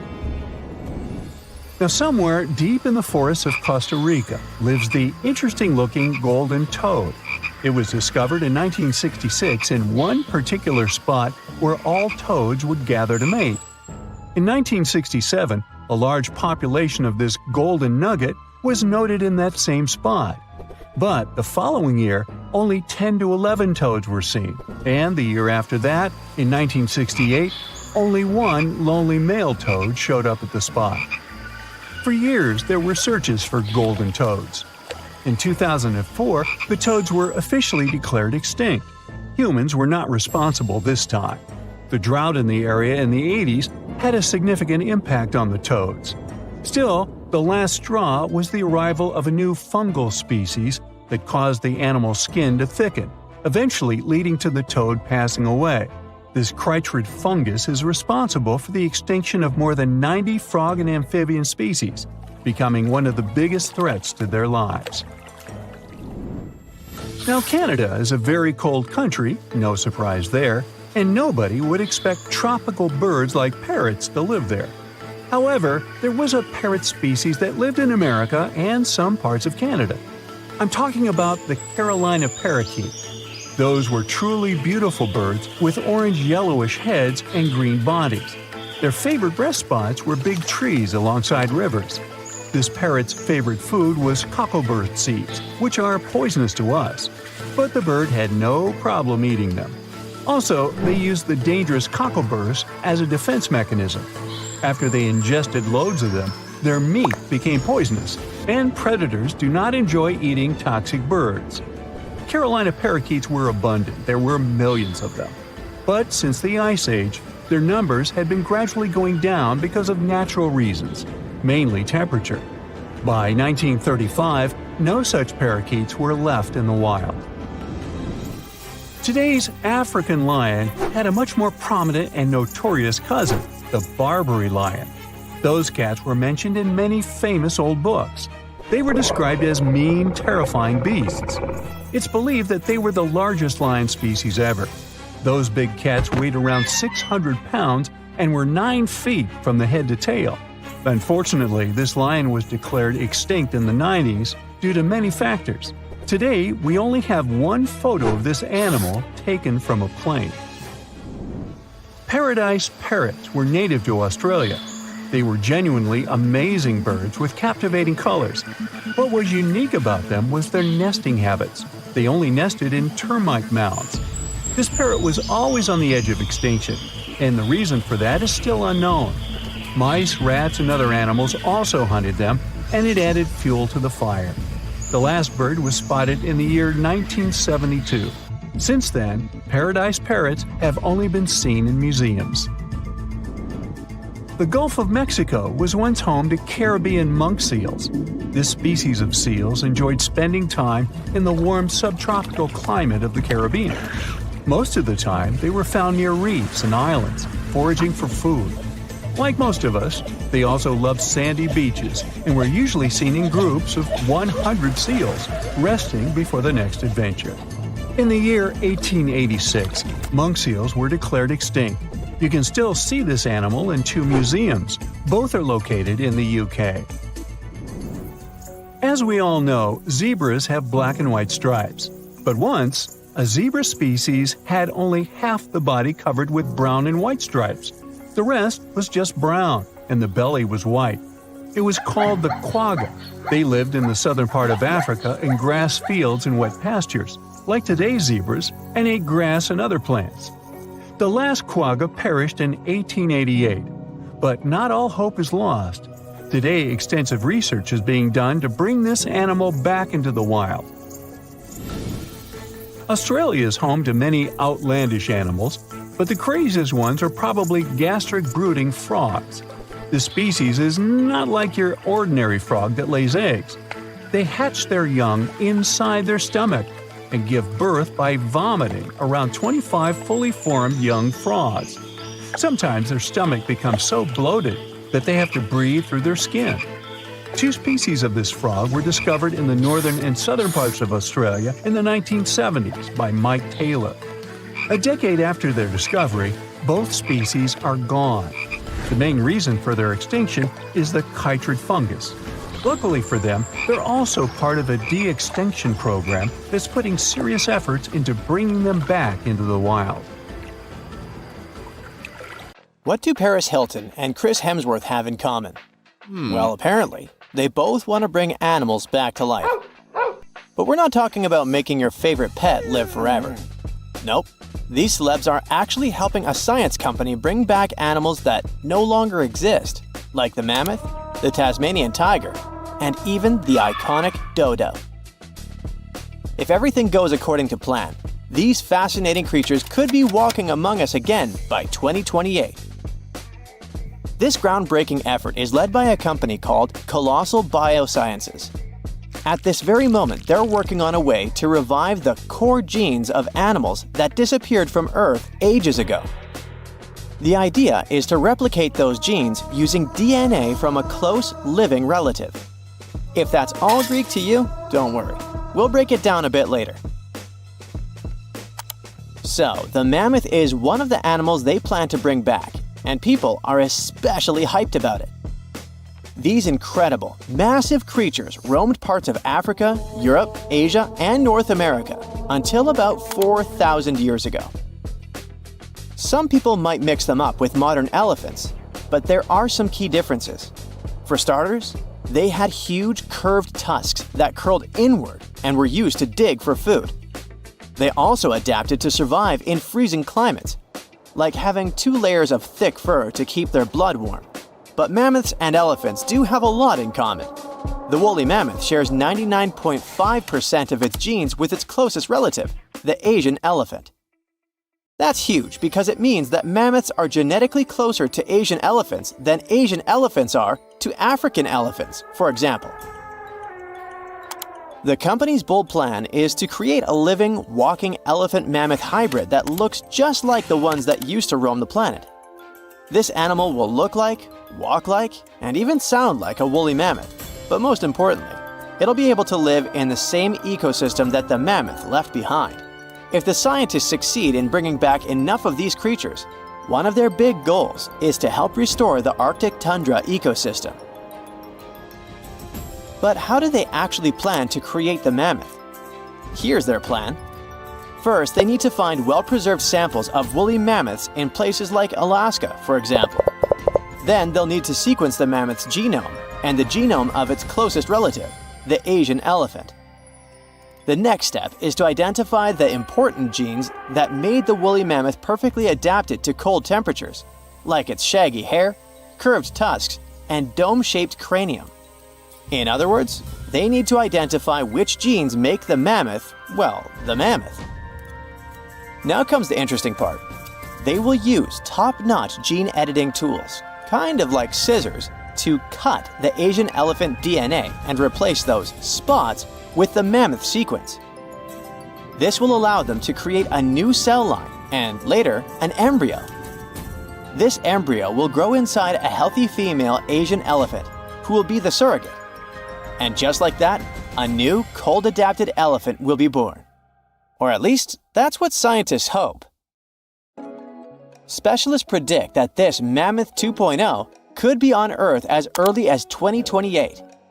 The reason it will take a while is that their gestation period is around 22 months. But if that deadline feels too far for you, there is actually a chance we could get a surprise a lot sooner. That's because some of the other animals they plan to revive have a much shorter gestation period, like Australia's thylacine, also known as the Tasmanian tiger. The company is also doing whatever it takes to give this animal a second shot at life. And the good news is that the process seems to be well advanced. Recently, the group announced that the Tasmanian tiger's genome is about 99% complete. This animal was native to the Australian mainland and the islands of Tasmania and New Guinea. A big part of the Tasmanian tiger population disappeared over 3,000 years ago. But about 5,000 of them kept roaming around until pretty recently. It's believed that the last thylacine passed away in 1936. To revive the Tasmanian tiger, scientists first need a sample of the ancient animal. So they took RNA molecules from a 110-year-old preserved head that had been kept in ethanol. The team was really lucky because it's rare to find old samples that are so well preserved, allowing scientists to use advanced DNA analysis techniques. And by that, I mean they did a full, complete analysis. By studying RNA samples from important tissue areas like the tongue, nasal cavity, brain, and eyes, experts were able to learn a bunch of interesting things about the Tasmanian tiger. They could figure out how its brain worked, and also what this beast could smell, see, and taste. By the way, these semi-nocturnal animals had a special appetite for small rodents, lizards, and birds. After finding the perfect sample, the process of reviving it will be pretty much the same as with the mammoth, but with an elephant as a DNA donor, of course. In the case of the Tasmanian tiger, its closest living relative is a small marsupial called the fat-tailed dunnart. Even though this animal is small, it is a ferocious carnivore. So experts believe the whole DNA editing process will work just fine with its sequence. Their goal is to turn a fat-tailed dunnart cell into a thylacine cell. To accomplish that, they did more than 300 unique genetic changes into a dunnart cell. So there is no doubt they're pushing all the boundaries to make the dream of reviving animals a reality. This project also plans to revive the iconic dodo. You know, that funny-looking bird from the paradisiacal island of Mauritius in the Indian Ocean? And here, things get a little trickier, since we don't know much about this creature, which has origins that go back about 23 million years. Basically, the only clues we have about what dodos looked like when they were alive come from a handful of drawings, paintings, and written descriptions from the 17th century. But since those pictures are all pretty different from each other, and only a few of them were based on real, live dodos, we're still not 100% sure what they actually looked like. And as for how they behaved, well, we don't know much about that either. That's why reviving this long-absent legend will be super interesting and really enlightening. The sample they used to extract an old dodo genome came from a skull in the collection of the Natural History Museum of Denmark. And the dodo's closest living relative, which will provide the host cells, is the Nicobar pigeon, a gray bird with colorful features found in the Andaman and Nicobar Islands in India. If everything goes smoothly, in a couple of years we might see the fabulous and iconic dodo with our own eyes. Reviving animals might sound impossible, but science and technology together can be a real game changer, not only by protecting today's animals, but also by restoring species that disappeared from the planet long ago. Actually, we've already pulled this off. A wild goat called the bucardo, also known as the Pyrenean ibex, went extinct in the year 2000. But 3 years later, scientists managed to bring it back to life, using a method pretty similar to what we've talked about in this video. It took 57 tries, but one of them finally worked, and a bucardo clone was born. Unfortunately, the animal only lived for 10 minutes. You might think that wasn't a success, but it was actually a huge step forward in the whole animal revival field. Now, specialists can only hope the project to bring back the dodo, the mammoth, and the Tasmanian tiger go a bit better.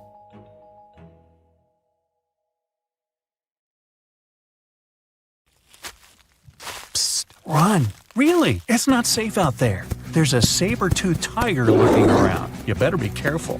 What are you doing? Don't peek. Okay, just one little peek. How's this possible, you ask? That's because you're in virtual reality, of course. These cool but very dangerous-looking big cats were alive during the last ice age. What if they decided to show up at your doorstep out of nowhere? Knock knock! A saber-toothed tiger is waiting for you to buy its cookies. Meanwhile, the coelacanth, this massive-looking fish, comes from a lineage that's been around for over 300 million years. We thought they didn't exist anymore until 1938, that is, when a live coelacanth was found again.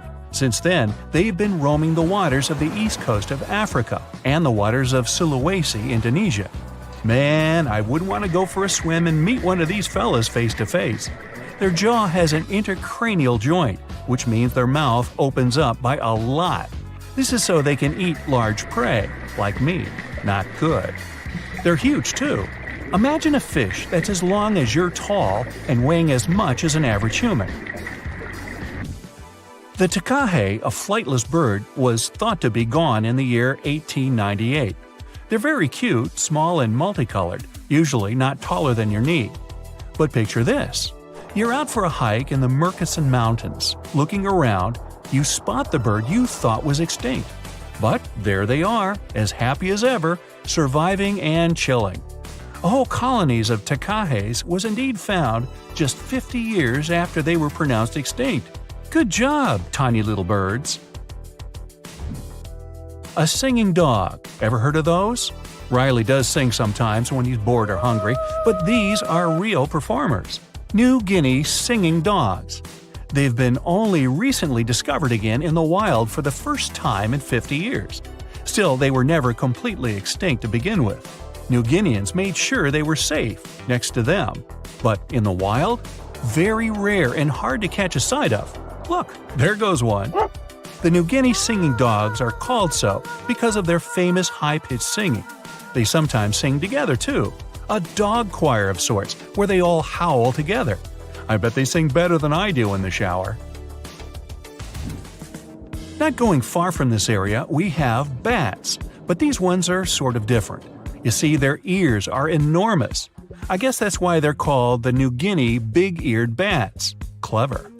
The species was found again when one of them was accidentally caught in a bat trap. Until then, I guess they were playing hide-and-seek with us, because up till 1890, they had been thought to be gone. They're still not out of the danger zone because of habitat loss. Imagine you discover a fossil of a species you thought had been extinct for a long time, yet 2 years later, a whole living group of said species is found.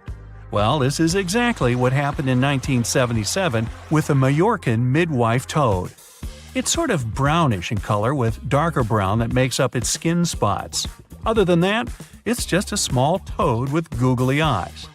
The group of live toads was found close to where the fossil was, on the island of Majorca.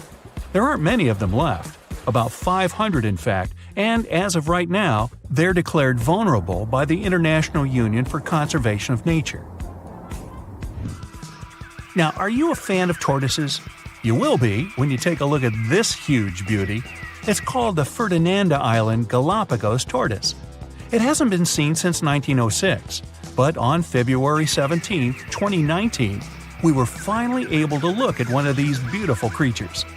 It's probably out there with a few of its mates right now, but they also don't allow themselves to be seen. We only know they exist because there's a few tracks and scents. With yet another frog, we have the horned marsupial frog. They're out and about in Ecuador, in the Chocó forest to be more specific. They're called this way because of their distinctive horns directly on top of their eyes. You know the pouch kangaroos use to carry their offspring? Well, the female horned marsupial frog also has that, except it's on the back, so it acts as sort of a backpack. They develop their embryos there, and when they're ready to come out, they hatch as complete infants, unlike regular frogs where they start out as tadpoles. One more toad, the starry night toad or harlequin toad. They're black and covered with loads of white spots all over them. Lost for 30 years, it was discovered back in 2019. Picture them as big bodyguards, water bodyguards to be exact. Oh, that's a very big toad on your screen. Well, for the Arhuaco people, that's exactly what they are, guardians of water. They also have their own name for them, Guna. Sounds like a cheese. When scientists found them yet again, they came across 30 of these little creatures, but initially, they were expecting only one. Well, what a nice surprise. Here's a tiger for you, although it doesn't quite look like your typical tiger. It's called the Tasmanian tiger, and it seemingly disappeared since 1936. But then, out of nowhere, people started seeing them out there in the wild just 5 years ago in 2016. They sort of resemble dogs more than tigers, or a fox maybe. Just take a look at its muzzle. Maybe even a mix of both. Then, a few others started popping up too. And if you happen to think you're seeing one right in front of you, but you're not quite sure, check if they've got stripes on their back. They're definitely out there, but still technically marked as extinct by the IUCN. Okay, picture a horse that looks straight out of a movie scene. Tiny, gorgeous fur, very well behaved. It's tiny, but it's not a pony. It's a Caspian horse. They have an interesting backstory to them. They were discovered by Louise Leyland, who got married to an aristocrat in 1957. Having moved to Tehran, Iran, she didn't quite like how the horses behaved there, so she took matters into her own hands. She took a few people with her, and off they went to the Caspian Sea mountain. And in there, they found 3 of these beautiful tiny little horses. Well, that's how the story goes. Coming up next, a possum that was found in an unexpected place. Guess where? You have 3 options to pick from: hiding in a ski resort, in the Australian outback, or in someone's apartment in the bathroom. Which one do you choose? You have 3 seconds. The right answer is a ski resort. Yes, this possum is called the mountain pygmy possum, and it's originating from Australia. So far, there are 3 different living populations of this tiny possum, but it was believed to be extinct until just 1966. There are fewer than 100 of them, so the IUCN has marked them as critically endangered. Also from Australia is the night parrot, an absolute delight to birdwatchers. Very beautiful, yet mysterious. These little fellas live in very remote areas. You can probably count on the fingers of your hand how many times these birds have been seen since they were found again in 1979. That's how rare they are. Have you ever seen a pygmy tarsier? Neither have I. It was only in 2008 that 3 of them were caught. Scientists don't really want to lose track of their movements again, so what they did was gift them with tiny little collars. This way they can live their life as happy as ever and will know they're safe. The last one I want to tell you about is the tree lobster. But as the name might mistakenly tell you, they're not really lobsters. They're just big black bugs with huge legs. Their extinction story is a sad one. In 1920, a cargo ship got stuck on Lord Howe Island, and it had rats aboard. These rats fled the ship and ran straight to land. Even though tree lobsters are bigger than most insects, they're still relatively small compared to rats. The poor things never stood a chance. Still, in 2004, life shone again for these distinct critters. A pair of Australian scientists were out and about on the island and came across 24 of them. All of them were living beneath one single shrub. Hey, if there's enough space for everyone, it's not small, it's cozy. Bottom line, it's better to be distinct than extinct. Don't you agree? Every species on Earth, you, me, and that nasty neighbor of yours, is destined to go extinct someday. Just like what happened to the woolly mammoths and saber-toothed tigers. Stats aren't bright. Scientists say that 99% of all animals that ever lived are now extinct. Hey, what's that look on your face? Going extinct is not the end of the story. Now listen up. Mammoths might make the greatest comeback ever and even be the key to saving humanity. Nope, they won't give away free money so that we don't have to work anymore, but they can sorta help the weather situation on our planet. In the Arctic tundra, there's this ground called permafrost. It's like soil in the form of ice. Soil turns permafrost when it stays super cold for 2 years straight. But now, permafrost is actively thawing out, and it's bad news for, well, everyone. Because while thawing, it releases a lot of carbon into the air. But what if we had large animals like mammoths there today? They would churn up the soil. The ground would freeze more deeply in winter. And then, in summer, a layer of grass would help keep the ground cool and prevent the permafrost from melting. Some scientists think that's a great solution. So now there's a company in the US that's trying to bring mammoths back to life.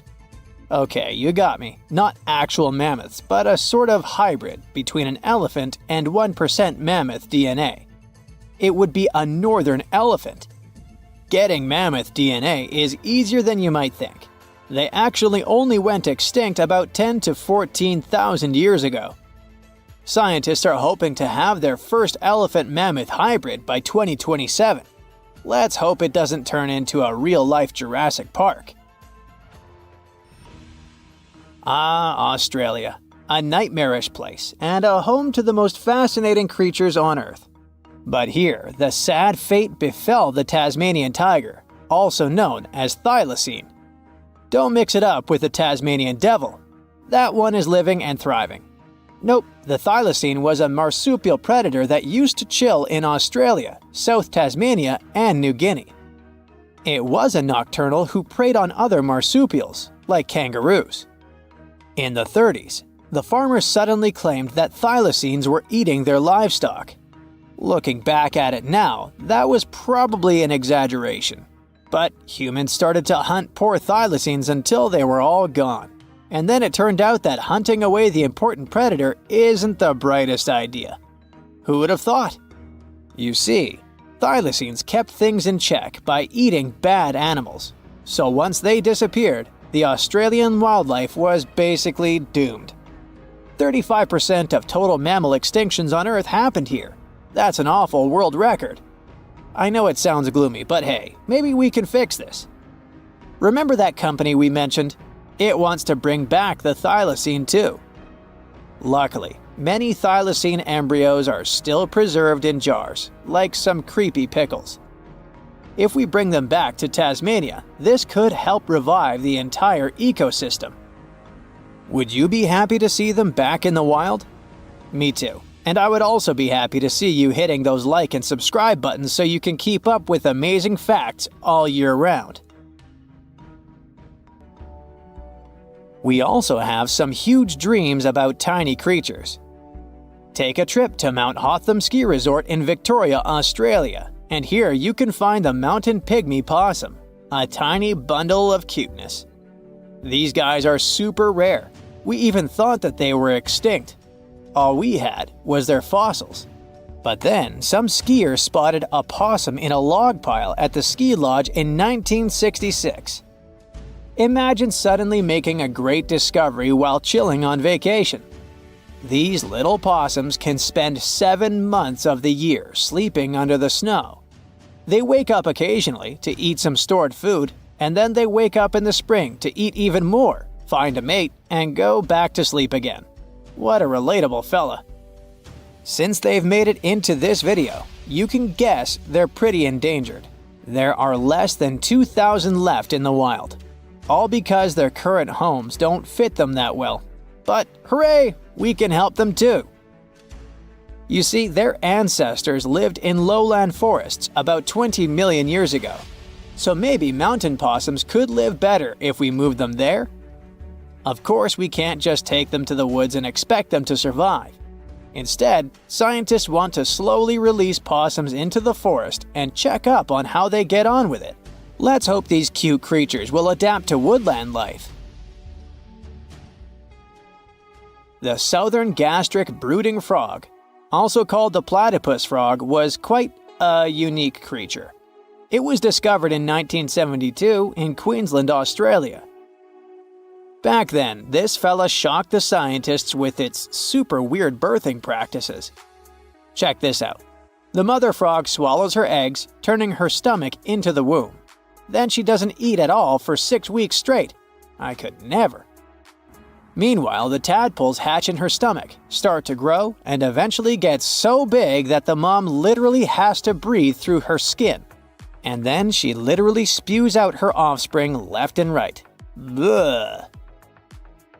But this insane process is a great evolutionary achievement, which is why it drew everyone's attention. But the wonder didn't last long. By the mid-80s, all known species of these frogs vanished from their natural habitats. Why? We have no idea.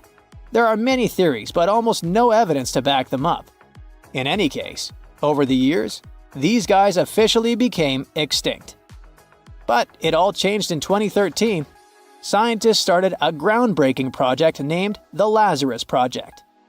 Now they want to resurrect these frogs to learn cool cloning techniques from them. Are you guys ready to copy their genetic preservation method? Yeah, me neither.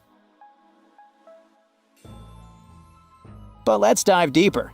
Literally go in the water. Meet the coelacanth. This creature lived in the oceans back when the dinosaurs roamed our planet, and didn't even notice the asteroids.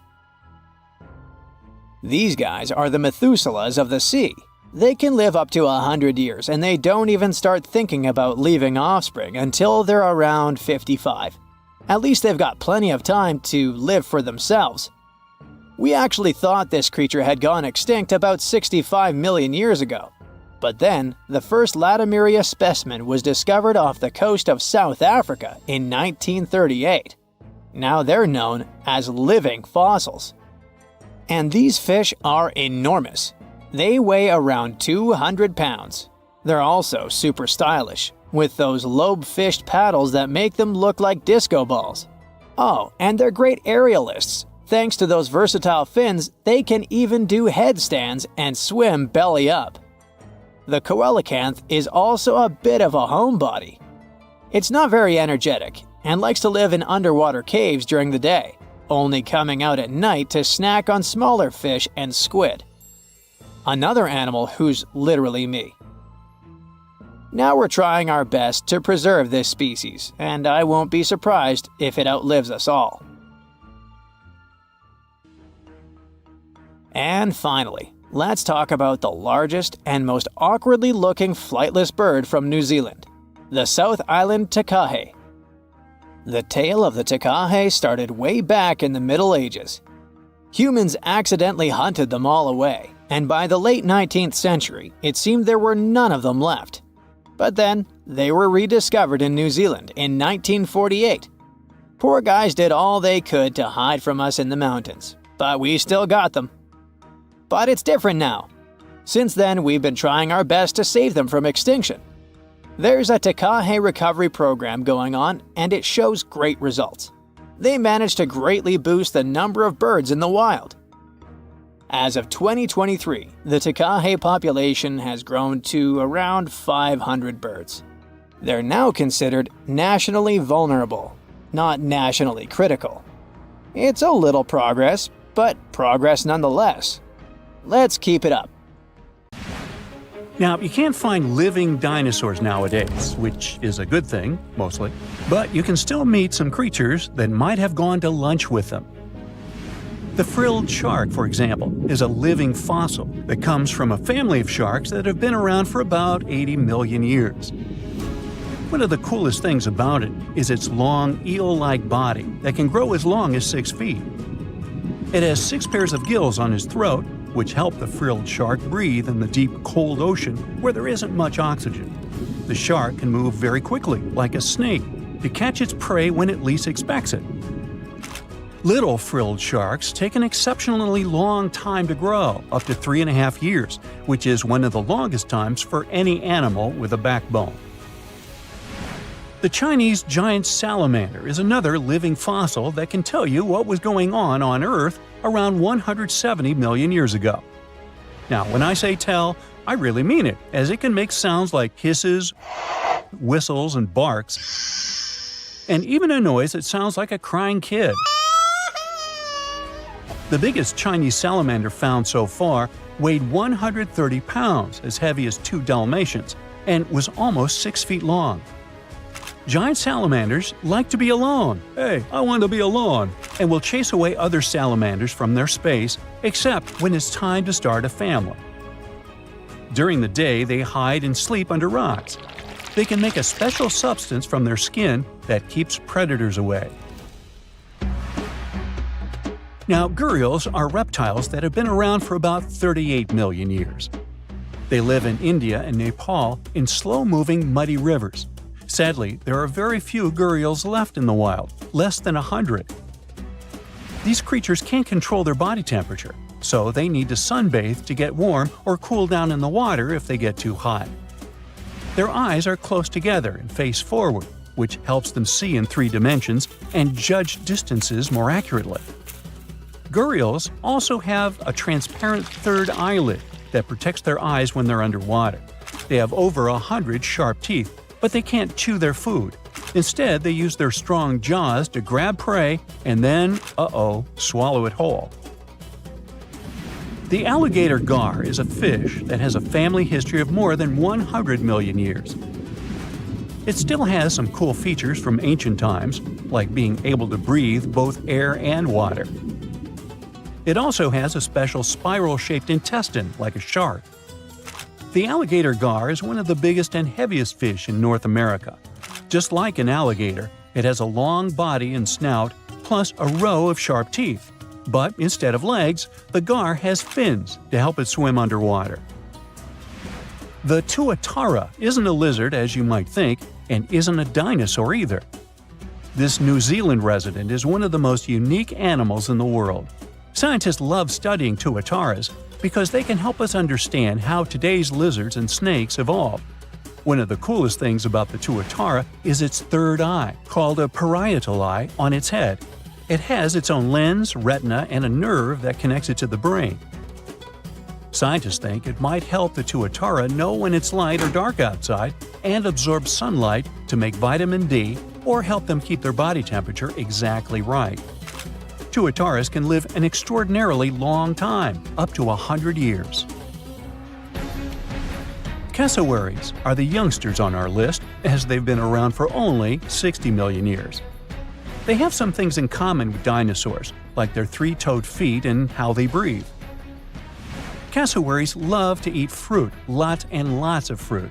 This love of fruit helps the rainforest, because when cassowaries eat the fruit, their bodies don't harm the seeds inside. As they move around the forest, they spread these seeds, you can guess how, with their own natural fertilizer, helping new plants grow. Cassowaries are big birds, about 6 feet tall and weigh over 100 pounds. They have a special claw on each foot that is 5 inches long, and they can use it to kick real fast. If they feel threatened, they can charge, kick, and even jump on someone. They can also leap up to 5 feet in the air. So, the best thing to do is stay far, far away from where they live.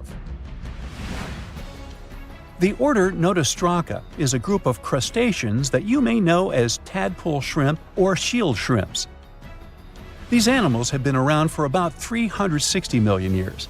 They have a wide, flat shell that covers their head, and they have a pair of eyes on top. These creatures can be found all over the world in different kinds of water, like freshwater, brackish water, and even salty pools. They can also look different depending on where they live. Notostracans aren't picky eaters and can snack on pretty much anything, from plants to small animals and other shrimps. Some of them are considered pests in places like California rice paddies because they stir up the mud, which blocks sunlight from reaching the young rice plants. Sturgeons are some of the largest fish species on the planet. They live only in the cool waters of the northern hemisphere and never travel below the equator. Even though they are huge, sturgeons don't have teeth. They eat by sucking food off the bottom of rivers, gulfs, lakes, and oceans. Scientists believe that sturgeons came from a group of fish that first appeared around 419 million years ago, long before dinosaurs even existed. Their ancestors survived a big extinction event that wiped out 90% of all species and went on to become the largest fish in many rivers in North America and Eurasia. Sturgeons can live up to 100 years old or even older. Female sturgeons can lay up to 3 million eggs at a time, but not all of the eggs eventually turn into real fish. Our next hero, the Pacific lamprey, has successfully lived through at least 4 mass extinctions. Its ancient ancestors evolved over 450 million years ago. These creatures have cartilage instead of bones and a third eye, which is a special light-sensing organ on top of their heads. Instead of a regular jaw, they have a mouth surrounded by teeth. They latch onto prey and sup up body fluids like real underwater vampires. And although he wasn't living underwater, the story goes that King Henry I of England might have lost his life because of a lamprey. The English monarch loved this fish so much that he defied doctors' orders to stop eating its flesh. He got sick every time he'd have it, but the lack of bones and the unusual taste made the royal fall in love with it. As a result, he got some scary symptoms from eating lamprey and eventually passed away. Can you say clueless? The elephant fish, also called the Australian ghost shark, has been on Earth for around 400 million years. Even though they're related to sharks, they aren't actually sharks. Instead of bones, their bodies are made entirely of cartilage. These fish have a special shiny tissue in their eyes that can make their eyes look like they change color from yellow to green. Elephant fish can be pretty tough and will fight back if they feel threatened. They like to be alone and usually don't hang out with other fish. Horseshoe crabs also deserve the title of survival champs, as they've been around even before dinosaurs, since 450 million years ago. 4 species are still roaming the ocean from Maine all the way to Mexico. Horseshoe crabs are more like spiders than ticks than they are like real crabs.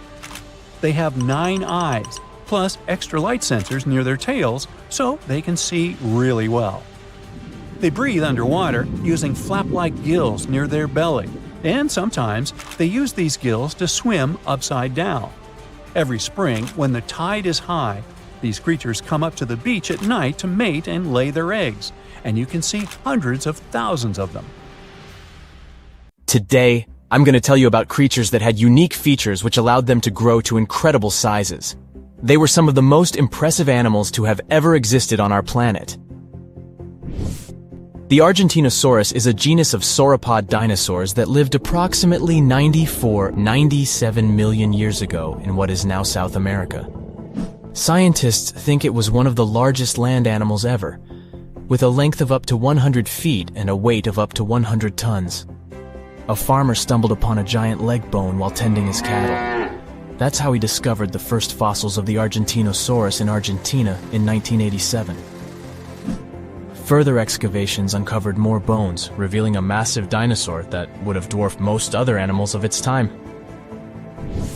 The Spinosaurus, meaning spine lizard, is a genus of theropod dinosaur that lived around 97 million years ago in what is now North Africa.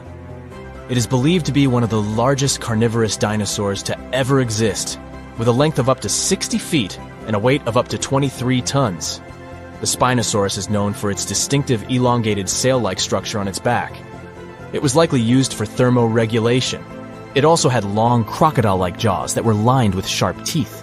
This allowed the creature to catch and eat large prey, such as fish, crocodiles, and other dinosaurs. The first fossils of the Spinosaurus were discovered in Egypt in 1912. The sperm whale, Physeter macrocephalus, is a species of toothed whale that is the largest toothed predator on Earth. It also has the largest brain of any animal species. It is found in oceans all over the world and can dive to depths of up to 7,000 feet in search of food. You can easily recognize sperm whales by their massive, block-shaped heads, which can measure up to 1/3 of their total body length. They have dark brown or grayish-blue skin and a distinctive wrinkled appearance. The Titanoboa is an extinct genus of a giant snake that lived approximately 58 million years ago. It is considered to be the largest known snake ever. It could grow up to 42 feet and weighed around 2,500 pounds. The first fossils of the Titanoboa were discovered in a coal mine in Colombia in 2004. This discovery meant a lot because it provided insights into the size and behavior of snakes during the Paleocene era, as well as the overall climate and ecosystem of the time. The blue whale, Balænoptera musculus, is the largest animal on Earth, measuring up to 100 feet in length and weighing as much as 200 tons. These marine mammals are found in oceans all over the world and can live up to 90 years. Blue whales have a long, streamlined body that is usually blue-gray in color with mottled patterns. They have a small dorsal fin and 2 pectoral fins that are about 1/3 the length of their body. Blue whales feed on tiny shrimp-like creatures called krill, and they eat a lot. A single adult blue whale can eat up to 8,000 pounds of krill in a day. The Leadsichthus is an extinct genus of large, bony fish that lived during the Jurassic period, approximately 155 million years ago. It is believed to be one of the largest fish that have ever lived. Some estimates suggest that it could grow up to 55 feet in length. The first fossils of Leadsichthus were discovered in England in the 19th century, and more recent discoveries have been made in other parts of Europe, South America, and Africa. Despite its enormous size, the Leadsichthus was a filter feeder, similar to modern-day whale sharks, and likely fed on plankton and other small organisms. The creature did it by simply swimming with its enormous mouth open, filtering water through its gills. The pterodostro is an extinct species of flamingo-like birds that lived approximately 35 million years ago. They were relatively small birds with a wingspan of about 2-3 feet. And they were known for their distinctive long, narrow beaks equipped with comb-like structures used for filter feeding. The pterodostro lived in shallow bodies of water, like lakes and lagoons, and mostly fed on small crustaceans and other tiny organisms. The animal filtered them from the water using the comb-like structures on the inside of its beak while swimming through the water. The African elephant is the largest land animal on Earth and one of the most recognizable ones. There are 2 species of the African elephant, the savanna elephant, Loxodonta africana, and the forest elephant, Loxodonta cyclotis. You can see them in various parts of sub-Saharan Africa. These creatures can be identified by their large size, gray skin, and long trunks. African elephants can grow up to 13 feet tall and weigh up to 14,000 pounds, depending on the species and gender. Something exciting and kinda unexpected popped out among the rocks of the Ica Valley in Peru. The bones of a really old whale that lived almost 40 million years ago. At first, no one was really impressed because the bones they found were big and weirdly shaped, so people just thought they were looking at giant boulders. I mean, that's cool too, but things got way better when they realized those were the remains of a very large ancient animal that roamed along the coast of ancient Peru. Plus, it was probably the heaviest creature that ever lived. Sorry, blue whale, I know you worked hard to get to the top. The length of over 100 feet and weight of more than 200 tons brought you the status of the biggest animal on our planet. But it seems you've held the title long enough. Time to hand it over to our next candidate, and that one's really gigantic. This ocean beast was probably shorter than the blue whale, but heavier, with a weight that could be between 93 tons and 370 tons. If it's closer to the higher number, it'll make Paracetus the biggest animal ever known to have lived on Earth. And it seems its weight was the result of having extremely thick, dense bones. You can see such bones today in manatees or some other early whales. Dense bones are a great tool for such marine mammals. This feature makes them heavy and allows them to stay submerged most of the time. But at the same time, if their body was too heavy, they would end up sinking all the time, and they would waste too much energy to move back up to the surface. So, to avoid sinking, marine mammals need to have enough lighter tissues, like muscles and fat, to help them float in the water without using too much energy. Now, scientists didn't have the whole skeleton, which makes it hard to tell how big the animal was. But they used the ratio of the heavy bones to the lighter tissues in other marine mammals to estimate the overall weight of this giant ancient whale. Experts found these fossils about 13 years ago and spent the next decade freeing the whale from the rock. Its anatomy and age showed this whale was a cousin of Basilosaurus, a whale that had a long snout full of sharp teeth, and a sleek body similar to that of an eel. Even if Paracetus wasn't bigger than the blue whale, it was still a giant that ruled the ocean depths. Unlike modern whales, there's a possibility that this ancient fellow was a predator that liked to go after bigger prey. And this also changes how we see the history of whales. Scientists used to think these magnificent creatures became really big about 5 million years ago when they started eating lots of small creatures. But here's the proof that giant whales existed even before that. But it's still unclear how this whale managed to find enough food to sustain its enormous body.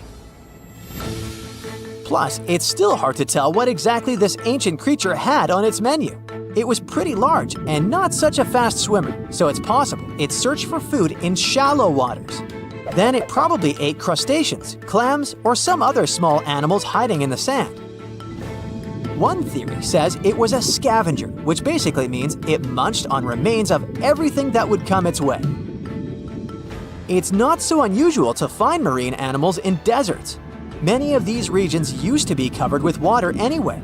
The Sahara in Africa is a perfect example. About 50 to 100 million years ago, this was not a dry desert, but a shallow saltwater body called the Trans-Saharan Seaway.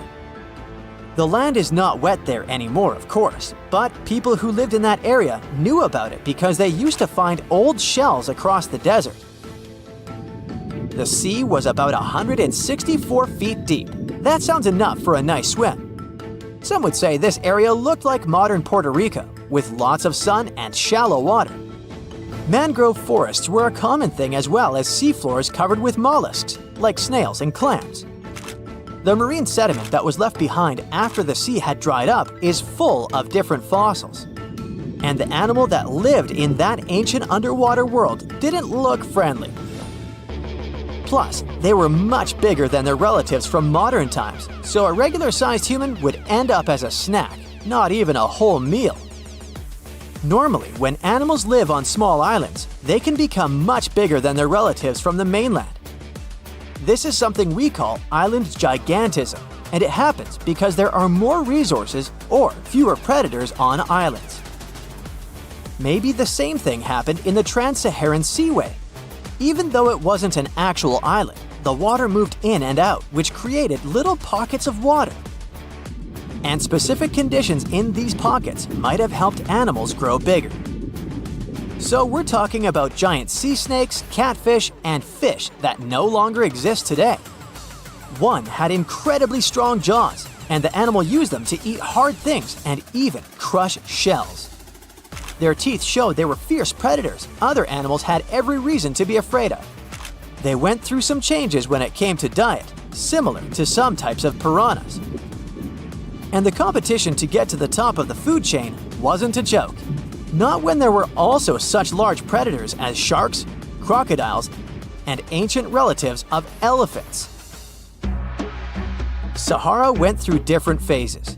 If you could use a time machine and take a peek at Earth's largest hot desert as it was about 6,000 years ago, you wouldn't have to struggle with sand and heat. You'd have a nice walk through a green and pretty lush place. In the past, people who lived in that area didn't leave drawings on cave walls that showed camels, sand dunes, and scorpions. All those things you'd see in today's Sahara. Instead, they drew crocodiles.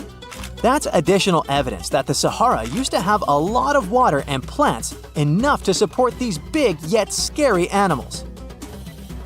Around 3 billion years ago, Earth might have been mostly covered with water. Today, it's about 71% of its surface, but it seems that our planet used to be a giant ocean world with no continents at all, just some scattered islands. Scientists studied special rocks in Western Australia that formed in a place deep under the ocean called a hydrothermal vent system. To explain this better, it's important to mention two common oxygen types, O16 and O18. O18 is heavier because it has extra neutrons.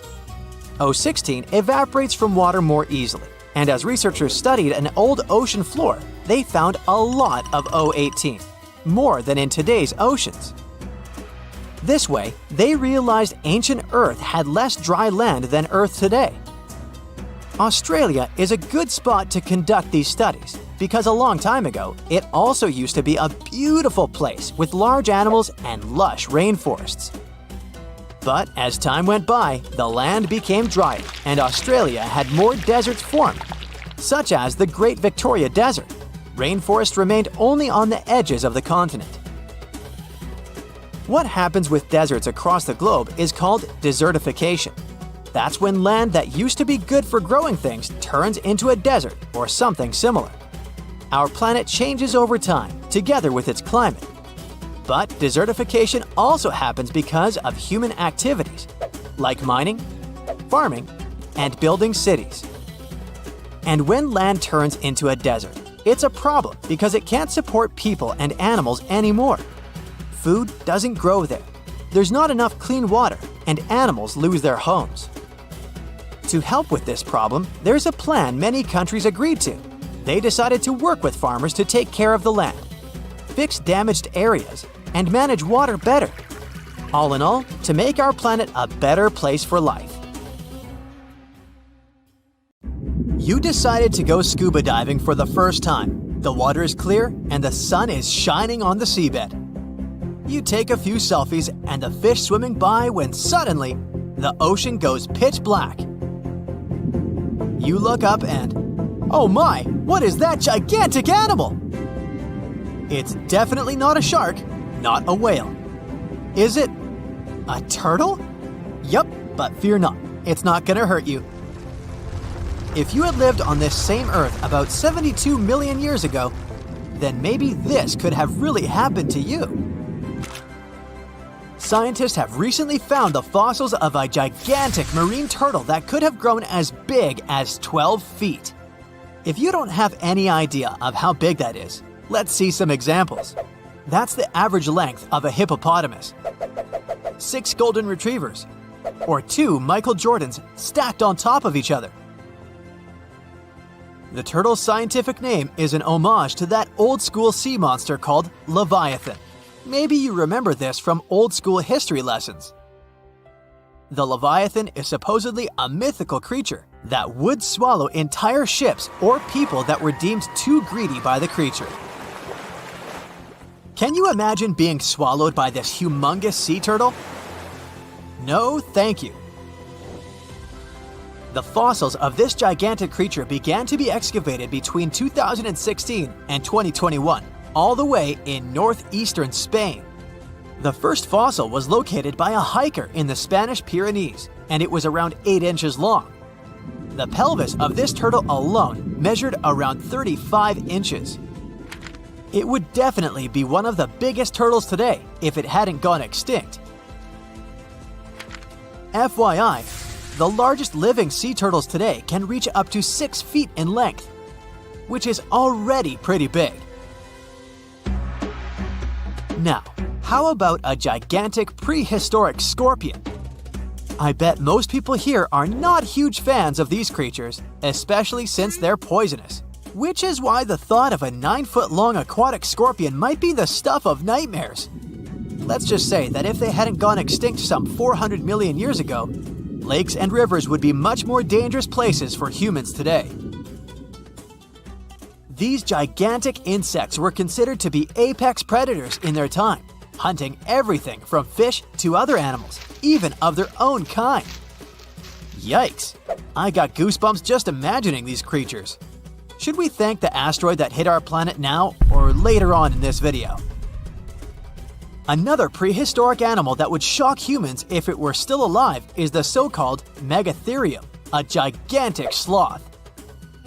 This huge sloth is believed to have grown up to 20 feet long, and its weight could be up to 8,000 pounds. It was found in the woodlands and grasslands of South America. The creature used to stand on its 2 feet in order to reach leaves on high branches.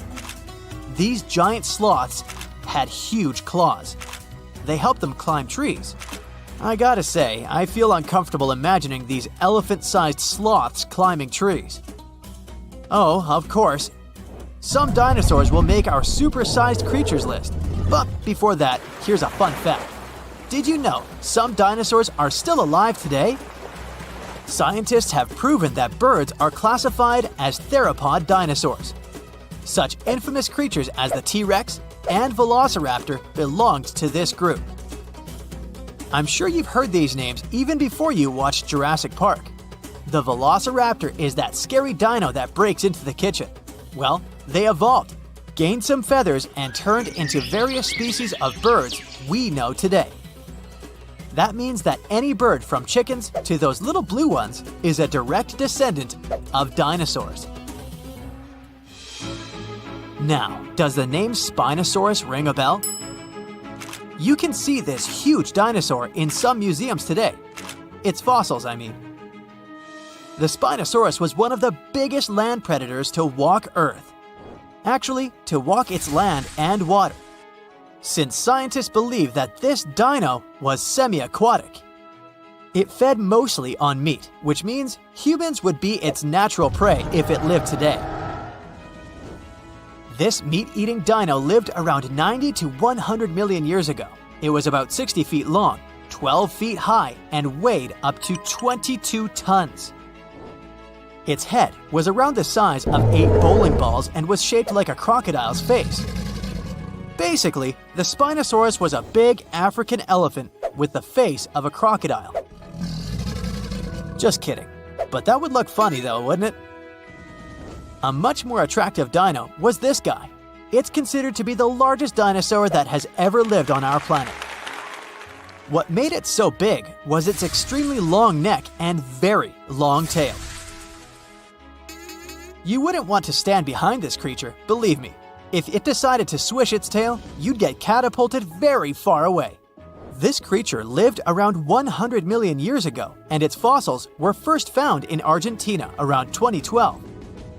The dino measured 120 feet from head to tail, which made it almost as big as an American football field in width. And have I mentioned it weighed almost as much as a space shuttle? A staggering 75 tons. If it had been a carnivore, it would have probably been the greatest predator. But this big guy was a peaceful herbivore that had such a long neck that it could eat leaves from high trees. Cute, right? We must also talk about the Shastasaurus. As the name suggests, this animal is popularly known as the Mount Shasta lizard. Even though it was a marine reptile and probably never set foot on the mountain itself, this dino was usually around 23 feet long, but there was a specific strand of this species that could get as big as 69 feet long, about the size of the great blue whale. This made it the biggest marine reptile to have ever lived, A fun fact about the Shastasaurus is that scientists believe it didn't even have teeth, which means it could only feed on soft-bodied prey, such as squid, for example. The next animal on our list is the blue whale. Believe it or not, the biggest living animal on Earth actually started small. These days, the average mature blue whale can reach up to 100 feet in length and weigh up to 200 tons. That's more or less the weight of 40 elephants put together, or 30 Tyrannosaurus rexes, or 2,670 average-sized people. Blue whales have to eat up to 50 million calories per day to support that body. That's the equivalent of 30,000 Big Macs, just FYI. But blue whales weren't always this big. They actually evolved from a four-legged mammal that lived on Earth around 48 million years ago. Their ancestor was called Pakicetus, and it was only 6 feet long. Here's a fun fact. To be able to live in the water as one does today, the blue whale had to go through some intense adaptations. A blue whale can replace up to 80 to 90% of oxygen in its lungs each time it takes a breath. A human replaces only up to 15% for comparison. It allows these animals to dive for up to 1 hour at a time, down to a staggering depth of 330 feet. Elephants were bound to make the list. Elephants are currently the largest land animals on Earth. They can grow to be about 13 feet tall and weigh up to 7 tons. That's pretty small if we compare it to the other animals that once lived on Earth, right? But if we placed a 6-foot-tall human next to an elephant, we'll see it's not at all that small. African elephants are bigger than their close relatives, Asian elephants, and they have a similar lifespan to humans, up to 70 years. Pokemon might have made us collectively wish that salamanders were real-life dragons, although they're not. They can still be pretty cool, though. There's a giant species of salamander that is known to be the largest living amphibian. They can grow to be as long as a regular-sized human, reaching up to 6 feet,